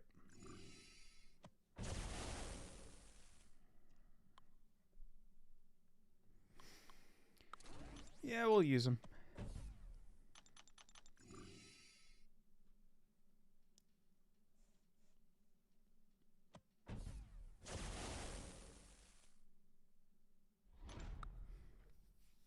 Speaking of big special damage, here's one that's not even bound to any specific damage type.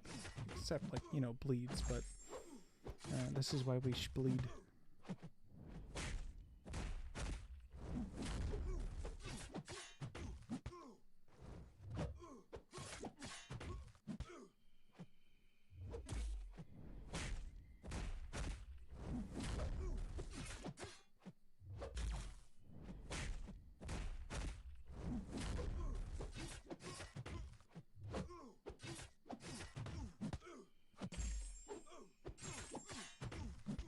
Alright, as long as this dude doesn't do anything silly here. That would constitute something silly. But doesn't matter. She bleeds.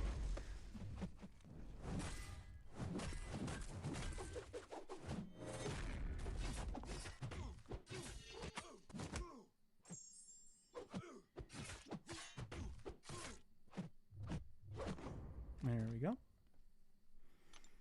He's just such a silly champion. There's no reason why they had to give him a brand new debuff type that no one is immune to. And it would be such a goofy line to have, like, I don't know, if Lizard were to come out and be like, Lizard is immune to bleed debuffs. And it's like, why are we doing this? It's like a specific carve out for like non-bleed bleed damage.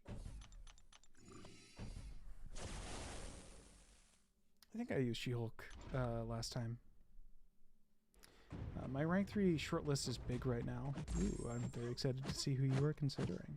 Shothra, Bullseye, Cole, Gentle, Atom, Destroyer, Dust, Hood, Punisher 2099. That is a very large list.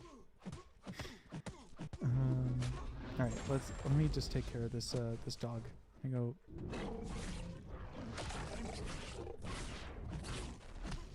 Do what needs to be done about this particular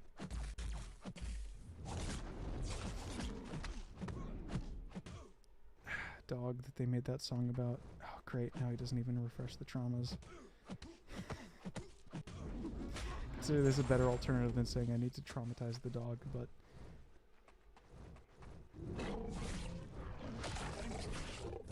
I mean, I can't see a single bad champion on that list there.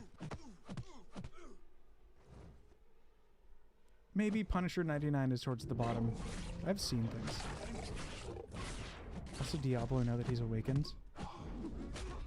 I don't think there's wrong answers on that list. Like if there was like an E, all of the above. Like that is what I would be going with.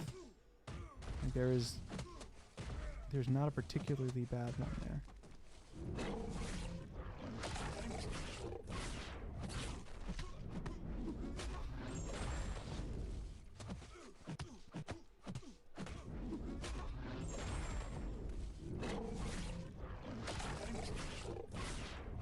Oh, I remember when I commented, oh yeah, I'm playing Deathless She-Hulk, not regular She-Hulk.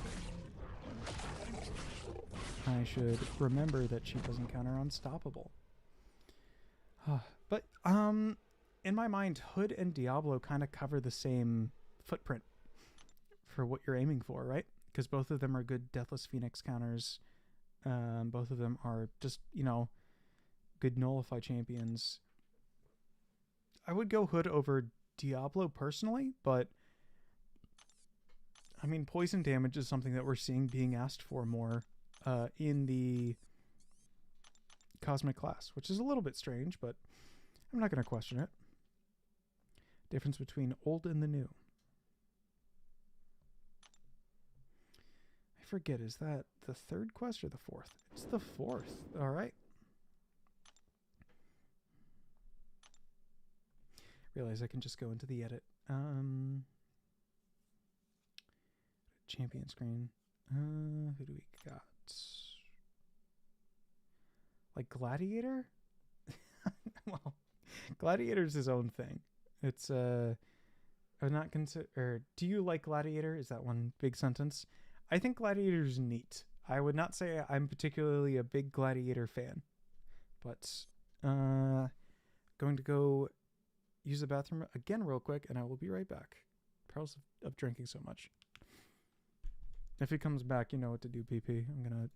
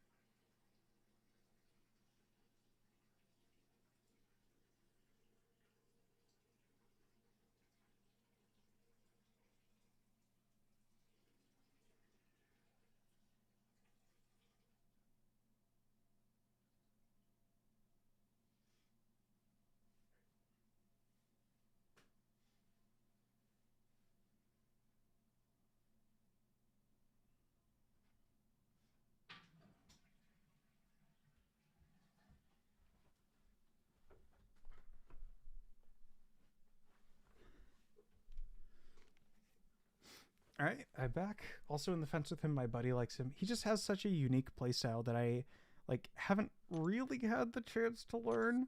So I'm very how would you say, iffy? Like I'm not very swayed currently.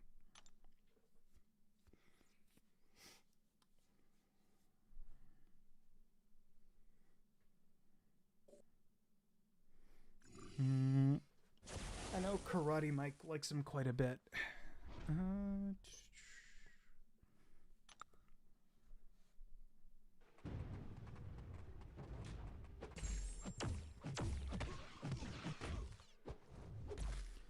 do enjoy that the science like removal condition is on Dex, because that's just so contrarian to like the mutant one, which is, you know, literally right before this. That's, oh yeah, you have to activate a special attack. Also, if you get a poison on you, can't really remove it. It's you gotta like complete my riddles 3 in order to actually get that one off. And in fact, like this node can actually have a downside.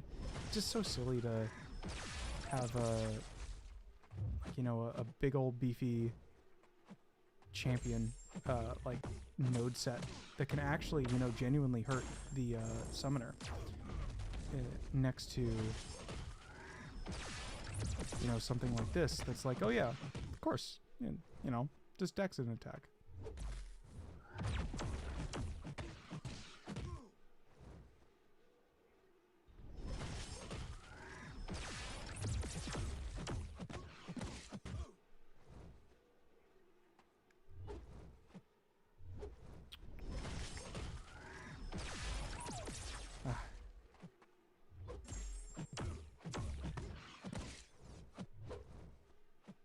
Do I have 15 Furies from the node? How high does it go? I don't think I really want to know. Shouldn't complain, but they are just throwing shards at us now, so it makes rank up decisions more stressful. It's the old days when I'm focusing on a few champs. That's true. When I came back to the game, I was surprised with the level of champ acquisition that was present. Oh, dear God, I'm just totally screwing it up against Silver Centurion world champions. I shouldn't refresh. Time is more efficient than me. I'm going to be selling health potions in a week anyway. But yeah. It's insane to me that I'm missing like 2 champions from the Titan, and I haven't really spent that much on this Titan or like any of the prior ones since like since the 4th of July. That just seems nuts to me. Like that was not the case back in the day. Let me tell you that much. So I revived my baby account because I could get 7 stars and push them through. The new game experience for newer accounts looks genuinely very fun. One of my alliance mates and fellow YouTube folk, far more popular than me. Honestly, if you're viewing me and haven't heard of him, you should probably go check him out. Nagase has been doing a series of new account challenges where, unlike me, he is not intoxicated during them. Not that I have done any new account challenges recently where I am intoxicated. Just currently am, you know, a little bit buzzed. But it's just been absolutely wonderful. Like the new account experience for this game is great compared to what it used to be, at least. It's made me really consider making a baby account or 2. Yeah, I hang out with nags every once in a while. I figured. Yeah. I blame the relative alk and such.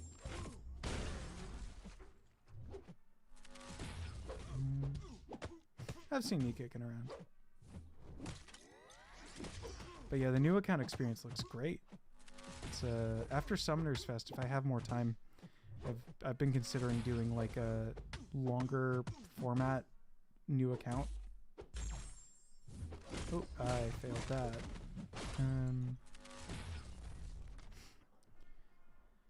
Why am I questioning science champions with regen?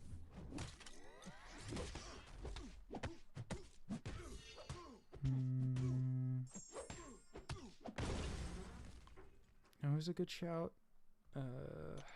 Should also look ahead to see if I should have maybe used those champions.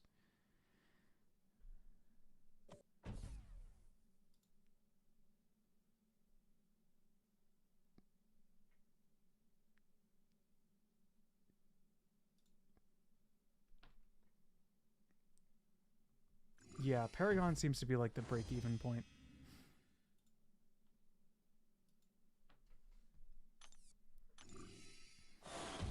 It's like once you get over that hump, and like even earlier than that, the new account progression just like spikes. Don't give him the time of day, PP. If he cared about just watching, he'd watch. He just wants attention.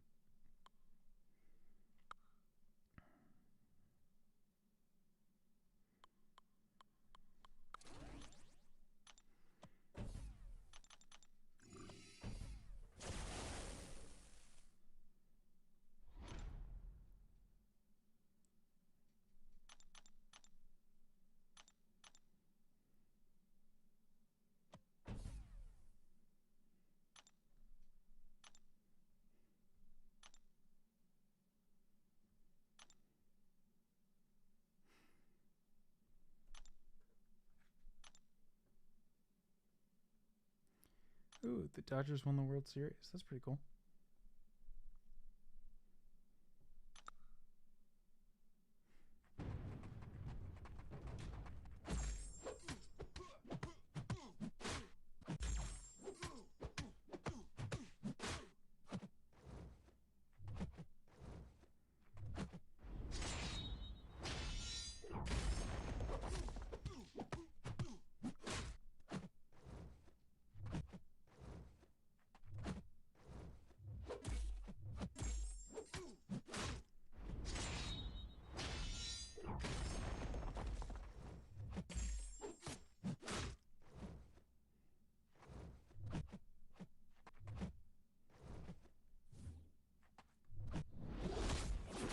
Time to hit him with the fun.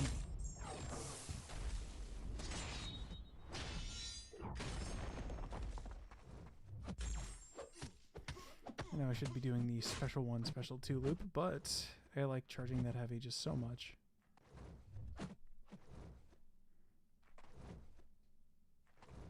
It's a very nice rotation that I do not mind.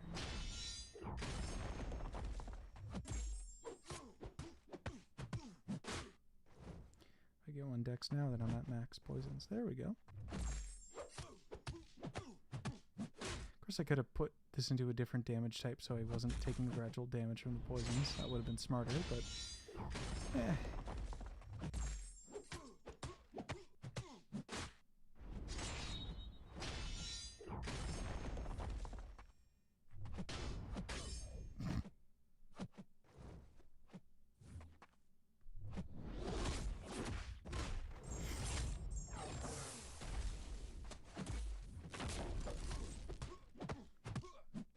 Of course, think of these things after the fact.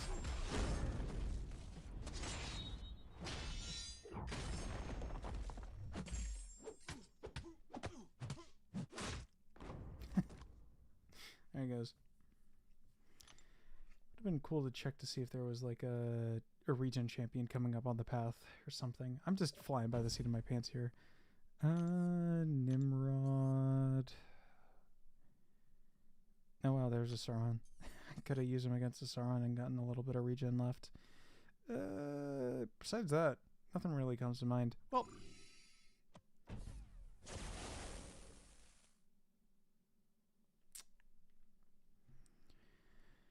nothing particularly crazy. And I have certainly enough rank 3s to make everything worth it. Is this a particularly dumb idea? Would it have been better to bring someone who could actually counter this dude's unstoppable? Probably. Am I gonna care? No. Am I gonna revive spam it? Yeah, doesn't matter to me.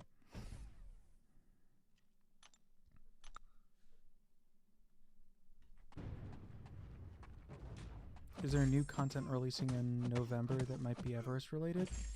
Probably not at this point, because I would have announced it over the stream, right? What do y'all think? Do you think they're gonna spring something on us at Summoners Fest? Because they were announcing stuff in like December at Fest. Makes me wonder if they're gonna do anything November-wise. Because it certainly felt more like middling. Thoughts on 7-star Nimgod? I don't know how well he holds up in current content. I don't know if that's a hot or controversial take, but again, I wasn't super around for his like original like debut, but he seems fine. Like, I know he shuts down the entirety of the old mutant class, but mutant class has had a lot of time to grow since he came out. Like, a lot of time to grow. He, like, you know, has a longer special too, but outside of that, you know, I don't really feel like he's bringing much to the table. I don't really have the dex practice against the specials that I would against an older or newer champion, but that no was super conclusively. But yeah, I didn't even see wanted him for so long, but now it's kind of meh. Like, there's a reason he's being put in like the main banquet box and not in the pick 2 selector with the like obscenely good champions, you know? Like, he's not on the same level as Abs, man. And that skill could be Kate, for all we know. Or probably not. I imagine it's probably going to be Absman or Kingpin, which is going to be one hell of a choice. Ooh, jeez. I don't even know who I would choose between those two. That's one hell of a decision.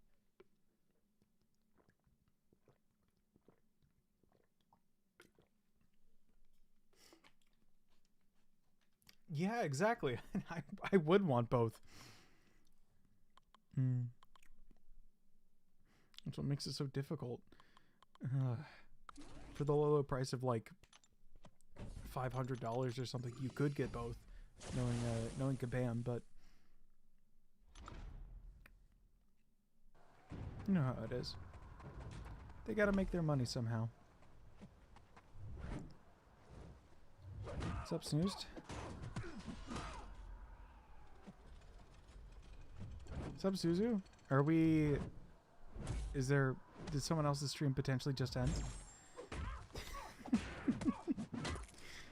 I am a little bit intoxicated, just trying to prep myself if I have to drink a bit and play the game next week for Summoners Fest.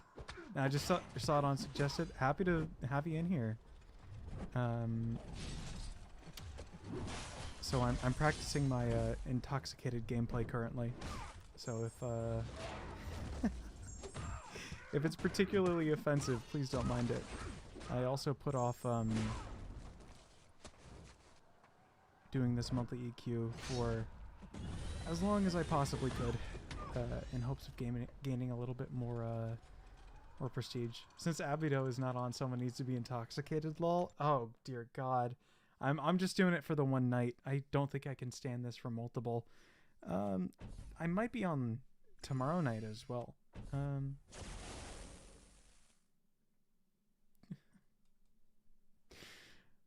Yeah.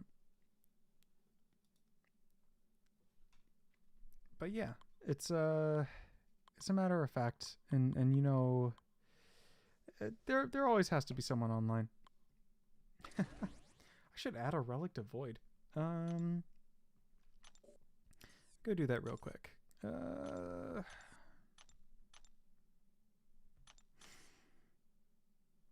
Probably fine. I can't imagine it not being. And I don't think there's any particular ones that work better for Void. Block proficiency is fine.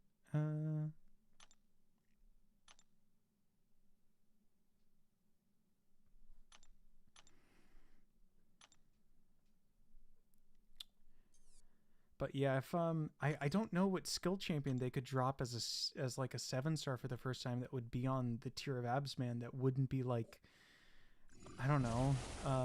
The three options in my mind are Valkyrie, Kingpin, or Kate.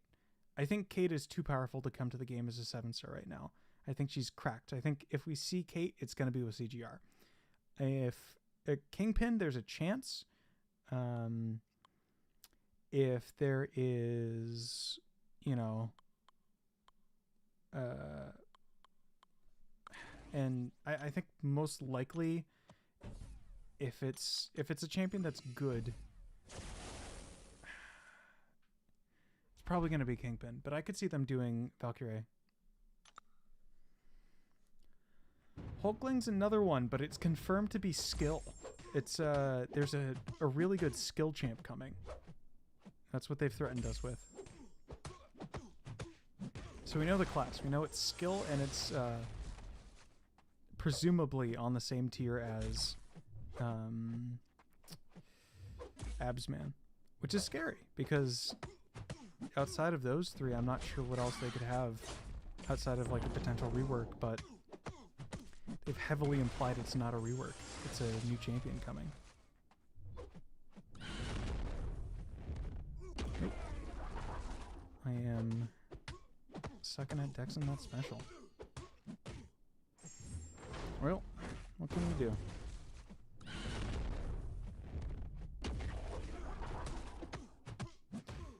Maybe not trigger backboard brawler. That's what.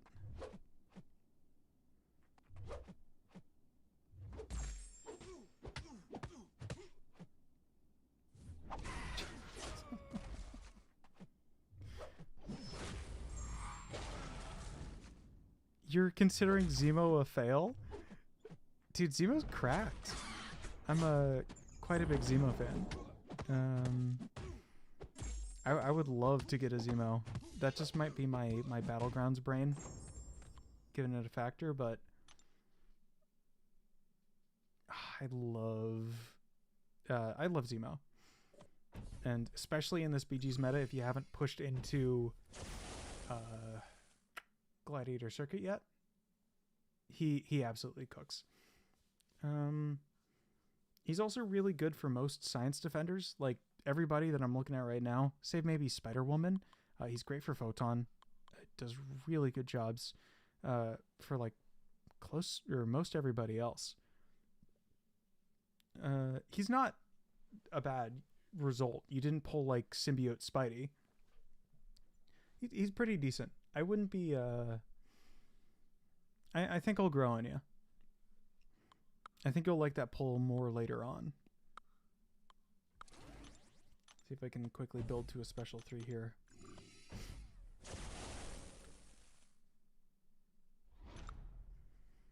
But yeah, I wouldn't mind a Zemo.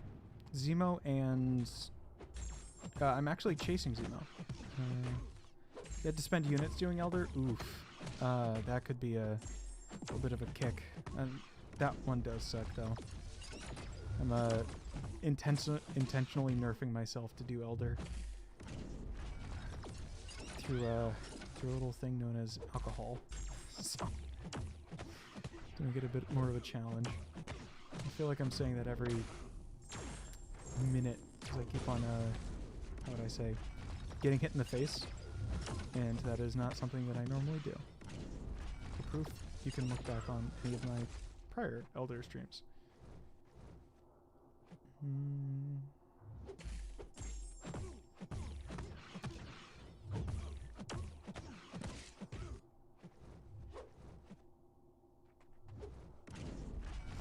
But yeah, if you're having to use units to get through, I completely understand the issue.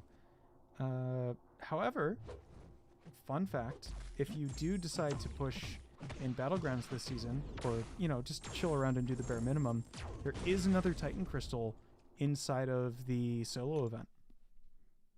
And that isn't super bad. You can also...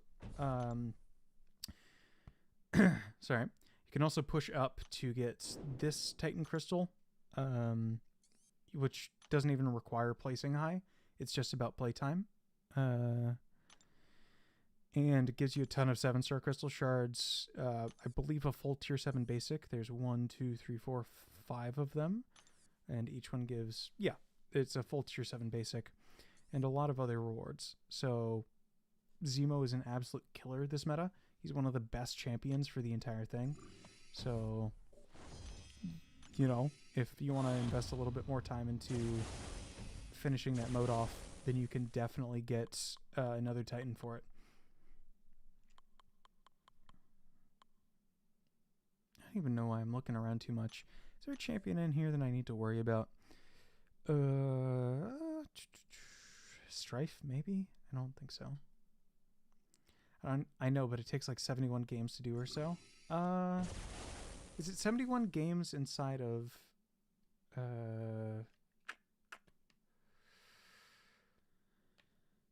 like the Gladiator Circuit? Because if you get into the GC, I know it's more points. Level 51, but have 70 energy. How do you get more energy and stuff?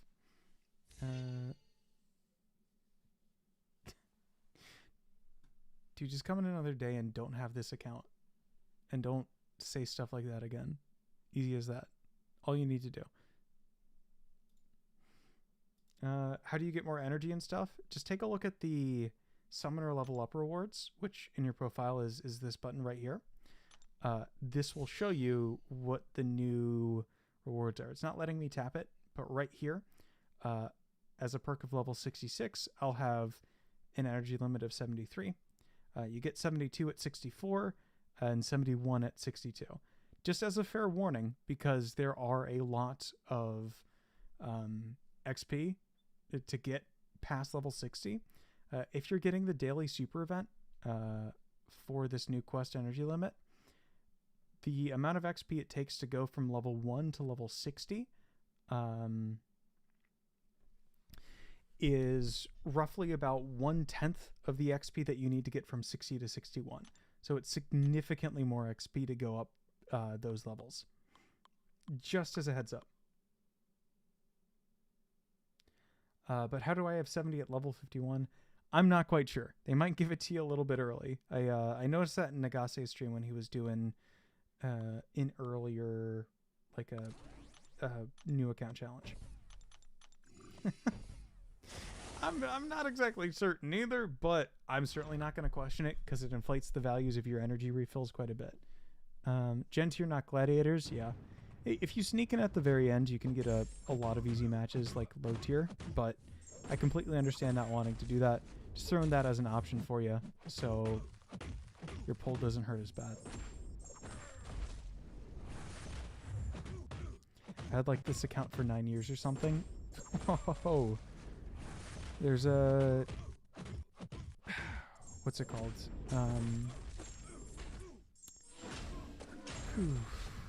In terms of checking the age of the accounts, what would be the best way to do that? Probably through titles. There are titles given out at the end of like December that contain information about how long you've played the game. Outside of those titles, I don't believe there's any way to check in-game, but I know Kabam support has methods to do so.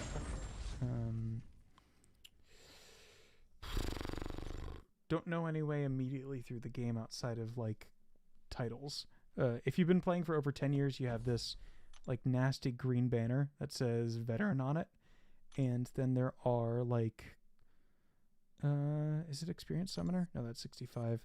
There are titles that you get, like Elder of the Universe is at least 6 years old. So I forget the exact list. You can probably Google them, but there are like Celestial Being is 7 years old. They're like all uncommon, which is this blue one, or rare titles, I should say. 9 years old for Battle Realm Beyonder. Just click through them. You'll probably find one that has like an older date on it. If you've logged in through that period. However, if you haven't logged in during that anniversary week, when it comes up in about a month, it'll pop up there. Start a game 1 month after it came out, so I don't qualify for those. So you're in the later year. Yeah, that can. I've seen people complain about having the veteran, but dude, I have a legend title under there. I have other stuff I want to have, but I'm stuck with the green mark of shame, and green doesn't go with any of the colors of the profile pictures I like. The Legends title does, however, so that's been my struggle. Hey, I got Battle Realm Beyonder, which is at least 9 years old. Congratulations! So yeah, your account's at least 9 years old.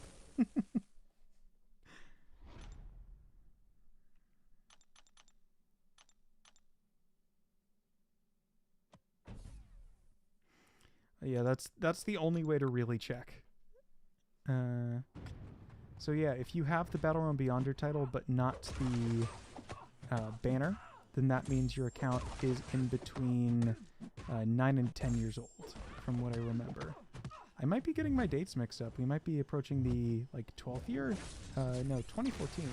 So 2026 will be the 12th year. Yeah, that's crazy. They're not make 8 stars those ugly green colors. Oh, you mean the colors that 7 stars were originally green, like when they were just doing the shard collections. Oh, I've hit her to the special 3. Oh, that's a mistake. So Buns, I should have the veteran title. Yeah, you win some, you lose some. Hey, is this gonna kill me? Is the champion known for having massive special 3 damage going to wreck me? There's only one way to find out. Ooh. Yep. Well, that's a yes. Well, this is why I have revives in the overflow, and basically the whole point of me drinking tonight.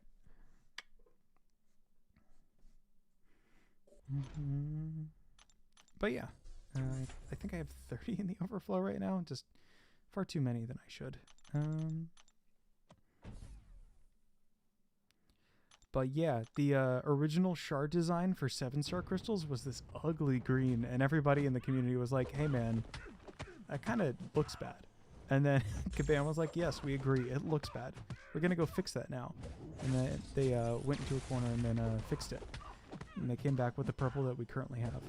But yeah, if you look back far enough, you'll find the original purple that they had for 7 stars.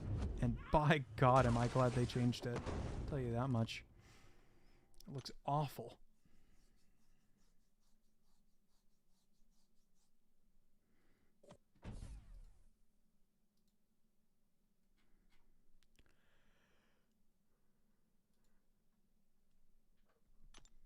Looks real bad. And it's very close to the color scheme that the veteran title is. Up next, am I up against a Viv?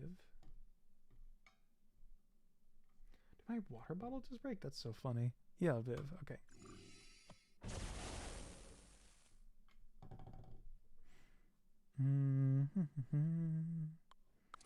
Let's torch it.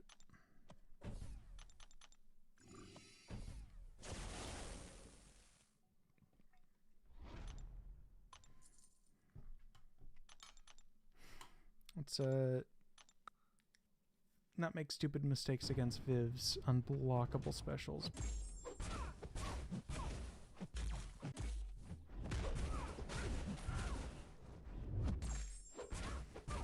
I think her special one isn't natively unblockable. I guess we're about to find out. Oh, never mind. I am the fool. However, we did get a large number of solar charges. Alright, so that wasn't unblockable. What the first one is. I remember her kit now. It's all coming back to me. So I just have to get hit in the face first, and then it comes back to me. It's like the opposite of a concussion. I actually gain more knowledge if you hit me firmly in the head.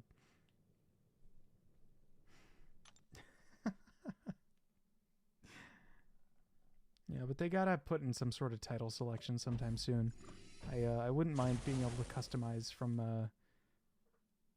the options that we currently have. Which reminds me, the original color of Veteran was like a mythic purple that looked sick. I would have really liked that because it goes with the sigil outlining for the champion border. Oh, that would have been awesome if they had kept that, but it was too close to the mythic, so they had to change it.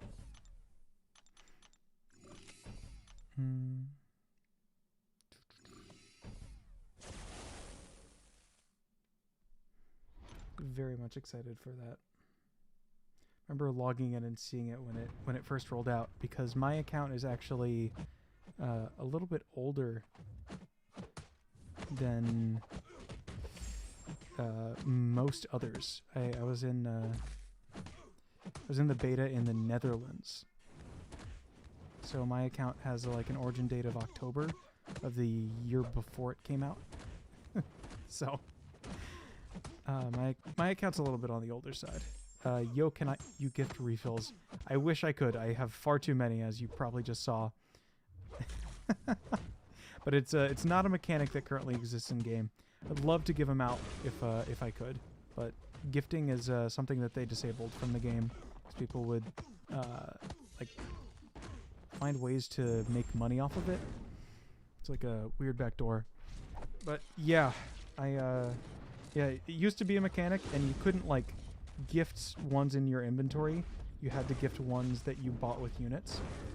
But yeah, it used to be a mechanic.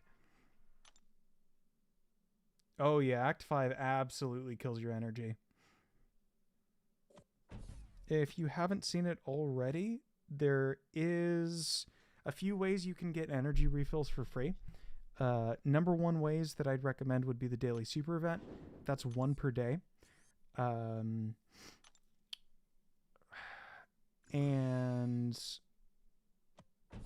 there was there's currently a Twitch stream rebroadcast happening during some hours. I'm not exactly sure when it is, but they had 5 energy refills in for the Twitch drops for the most recent Kabam live stream on Twitch, if you have that account linked. You can also get the free energy refills for there's a chance of getting free energy refills from the Twitch drops from the Rebirth Crystal that you get daily from the web store, but I imagine if you know about that, then you've already do that as well. Lol, I did that. Yeah. So, not sure of any other immediate ways to get them. I know the monthly EQ bundles used to be decent value, but they removed most of the value. Now it's something like a 20% discount on the items, which, you know, if you're buying them, then there are deeper questions. Not sure of any other immediate ways to get energy refills outside of those, though. Trying to think, because energy is one of those resources they crack down on. Community sentiment in some regards had them on there. And then they reverse their decision. Should dex real quick while I have all these poisons on me. Come on. Well, all of them fell off before I could do a successful dex. Wowzers. I just bought one that had 10 refills and some others for like 300 units. Yeah, that's like MSRP. Trying to think if there are any other good ways to get units. If you're on Act 7 already, you're not getting the first time exploration offers for Act 5, because I know that they had some good offers in there. I have 2.5k units though, so I was happy. Yeah, I'm surprised no one's commented on my unit count this stream yet, but I'm a bit of a grinder. A good chunk of that isn't, or well, most of it actually, for this time around. I'm having a very, how would you say, light spend on the resources that I'm putting towards Cyber Weekends or Banquet, depending on what I put up. I think I have a video on this channel where I did quite literally like 100 Banquet crystals, which comes out to like $1,000, which is not a, you know, I didn't get the best deals from it, and I don't plan on doing Banquet like that much this year. I didn't spend $1,000 on it, but if you were to buy it using just like the most inefficient offers, it was $1,000. I'm certainly not about to go drop $1,000 on it, but yeah, that's a lot of words to say that I've farmed units, and farming things in this game is a little bit difficult unless you have specific avenues for them, and energy refills. All of those avenues have recently gotten closed, so sorry, don't have anything right now for you. Those offers are the best you can do. Well, actually, if you are into spending money, the double track for Pav, the new Spider-Man, has a ton of full energy refills in it if you've been keeping up with it. Actually, I think I counted like 5 in total. But yeah, it's you're gonna get more bang from your buck, either just saving it or waiting a period of time. I would recommend just holding on to your units. Much like PP said.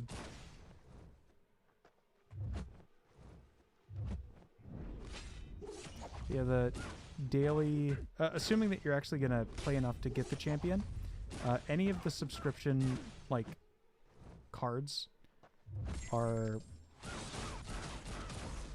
some of the most worth it value in the game in terms of what they can offer. Sorry, I'm having to remember to play MODOK.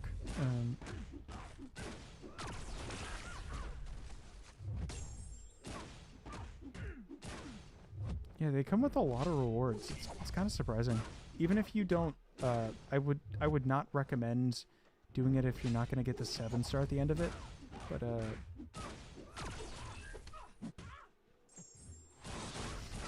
it can be pretty good for lower progressions.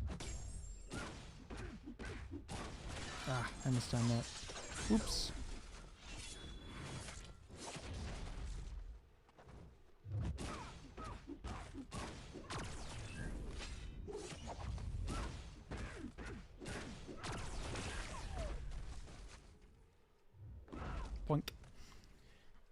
But yeah, for I think they're $25. They used to be $10 and you had to do 3 of them, but the current $25 scheme is it's not bad for everything that you get.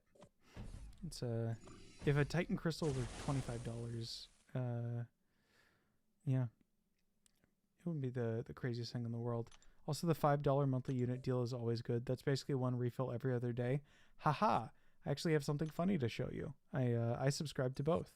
The Energy Daily Card, which is literally the exact same as the Collector's Daily Card, but in unit form, does both. So you can quite literally get an energy refill every single day. And that's $5. So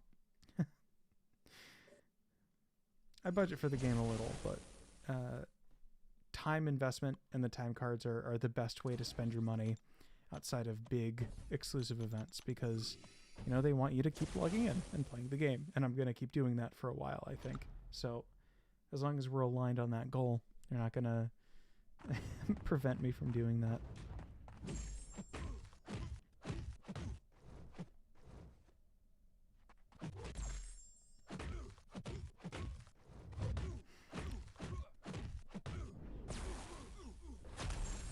She gains more attack on this if I give him more power, right? I think that's how it works. So if he launches this now, he will take a lot of power sting damage.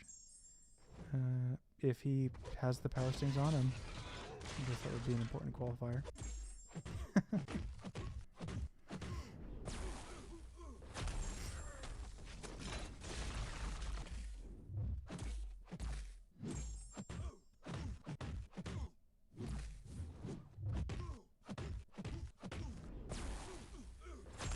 What's up, Manjo?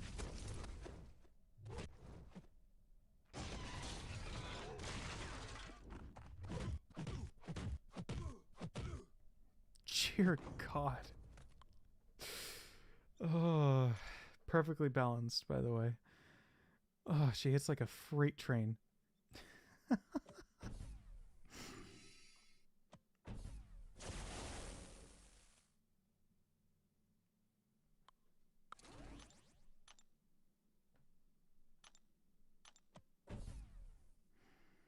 Alright, final fight before the boss. Should be nothing crazy.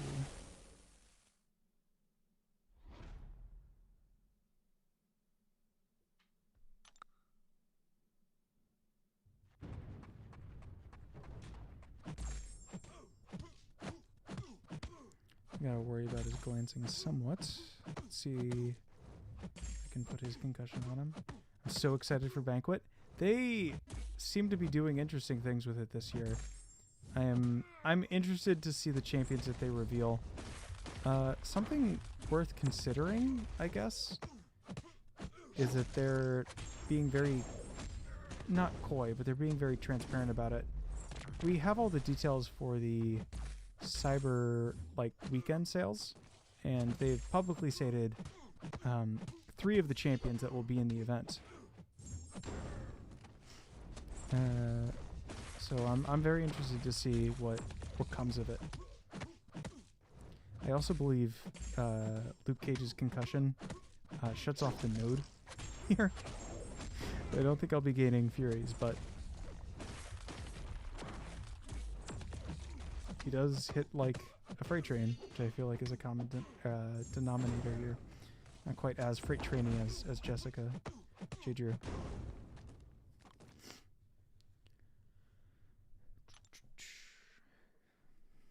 Yeah, I think I'm starting to come out of it. My gameplay is markedly improving. Who knew?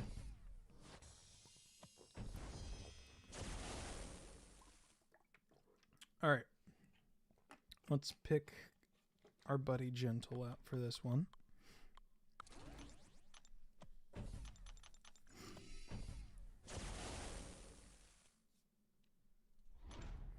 Let's just reboost real quick.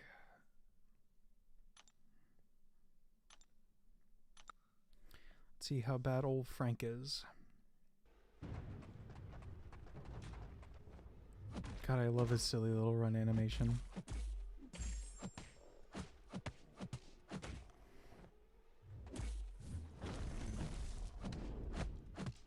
Right, the unstoppable, sir. Thank you very much.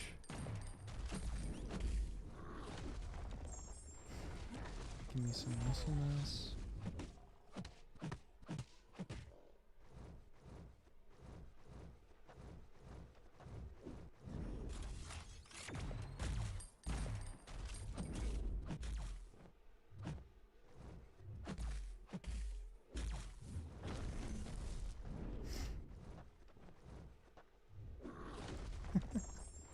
This should push us to max. We back to 200. Damn, that was a grind.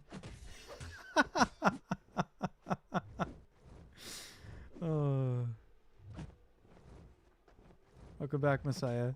Glad to have you back after the long wars of grinding back up to your original starting point in Battlegrounds. Alright. Come on, buddy. You can give me the unstoppable. I can be trusted with it.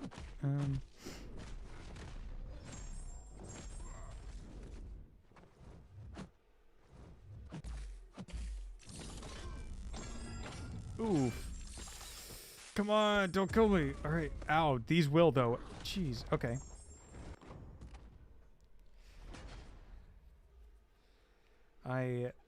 I'm responsible and can be trusted with unstoppable. You ain't done yet. I mean, I did this in like 30 minutes, lol. Yeah. I got one more quest to go. And I still have over 27 revives in the overflow. So, you know, if I revive like 3 to 4 times a fight, I think I can get through my whole stash and I won't have to sell any.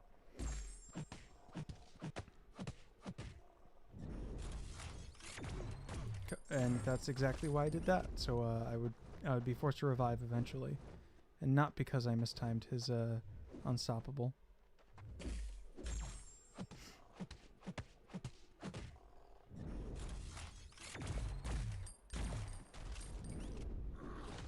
I had to how would I say,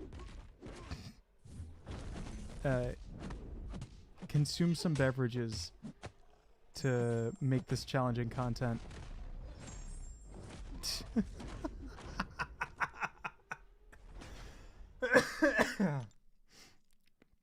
But yes, I don't mind throwing a few revives at him, because I have been doing nothing but selling revives from my overflow the past few days, and it just feels so bad, because I remember when those used to be like, you know, a hot commodity. You up the skill factor? Yes. It's a little bit of a requirement. I've stopped drinking, I want to say maybe an hour ago, but well, Abby Doe is gone. Someone must take his shoes.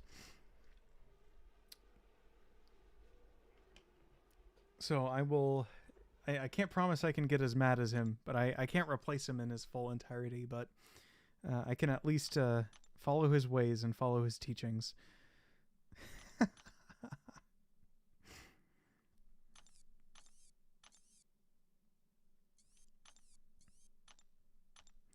I'm hoarding as I left some Karinas to do for stuff like this. When you got stuff to burn, I will be doing something tomorrow myself. Yes. I was thinking that they might announce something during Summoners Fest, but I don't know what they could potentially even do. Did I get a title for something? Oh,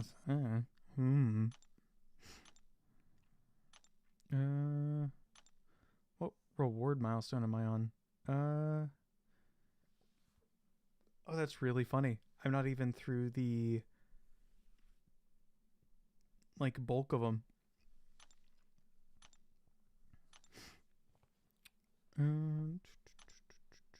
Oh, and the last quest is cosmic. Dude, I'm so chillin'.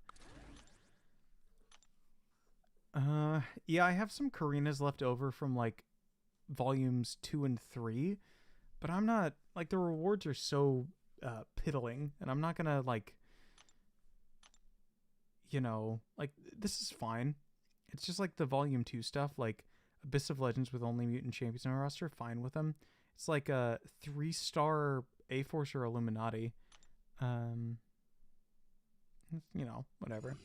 I offered to do free stand-up for Summoners Fest if they sponsored me to go. I did not hear back. Just gotta keep asking them. You gotta keep sending emails. Just whatever you got. All right, I'm gonna head out. Peace out. Have a good stream. Thank you, Snoozed. Have a good night yourself. Necro 2.0 is my guess, hence why I'm starting to finish up the last 2 I have. Plus the rewards are Nexus Titans, so good time to get them done. Oh yeah, yeah. If the rewards are still meta, so why I'm happy that like Nexus Titans are still so like pertinent, I guess would be the best way to describe them, because they're not pertinent, like eternal. Like a lot of, like they'll never go out of style, basically.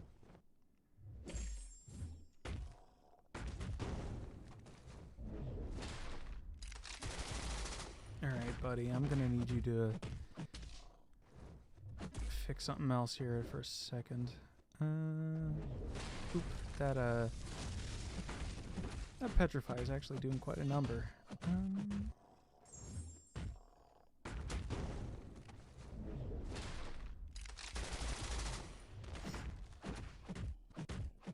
Probably not the best matchup to do this on.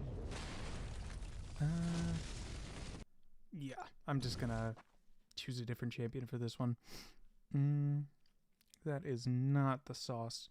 Yeah, I need Hevo out of the pool that I'm saving. Plus I pulled Frank off 3 damn crystals, was just trying something well. Well, that's a good thing to try. I would say you succeeded. Did you succeed, I would say? Is your Frank shiny? Do you have a shiny Frank? Does he look pretty?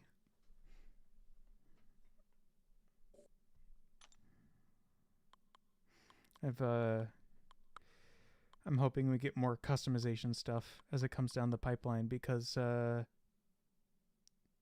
he's very pretty, quote unquote. Why do you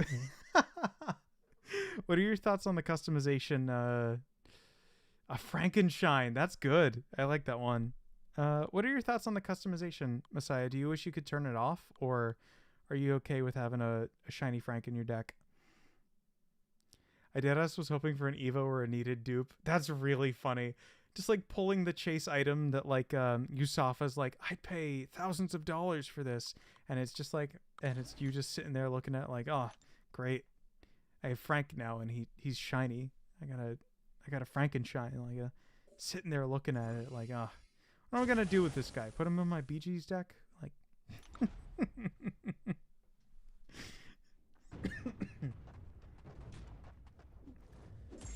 it's funny because what's his face? Dracula. I've encountered a few shiny versions of those boys in Battlegrounds, and those are always funny because, you know, it's a shiny Dracula, like Twilight, and those always make me cackle because those are great, because it's like, oh yeah, this dude really big Twilight fan. Probably never the case, but always good to see.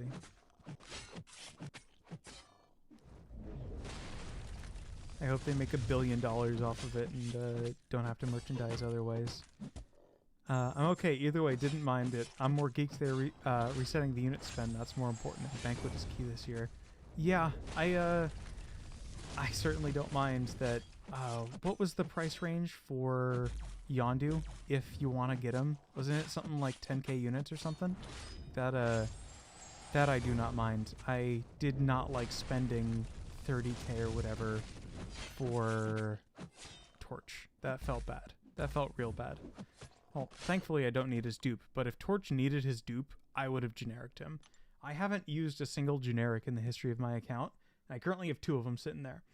And I have champions that I could generic and would probably be good if I genericked. I am just very indecisive, and I don't want to spend that rare reward.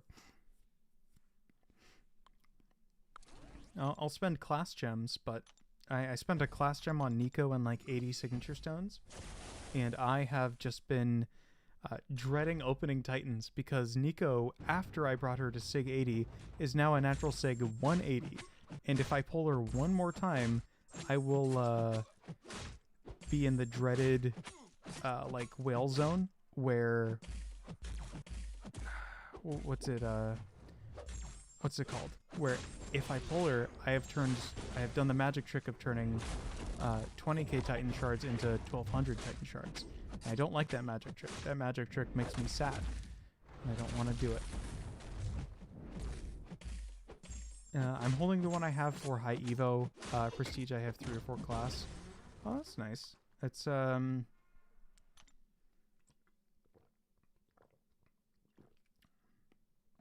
don't know how much of an impact he'll have on my prestige, but I know he'll have an impact. But I like banning him in Battlegrounds too much. I quite like being able to just deny the prestige boy. I'm not even looking ahead at the fight. I might have made a very stupid decision. Alright, who do I have left? Anyone particularly challenging? Maybe Spunk is the worst one? I need SIG so bad. I'm hoping for great SIG deals for Black Friday. You know, they tend to roll out those more for the sale events than they do for Banquet.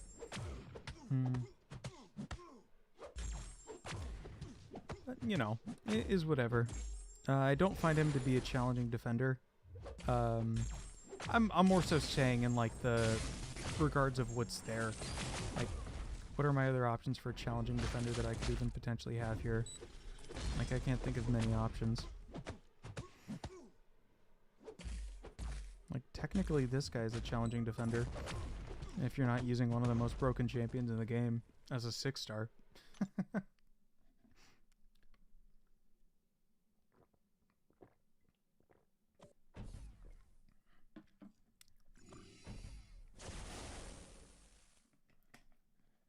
I think it's interesting that the champion pools for like the monthly EQ seem to be stuck in like, I don't know, 2022, and that like the actual defenders that have come out since then and now are just banned, as well as some higher tier defenders are just not potential options for this monthly EQ format, because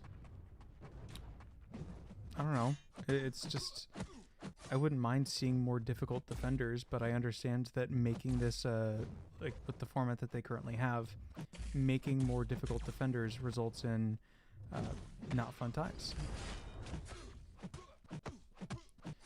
Man, I got my fingers crossed that the Cosmic Champ coming is Hulkling or CGR. I doubt it, dude.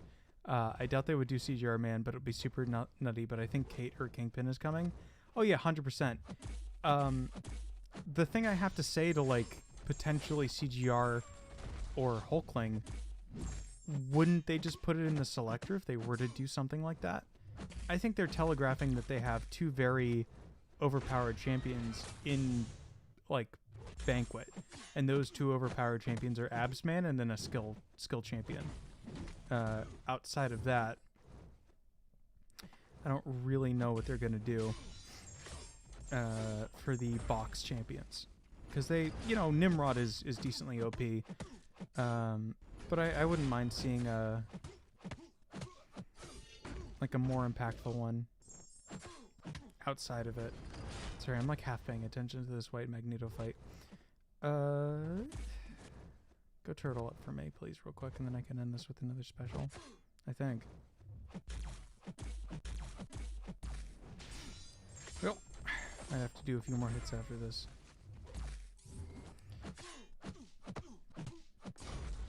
Yeah, I think they'll be in the 6-champ box to make people spend on it. I mean, what was the 6-champ box last year? Like, I don't think there were any specific standout champions. Like, all of them were good, because like all of them were reworked, so all of them had like the right space. Like, I remember there being a definitive stinker in the terms of like Battlegrounds applications in the form of Sentry, but you know, he's pretty good in other places.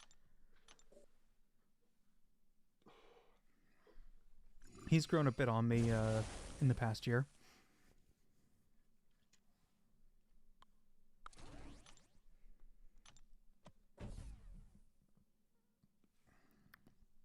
I forget what champions are even 6-star locked that would be good. I wouldn't be surprised if they did like the other rework was Cosmic. Like, just straight up.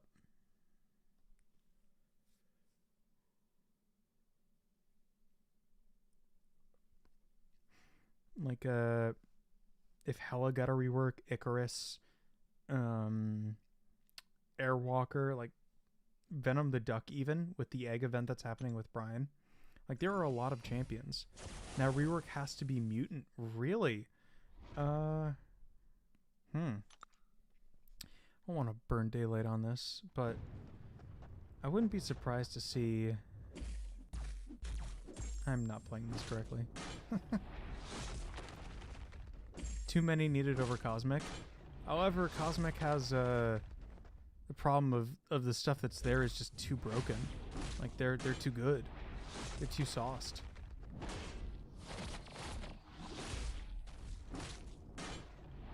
They're too cracked.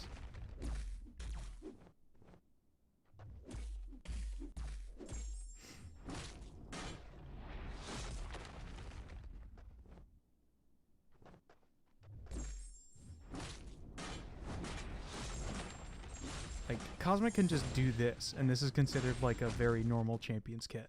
Like, what do you mean Cole exists in the game? I can see Thor Hela only in Cosmic as reworks. Yeah, I mean, they did Jane Foster, and there wasn't really a thematic tie between any of the reworks for last year. So, who knows what they could be doing. God, I gotta put a relic on... what's her face? Carolina. But yeah, I mean... Toad is coming rebalanced in Mutant. Like, that's coming in December or January. And that's like the most recent Mutant champion that I think would be like a killer.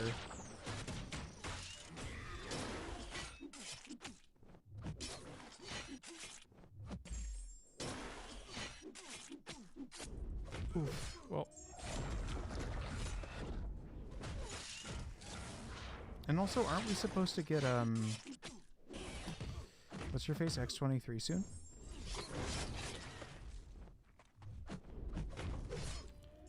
Beast, Deadpool, Wolverine, Psylocke, Jubilee, to name a few. Yeah. Keep in mind, they also have Kitty. So, if they're looking for a really good champion to put in, it might be Kitty. But Kitty's just so broken. I don't think they're gonna do that. I think Kitty and Ghost are, like, gonna be stuck in their little holes for a while. I don't think we're gonna see Kitty and Ghost come out for a bit. I think Kitty, Ghosts, Hulkling, CGR are... We're not gonna see them. It's gonna be a while.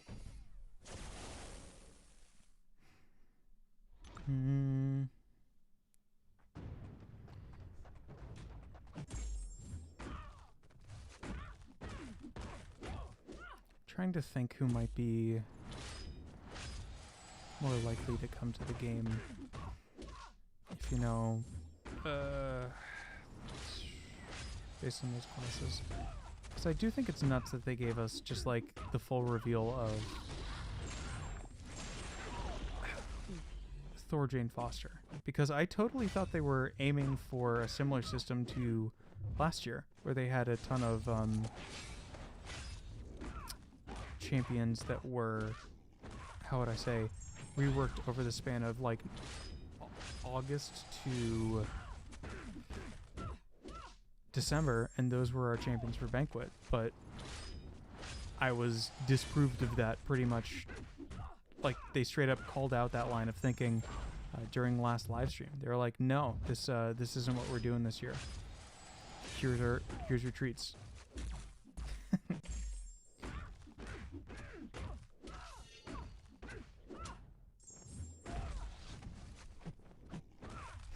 This is just straight up unblockable.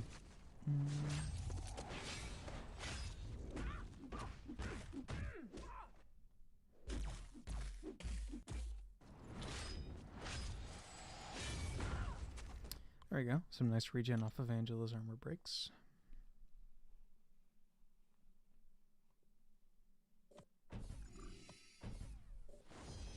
But yeah, what was it? Whatever update introduced a ton of new profile pictures for the mutant class, I thought we were going to get like a ton of mutant reworks, and then they just left most of them alone.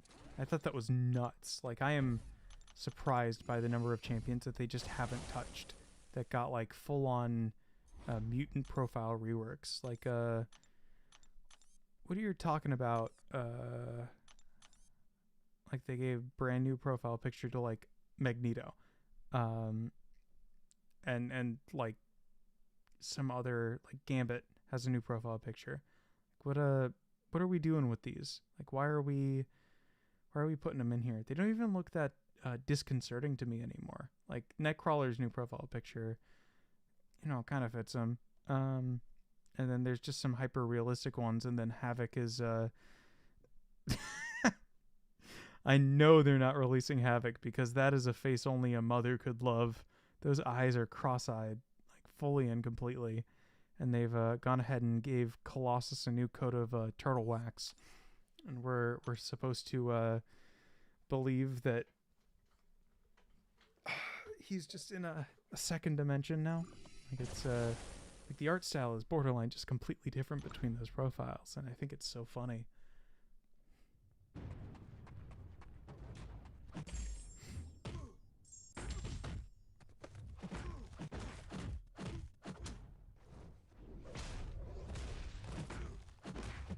Alright, let's actually use Hyperion's abilities here.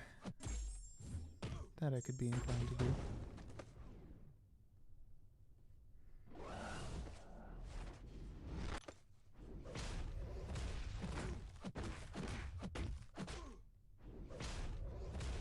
I do love that he hit the A pose for a second.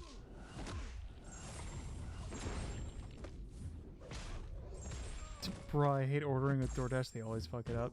That's nuts. What happened? Where'd you order from?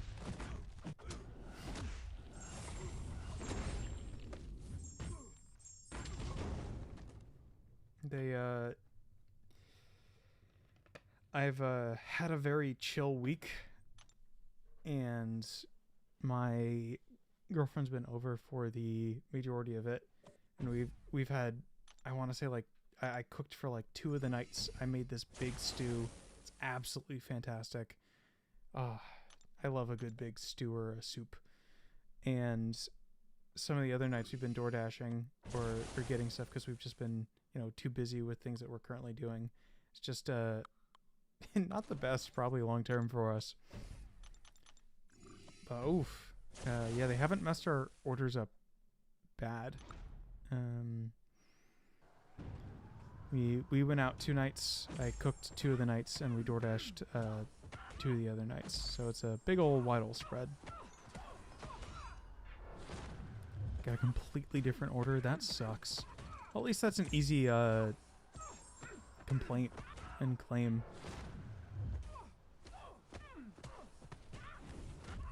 The whole special lock thing is very annoying.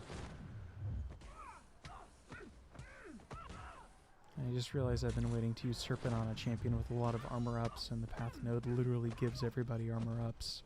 So...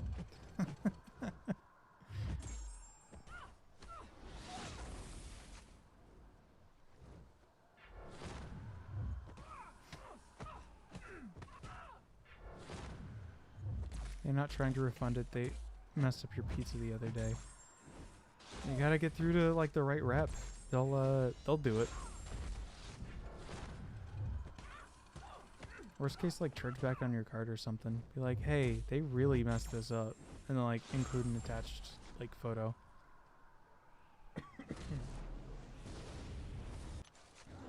Might just be area specific, though. I'm near a lot of college kids, so... yeah.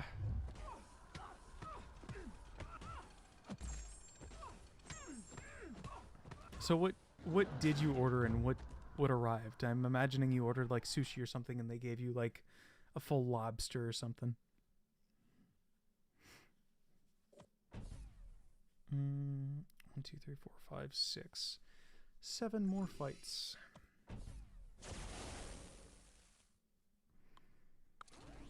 Got at least 7 more good. I got at least 6 more good cosmic champions.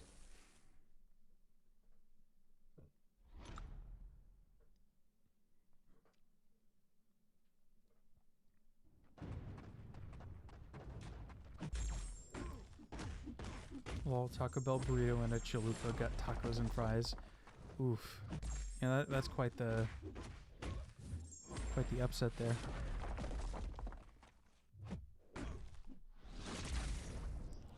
A man's Taco Bell order is sacred.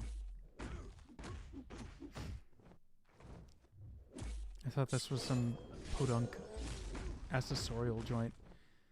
Not a man of the bell. They really mess you up there, man. Especially at 2 a.m. Oof. And you know that takes like 2 hours to arrive.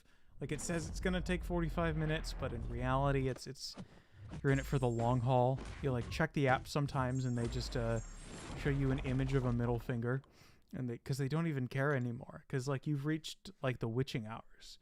Once you're like approaching the 2 a.m. mark, like there's maybe 4 drivers on the road. The demand curve is flipped. Like they're in it to hate. Like there's no longer yeah, ordered it over an hour ago. Yeah. Every single food item that you get will be cold no matter what you order, except cold items, which now will be hot. Like you can order like a pint of ice cream and it comes completely melted and it's somehow at like 50 degrees. And you don't question it because it's 2 a.m. and you don't know how they managed to mess it up that bad. However, a man's Taco Bell order. That's some sacred stuff there, man.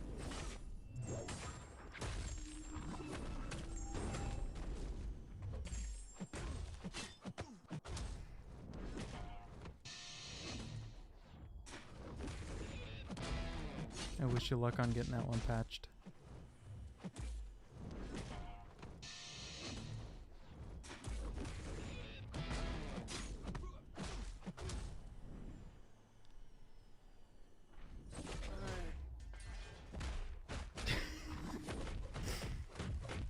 Yeah, and then you get like pissed off at 2 a.m. and you're like, damn, I can't believe I'm mad at 2 a.m.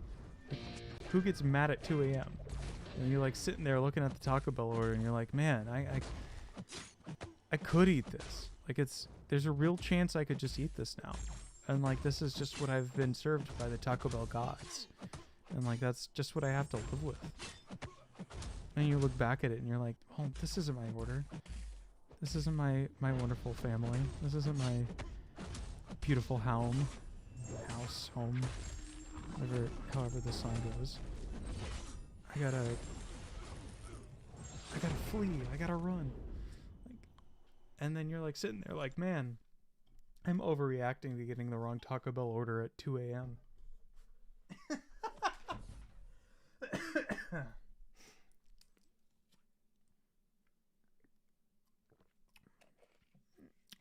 Listening to some idiot stream a mobile video game.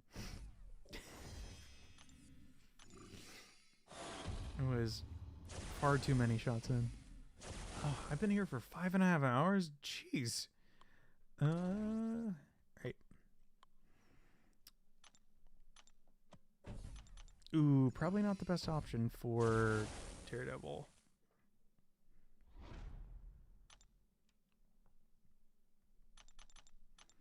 Now I want what I want.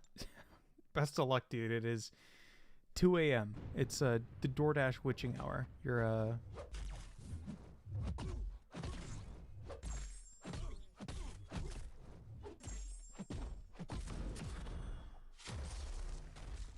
Oh, I'm in for a very bad time.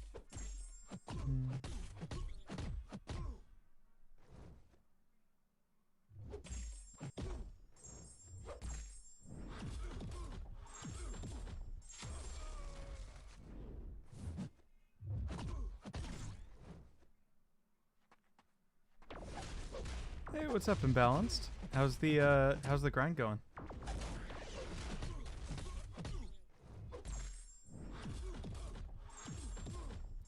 Last I saw you were at like 400 and I had sipped away for a little bit just to like, you know, catch up on some real life stuff, and then I checked back in and you were sitting at like 350.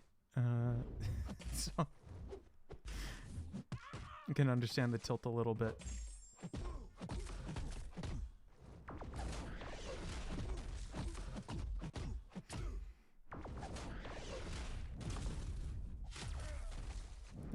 I'm just gonna launch a special 3 here.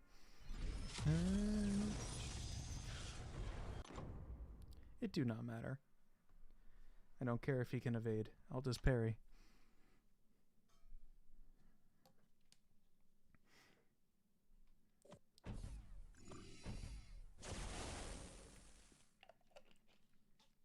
But yeah, I was keeping pace with you for a little bit. I started a little bit after you in balance, and I got all the Radiance milestones, and I was like, I'll just chill here for a bit. I think I have a few hundred more to go in the point system for the Battlegrounds anniversary party. Yep.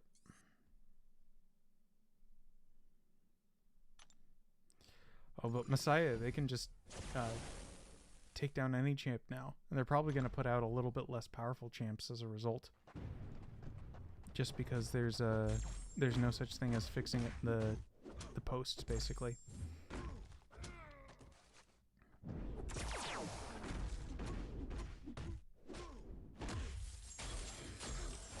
Not to be a bummer, but yeah.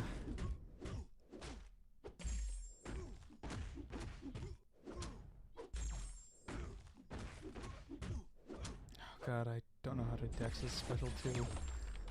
Oh, I should have just blocked it. I should have just blocked it.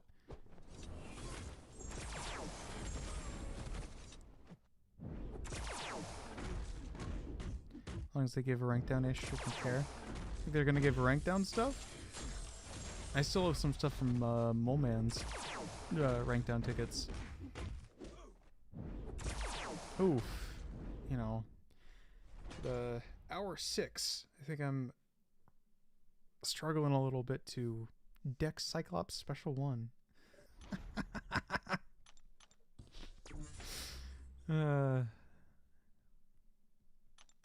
This is why we have a stash, Messiah.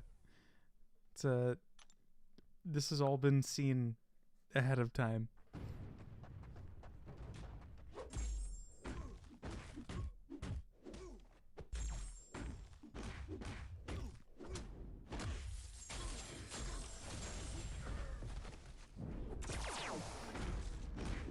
So it is known.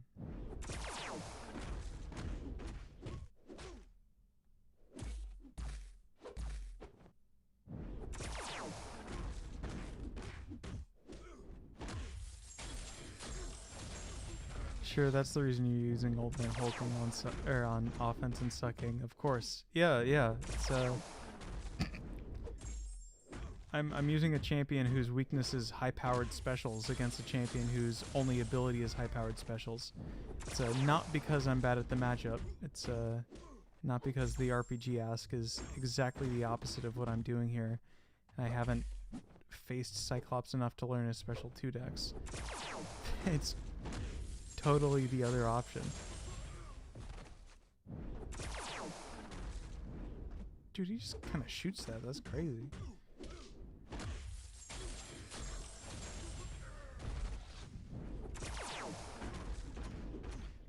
Three years ago, you saying you died to a Cyclops would be an insta-kick. Alright, Cyclops 5, I think. I did 5 screwdrivers. I'm like...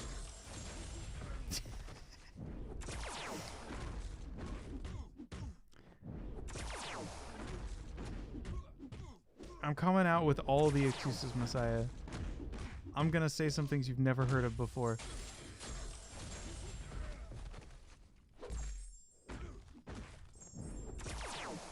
Dude, of course I died to a Cyclops. I got my Taco Bell order wrong.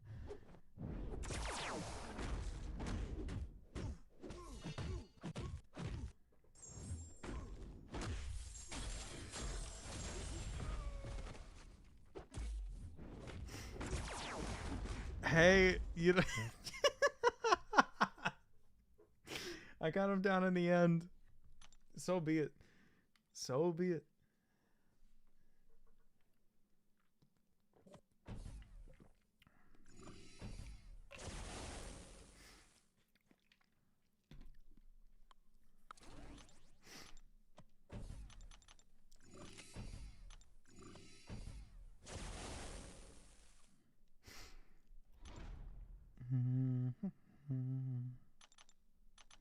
Am I actually using level 2 potions? I don't... Why are the level 1 and 2 potions near the level 6 health potions? Instead of being at the... You know, I'm not going to question it. I'm really not going to question it. I'm just going to use them and move on with my life. Hey, pro tip, bait the L1. Oh my god.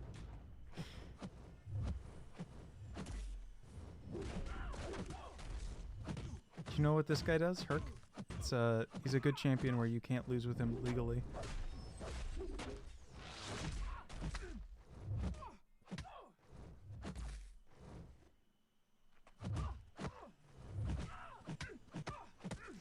It was a special 2 increases in damage based on the amount of armor the opponent has.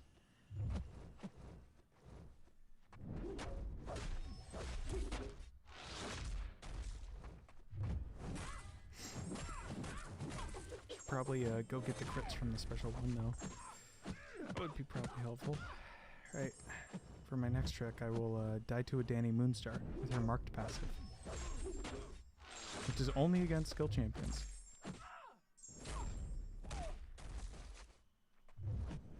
You're playing an immortal champ with an immortal counter, Lamau, priceless. Yeah, exactly. I'm finding the best matchups no one's ever seen before for the opponent.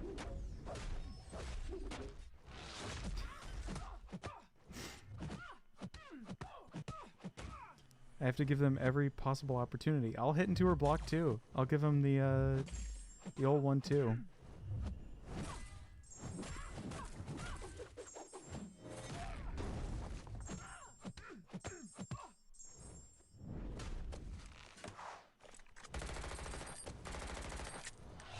Had to learn that one to get my guillotine.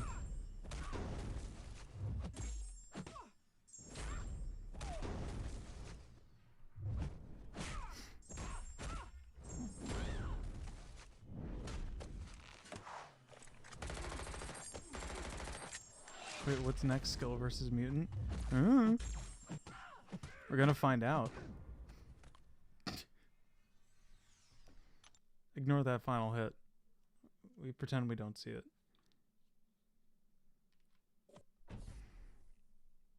I literally can't do skill versus mutant. I wish I could. So close, Daddy. Messiah, I don't need you rooting for the opponent here.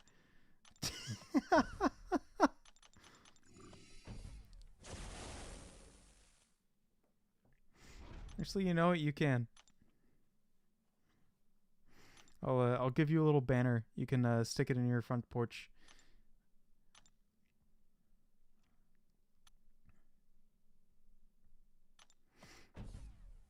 Great. For the next 9 days, I no longer have to sell health potions out of my inventory. I don't need to. You doing all the work for them, lol. Okay.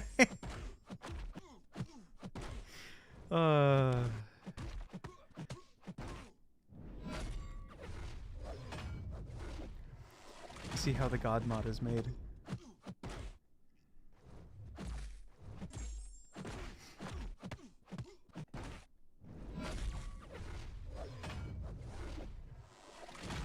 Of course, Gallon is applying the bleed vulnerabilities. His iconic bleed vulnerabilities. For when he does his bleed damage. And I totally haven't forgotten to swap the relic off of him.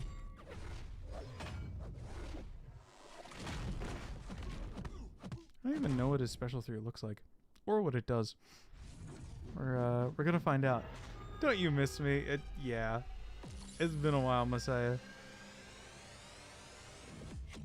I just be doing that. Good for him. Oh, what does Battery Bill special look like? Am I gonna even get a chance to see it? Come on, Harvest. Come on, Harvest! Oh, Jesus! I get to see Beta's special 3. You know that's what I intended. Let's just watch it. Isn't this so cool? How many shocks do you think I'll have on me after this? All of them? 20 of them? 30 of them? None of them?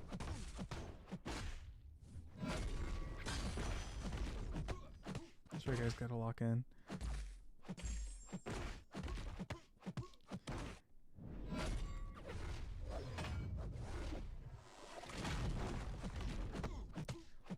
What was that, Messiah?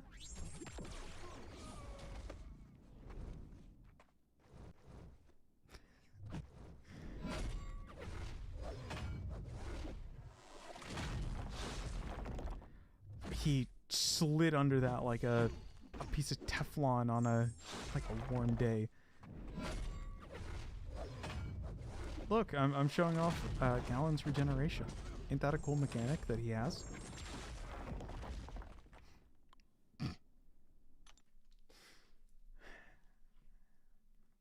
Alright, final fight, and then I get to open a Titan. Boo! Oh my god.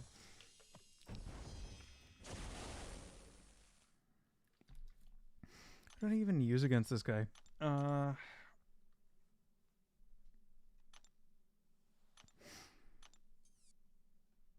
Sure, Banquet Health.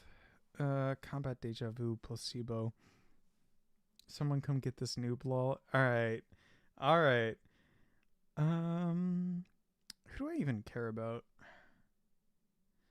Piggy? Spam? But Spam takes skill to play. I'm in multiple hours of this event.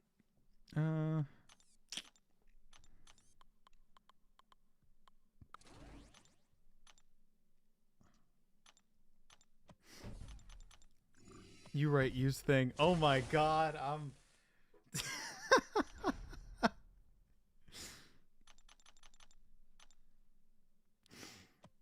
the shade. The shade.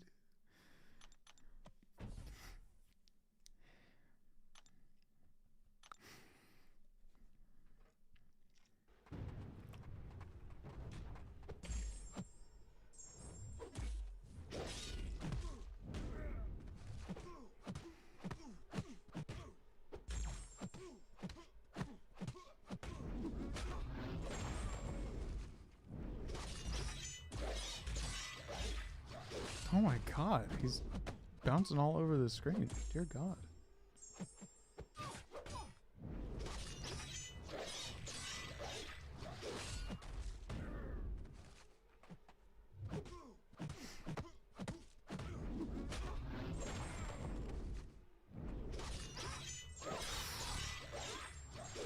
He'd be kind of moving quite a bit. Beta special 2 or 3. I think I'm set.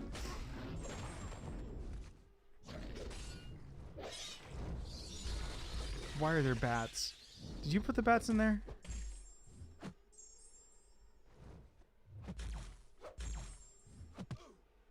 Messiah, why'd you put bats in a special 2?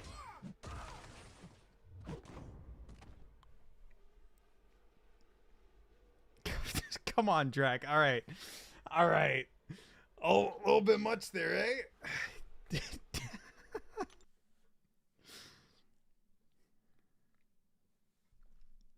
Smackula. I do hate how the reward system doesn't show you what you're earning. That's not the best. All right.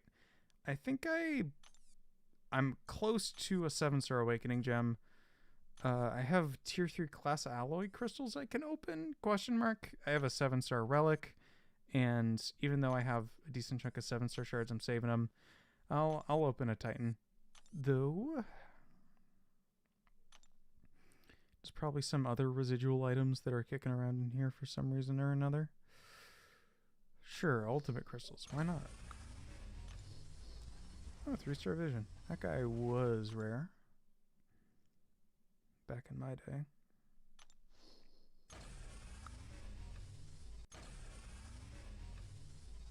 No mutant stones for gentle out of 16. Okay.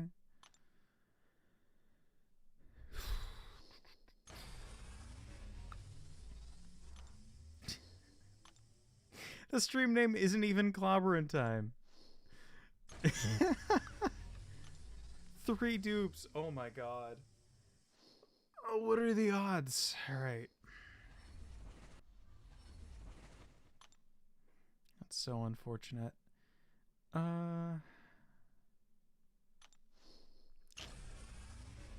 Large number of these. I'm calling it now. You getting Groot? I can't even get Groot out of out of any of these. That's not a thing I can get. You know what? Let's just open a 6-star for you, Messiah. Let's see. If this is a Groot, I will make you a god mod. Like I'll make you a super moderator. If you somehow called this being a Groot, this 6-star crystal right here, it'll happen. Those are my terms. Those are my conditions.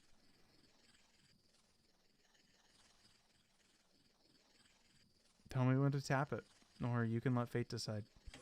Nope, looks like fate decided.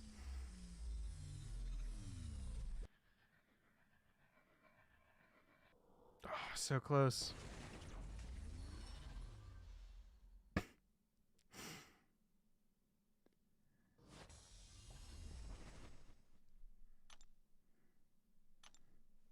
You know what kind of odds are those?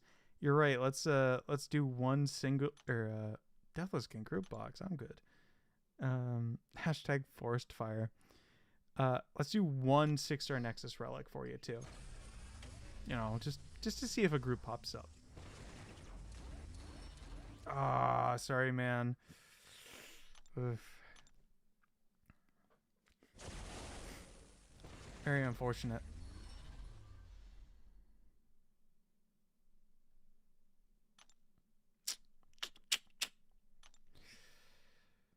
How the wheels wheel. I do enjoy you can choose which generation of relic to pick from, though. LMAO, you look like a Patriot fan. I'm a Cavaliers guy myself, personally, but I pick him because of his low sig.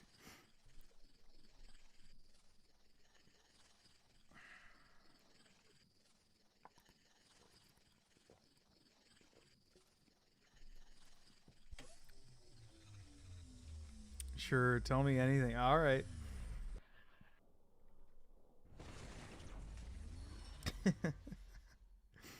I like Patriot. That's a double penetration science relic. That sounds horrible to say, actually.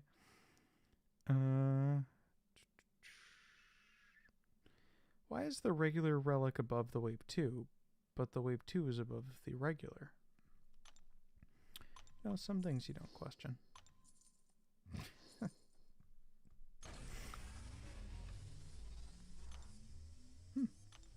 That's a good torch one.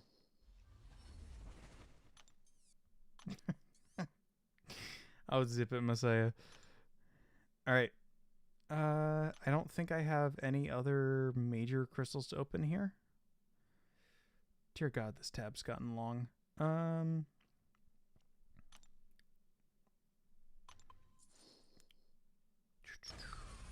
Science.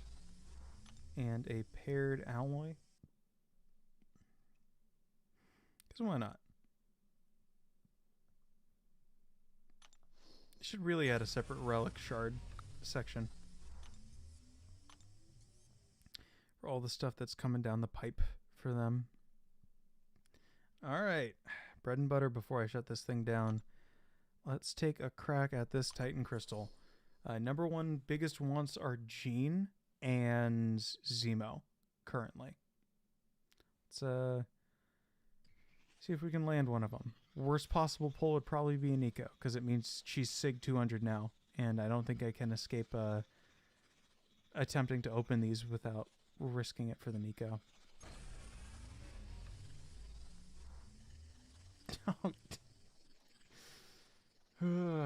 Instantly with the Nico prayers.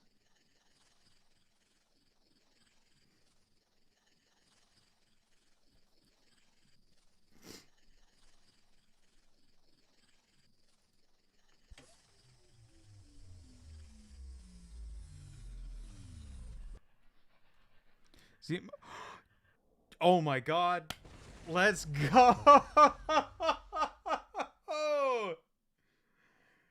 Oh my God, damn, hell yeah. well, that's it for this Titan. That's all I'm opening. Thank you, PP, for the luck. All right. Oh, worth it as hell.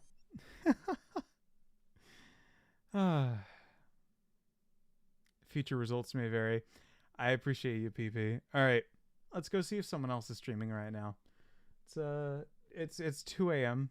or it's 1:14 a.m. my time. Oof. There's no one up right now. PP, I'm gonna ban you. All right, Mister. I know I don't abuse. All right. I think I'm gonna call it for the night. Maybe I'll inspect this Jean Grey some more, but the girls are fighting. All right, have a good one, guys. Enjoy the rest of your night, and yeah, thanks for sticking around. Bye bye.